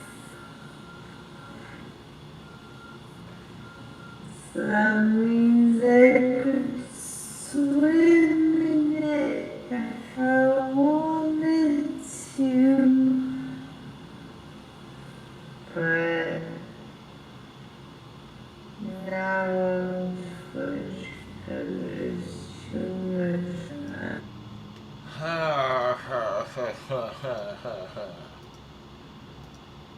Understand. Come check out my pool streams sometime. And if you want to see this in action, you can also go look at Instagram. 'Cause this won't be on Twitch. But it's really cute. Yes. You want it? It'll be in the link. It is actually a lot better than I thought it would be pulling it out because these bottoms looked really big. But I do like how they fit, actually. I think they're pretty cute. Yes. And I didn't have to tie anything on the bottoms, which is nice. They just fit pretty well. True to size, I would say. The movement is a little restricted in the sleeves, but I guess if you wanted to, you could put them up on top of your shoulders and you would have more movement. I just like the way it personally looks when I have it off the shoulder. I think it's very cute, kind of like Jasmine from Aladdin, that kind of style. The princess sleeves. The swimsuit's color is nice, but unfortunately, I think it's a little tight up top. And I've ordered the same style swimsuit in this size before, and it wasn't this tight, so I think they made a mistake or something wrong, or I don't know. But this swimsuit is the same style as the blue one in the video, but it's in red instead, and so the bottoms have a different print, but the colors I think match pretty well. I like them together. I think it's a cute look.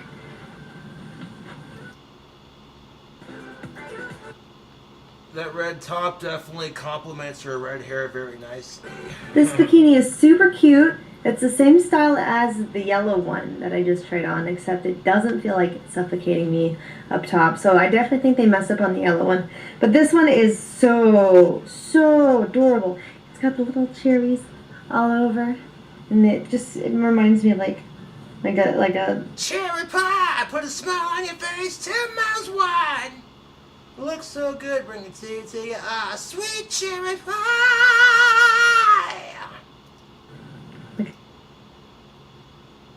Looks super cute. Yeah, she pretty much looks good in all these swimsuits. Dude. This suit is really, really... Stop watching these videos on stream, you stinky mongoloid pervert. Nope. This is why you still never to get laid again, since you objectify women. How is it We don't want to see you objectification? drool over bikini try-on videos. Fuck your double standards. We're all hoping you stop this immediately, you dumb Nimrod. You know what? Fuck your double standards, dude. You think women don't like to watch this kind of crap on YouTube? Watching men do try-ons? Fuck you. Okay? How's objectifying women? You know what I'm saying? I'm not making sexual comments. I'm not saying, oh yeah, I'd like, you know what I'm saying? I'm just saying, damn, she looked good in the bikini. Ooh, wow. Women are no fucking different, man. Fuck you. So I'm going to continue watching this video, and then we're going to, only reason I'm stopping on stream after I watch this video is so I can open up my care package, you Nimrod. nice. The metallic... That's cool. Not only does she look good in this bikini, but it's shiny. It's purple and it's shiny. Look reminds me of some of the ones that I've used in my sets on OnlyFans and Patreon with the oiled up bikini sets, and it really is flattering. I might use it again for those sites. If you're interested in those, go check out the... See, if it was objectifying to women, then women wouldn't put it on YouTube. I'm just saying. There are some women out there who look up these videos because either they're a lesbian or they're looking for a new bathing suit to try on, you Nimrod. It'll give you $100 if you open that care package, homeboy. Poot gang represent poot poot. You'll give me $100, huh? Well, we'll open it right after I watch this video. The links below. But this suit is nice. I really like how the back fits. It has the scrunch seam down the middle. The top of it is halter top, so it ties at your neck, it ties around your chest, and it's fully adjustable. Yes. And I like how much fabric they give you in the cups, so you can widen them if you want more coverage. Very nice. That is the last swimsuit for her video. Good gravy, dude. Alright. So, we're now going to go to the chat here. And, oh. 1 second. We're going to go to, I clicked on the wrong button. Ah! Hey guys, welcome back to another try-on video. Yes. And then there's nothing wrong with watching a try-on video, especially if you're a guy who's into chicks. I mean, shit. You know, people are fucking dumb. Bigger question, how is it objectifying the women if there are other women out there who are like, hey, you know what? I want to see what bikinis they have. Oh, wait, here's a chick who has a similar body shape. I want to see, you know, it's ridiculous. Alright, so we got a care package here, huh? Alright, let's open her up.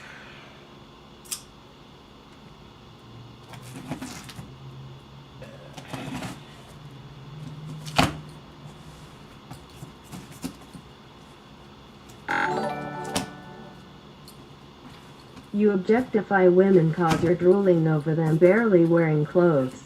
You're a live-on. Stream grossing everyone out because this is probably how you look at women when you go out prowling for snipes. You're a stinky imp mongoloid chimp Nimrod pervert.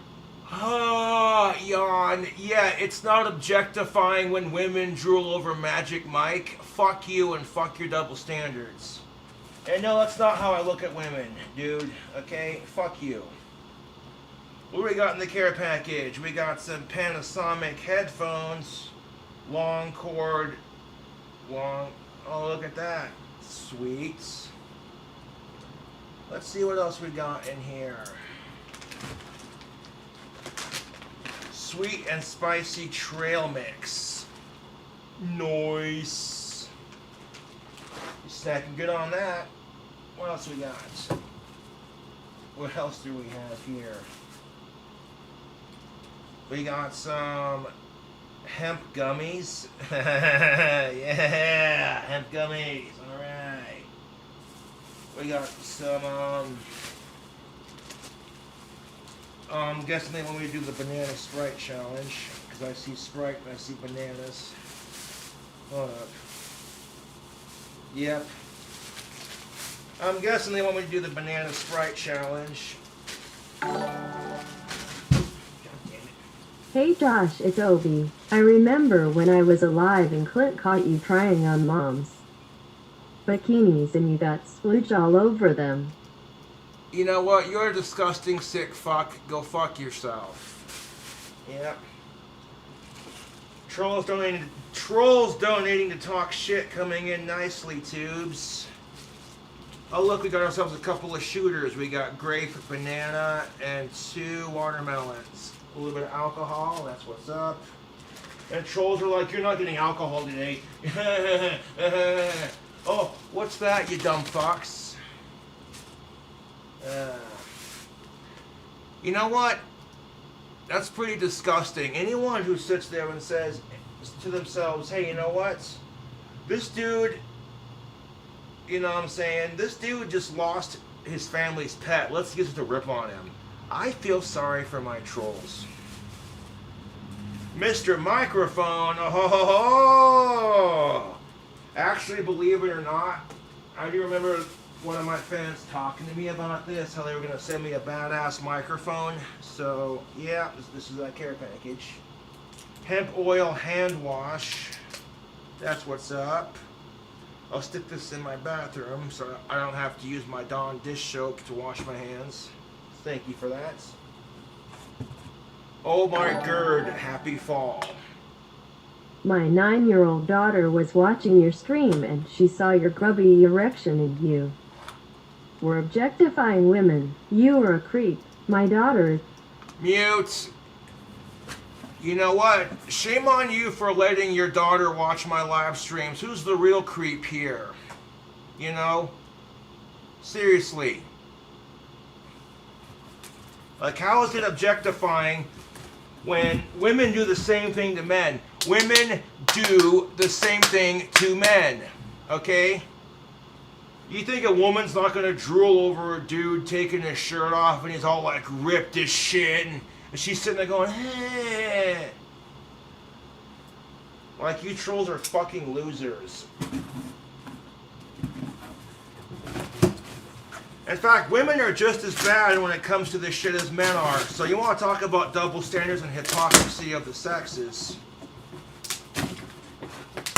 You stare at a woman in a bikini, somehow it's sexually objectifying to women. But stare at a dude who's got a huge hog and he's wearing a cock holster and it's not objectifying to him. Fuck you. You know what? Fuck you. Somehow it's sexually objectifying if you say to that woman, hey, she's wearing a bikini, she looks good. But if women turn around, you know, and they see Magic Mike in a fucking cock holster, sitting there gyrating, and all the women are losing their shit because of his huge cock and his chiseled muscles, somehow that's not objectifying. Fuck your hypocrisy, dude. But thank you for the sweet care package. I appreciate it. I'm going to go ahead and put our trail mix and our gummies up for now. I'll put them in the cupboard.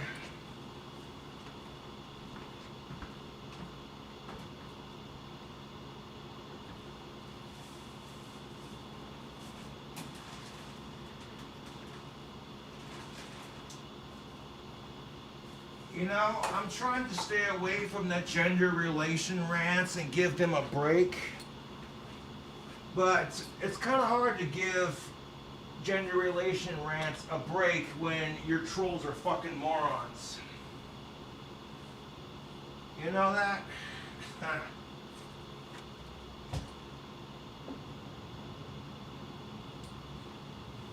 It's fucking stupid. Alright, so it came with a letter. It says, Josh, Hope you enjoy the care package. Love your videos, dude. There's a YouTube challenge that could make you go viral. Eat 2 bananas, then drink the entire Sprite. Best LA Beast did it, but I don't think anyone else completed the challenge. I got you some cool things you may like. The microphone will be killer for vocal covers. From Danielle A. Fuck the trolls! Yeah! Well, thank you, Danielle A. I appreciate that. Yeah, we're definitely gonna do a, we'll do the challenge, later on today. We got the bananas and the Sprite, so, I'm gonna put the Sprite in the fridge so it gets nice and cold.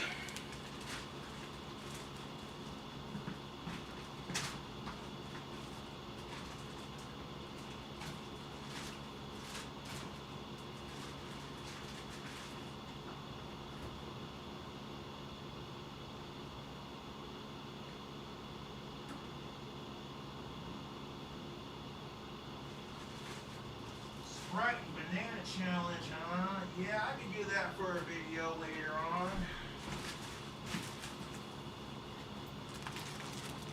Yeah, buddy. Shout out to Danielle A. Thank you for the sweet care package. I'll put my shooters in the fridge. Psych, I'm gonna drink them. Ha! What time is it? 2:09. Yeah, we'll keep the stream going for a little bit longer. Why not? And I'll go ahead and put this hemp soap, scrubbing and washing your hands. Go ahead and put this in my bathroom.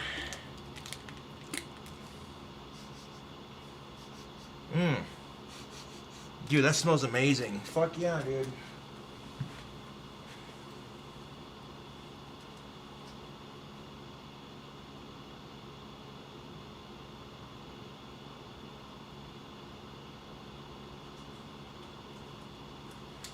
Alright, yeah, dude, these fucking headphones and microphone look sick, dude. I will definitely be getting these figured out when I can. Ooh-wee. And that's why my fans are jealous, YouTube, because of the cool things that my fans send me.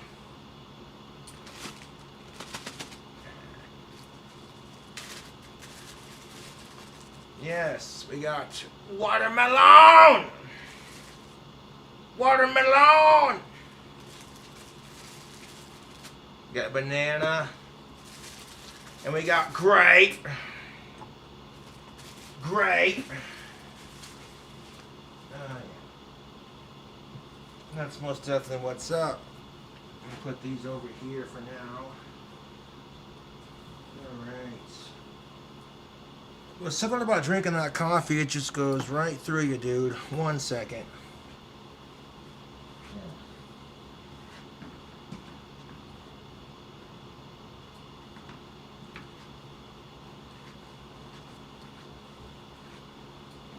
You know, all the haters can, you know what I'm saying?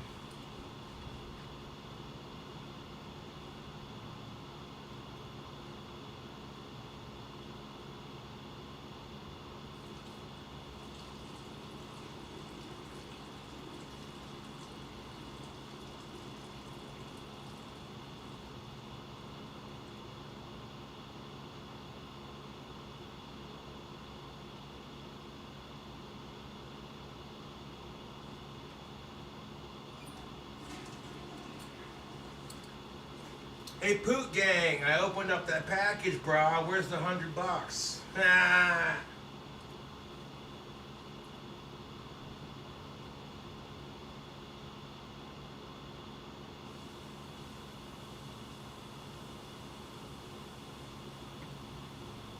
Hand wash. I like that.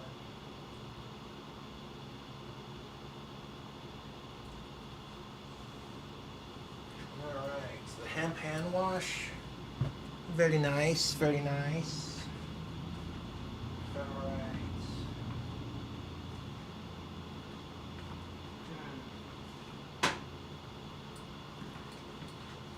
Alright, so we're going to end the video chit-chatting with the fans, and we're going to mix up. This one we'll just slam separately, but we're going to mix watermelon, banana, and grape. 3 different 99 proofs into our goblet of fun here. Let's see.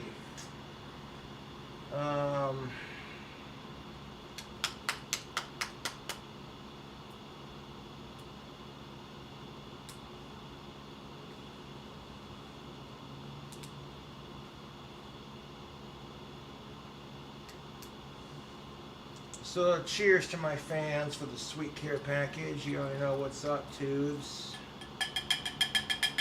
We're gonna dump one 99 proof bananas, which 99 proof bananas is one of my favorite liquors. Here we haven't had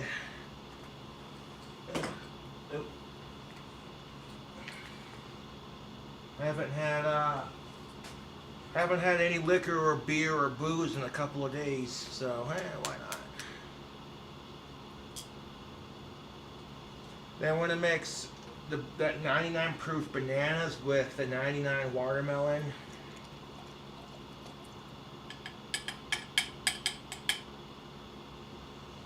Ooh, that smells weird, dude. That smells weird, dude. Yeah.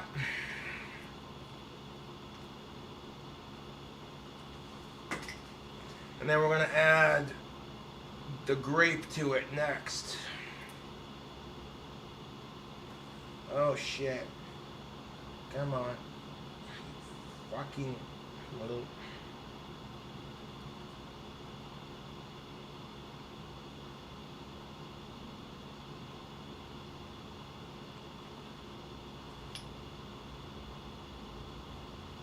Okay, come on.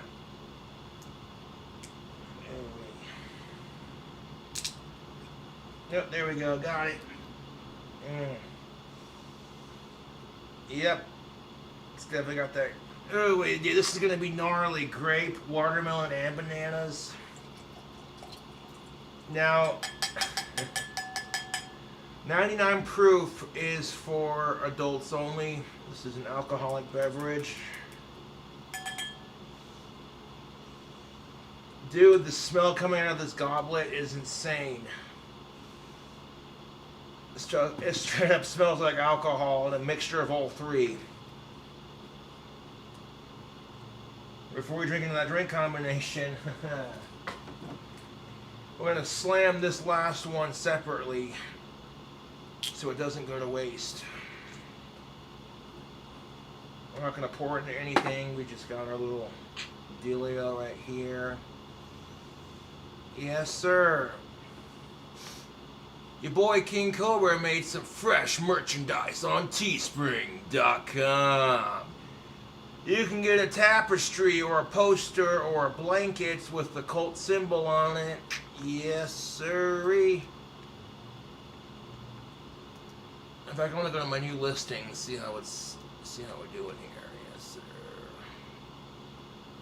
Oh, wee.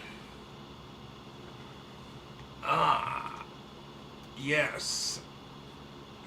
I do appreciate you all tuning in to watch the videos. Much obliged. Much obliged. With the Cobra Cult Tapestry, you can literally get a wall tapestry, a poster, a blanket, and a canvas print. Yep. And if you're looking to check that out, put the link in the description on the chat for you. Yes, sirree. Post it, plug it. Booyah. Also, if you'd like to buy this the shirt that I'm currently wearing, the People Suck It I Need a Beer t-shirt, this thing is awesome. I'll plug the new t-shirt in there too while we're at it. Booyaka, booyaka, booyaka. And if you've been watching me throughout this entire 4-hour plus live stream, you're definitely a dedicated fan. I'll tell you what. Oh, V-Town. What's up? Yes, sir.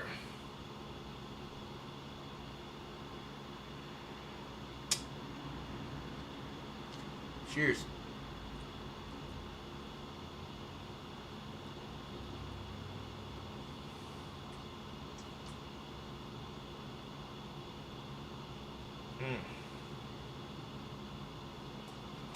Actually, that's cherry. I thought it was the same. Hold up. That wasn't watermelon, that was cherry. So I have watermelon, grape, banana, and cherry. If there are 4 different ones, then we'll do all 4 at the same time. Instead of doing it separately. Haha! Ooh-wee. Shows you how bad my eyesight is when I'm not looking close enough. So in here we got 99 proof cherries, 99 proof banana, 99 proof grape, and 99 proof watermelon. Let's see how it do.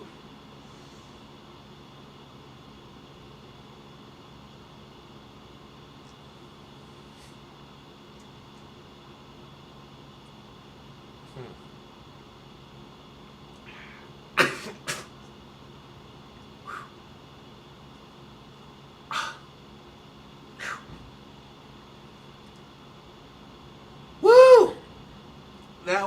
That'll light your whiskers on fire. The grape, the banana, the watermelon, and the cherry. That is a weird combination, man. Not the worst combination I've had. It'll get the ball rolling quite nicely.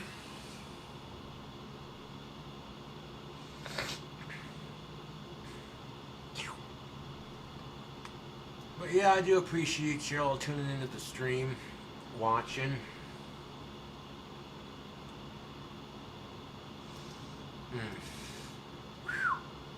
220, dude. God damn.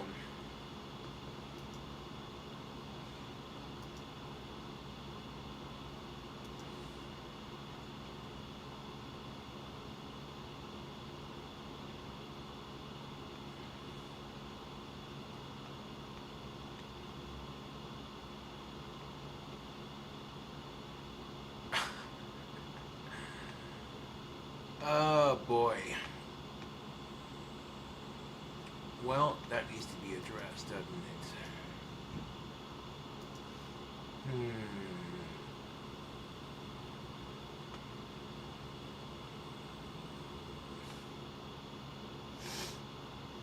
And we'll address that later. What's up, Richie Rel, Challenge Master in the house. Cheers, you two.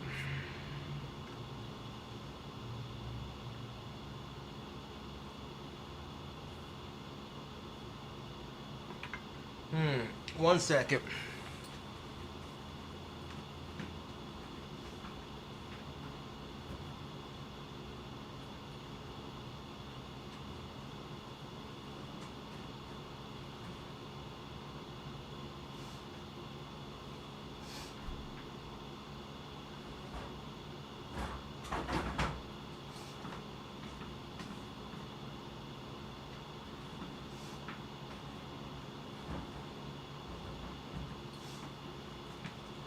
Now, if you go to Taco Bell and you get their nacho platter pack, let me tell you, this is from last night's. I already ate, like I said, almost half of it here. But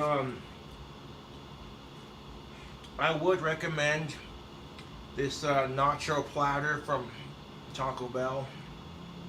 The beef, the cheese, beans, sour cream, pico de gallo, guacamole, jalapenos.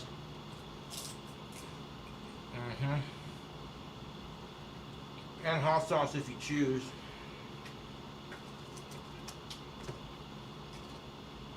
No sponsor, free advertisement.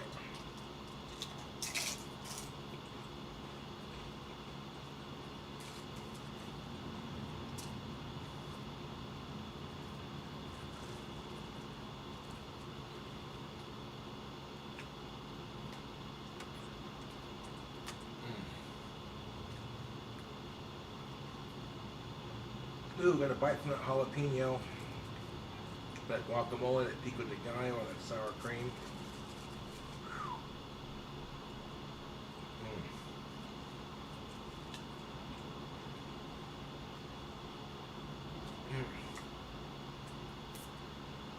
YouTube, I'm serious. These Taco Bell party nacho pack is delish, dude.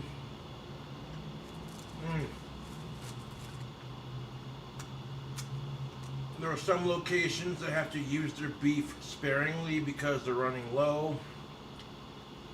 There are some Taco Bells that are out because of the pandemic. It is what it is. This one here's got the beef. Let's see the beans. All kinds of goodies, dude. You and your friend get a couple burritos, and then you split a party nacho pack. You're set, dude.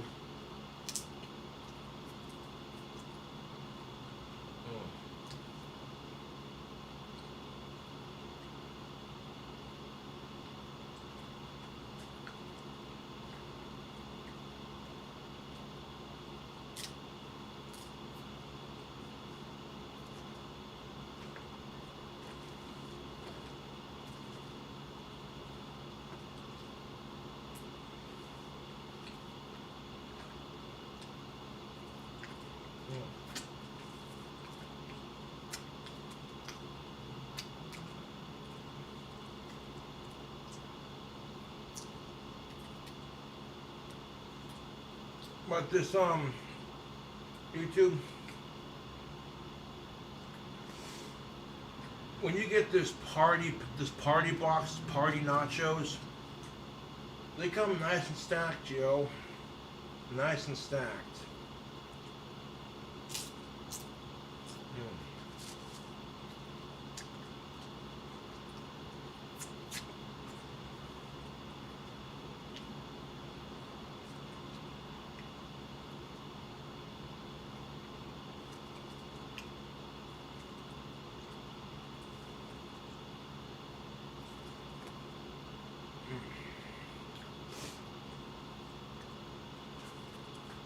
The autistic boy wonder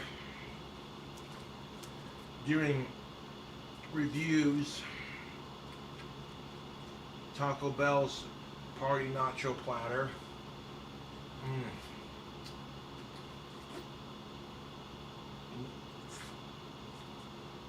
Okay, good. Make sure we're not getting it on my shirt here. Alright, we're good. YouTube,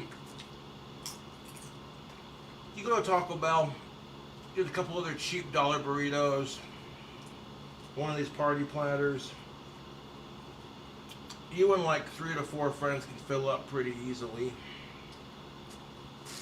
Tell you what, unless y'all are super hungry.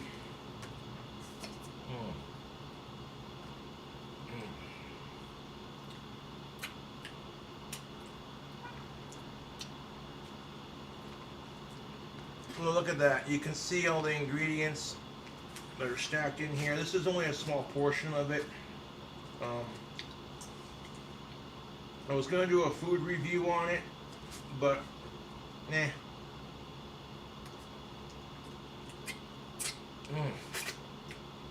Here's my review of it now. It's tasty. Beef, beans, nacho cheese, sour cream, pico de gallo, guacamole, jalapenos, nacho cheese.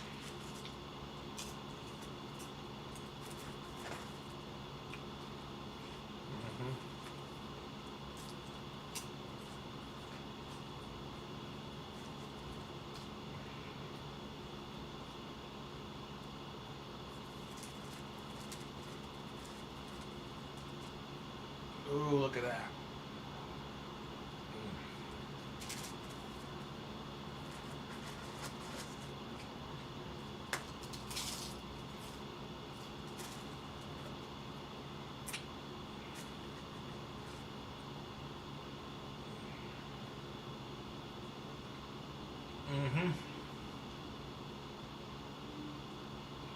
Yeah.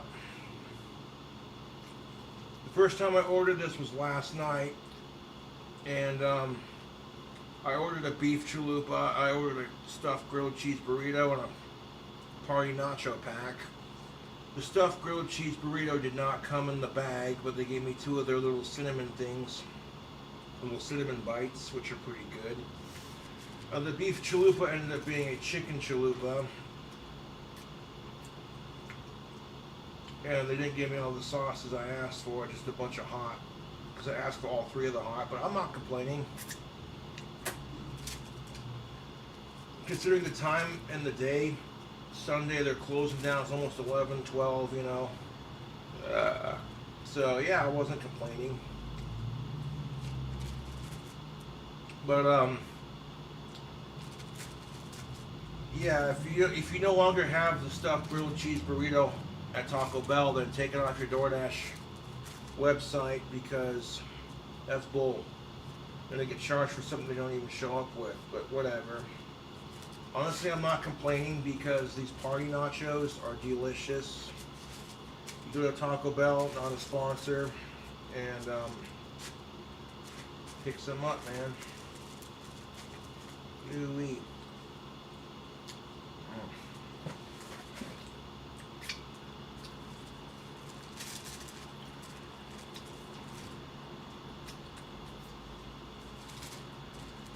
Dude, I get it. You're about to close up shop, and then you get like one last order for the evening, and you've already got half your stuff put away.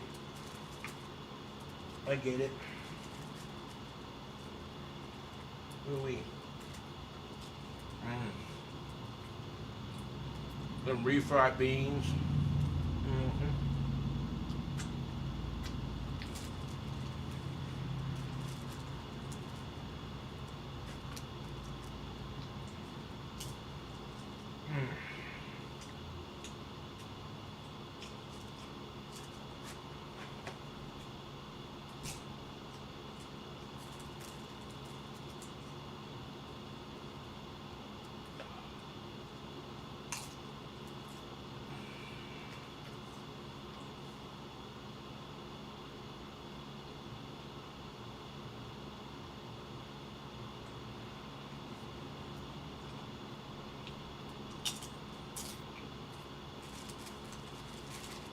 YouTube.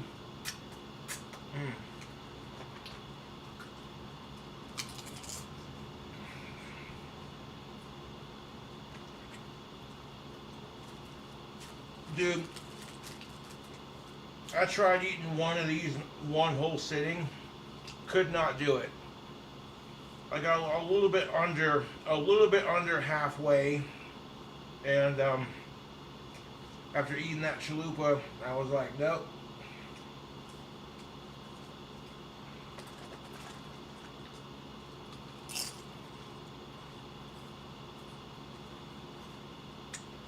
You know, it would be an insane food challenge if you ate an entire box of this nachos, man. One whole party box of nachos, that would be insane. I tried doing it last night and I was like, nope.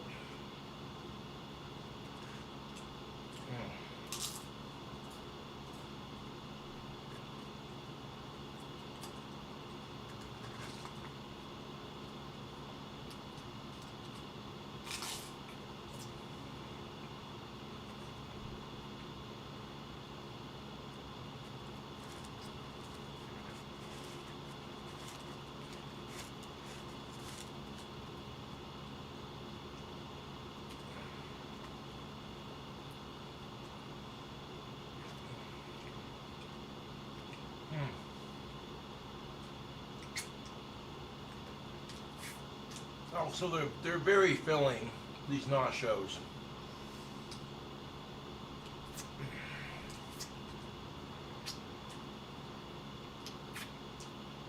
Like, unless you're like redonkulously hungry,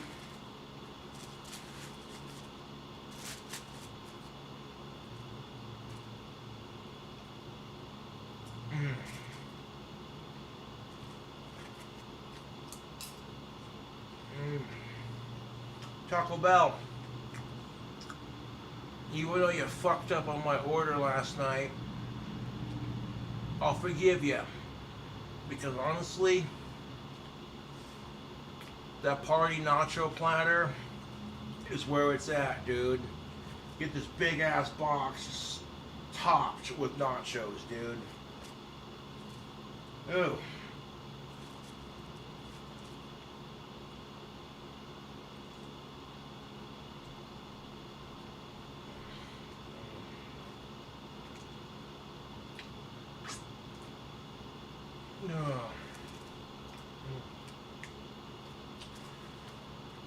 Oh, YouTube, I am pleasantly stuffed at the moment. This will make for a tasty little snack for later. But I wanted to give the plug officially on these Taco Bell Party Platter Nachos. Dude, you go to the restaurant or order through like Grubhub or DoorDash, whatever, okay? Dude.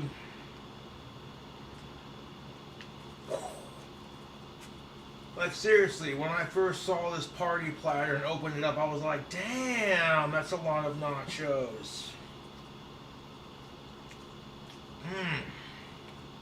When I first got this party platter of nachos, I'm like, dude.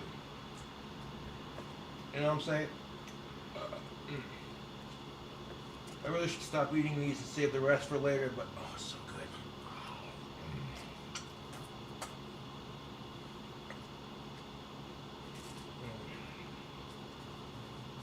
Here we.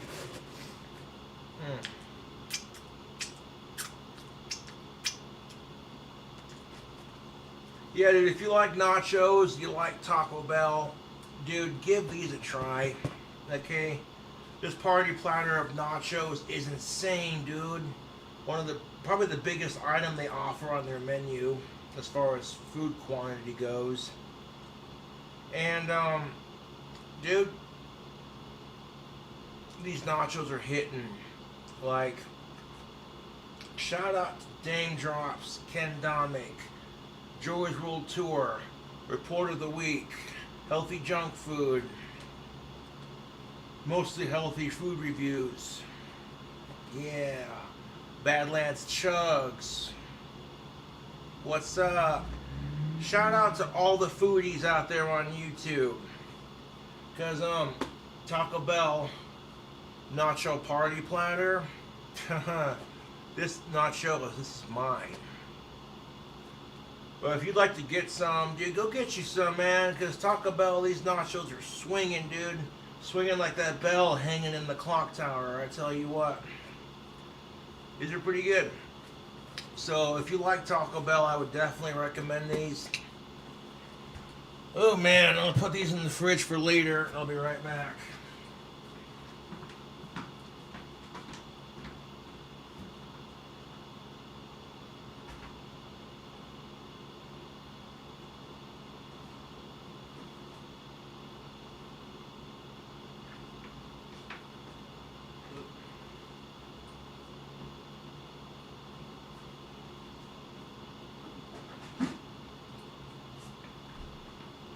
Rinse my hands off after eating that messiness.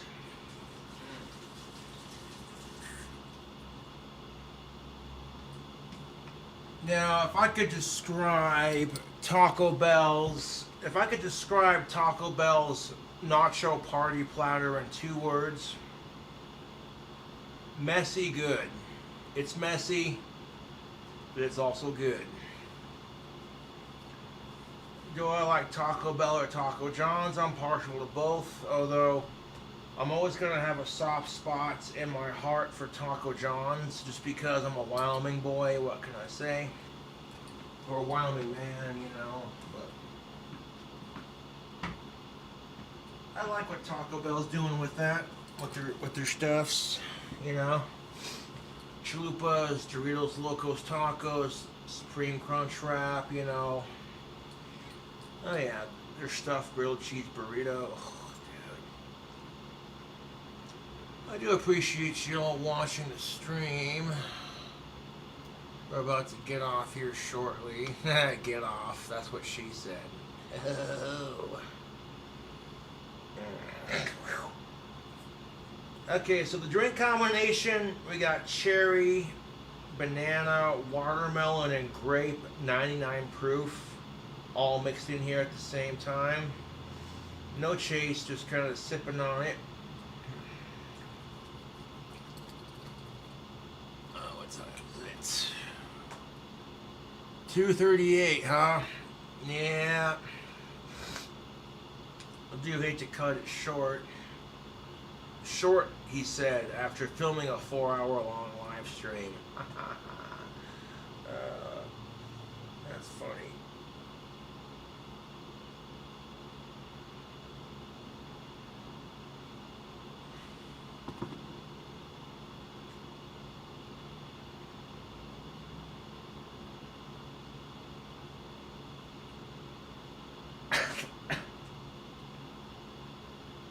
Ha. Who? Woo-wee. That's the thing about 99 proof alcohol. The flavors they make are tasty, but holy fuck, it burns. Damn. Anyways, tubes, thank you for watching the Streamlabs. And I'll catch you cool cobras on the next one. I'll keep on making wands and learning the Eddie Van Halen eruption there. The rest of the tapping. So who knows, in the next couple of days you can see me tapping that out on the guitar. Anyways, tubes.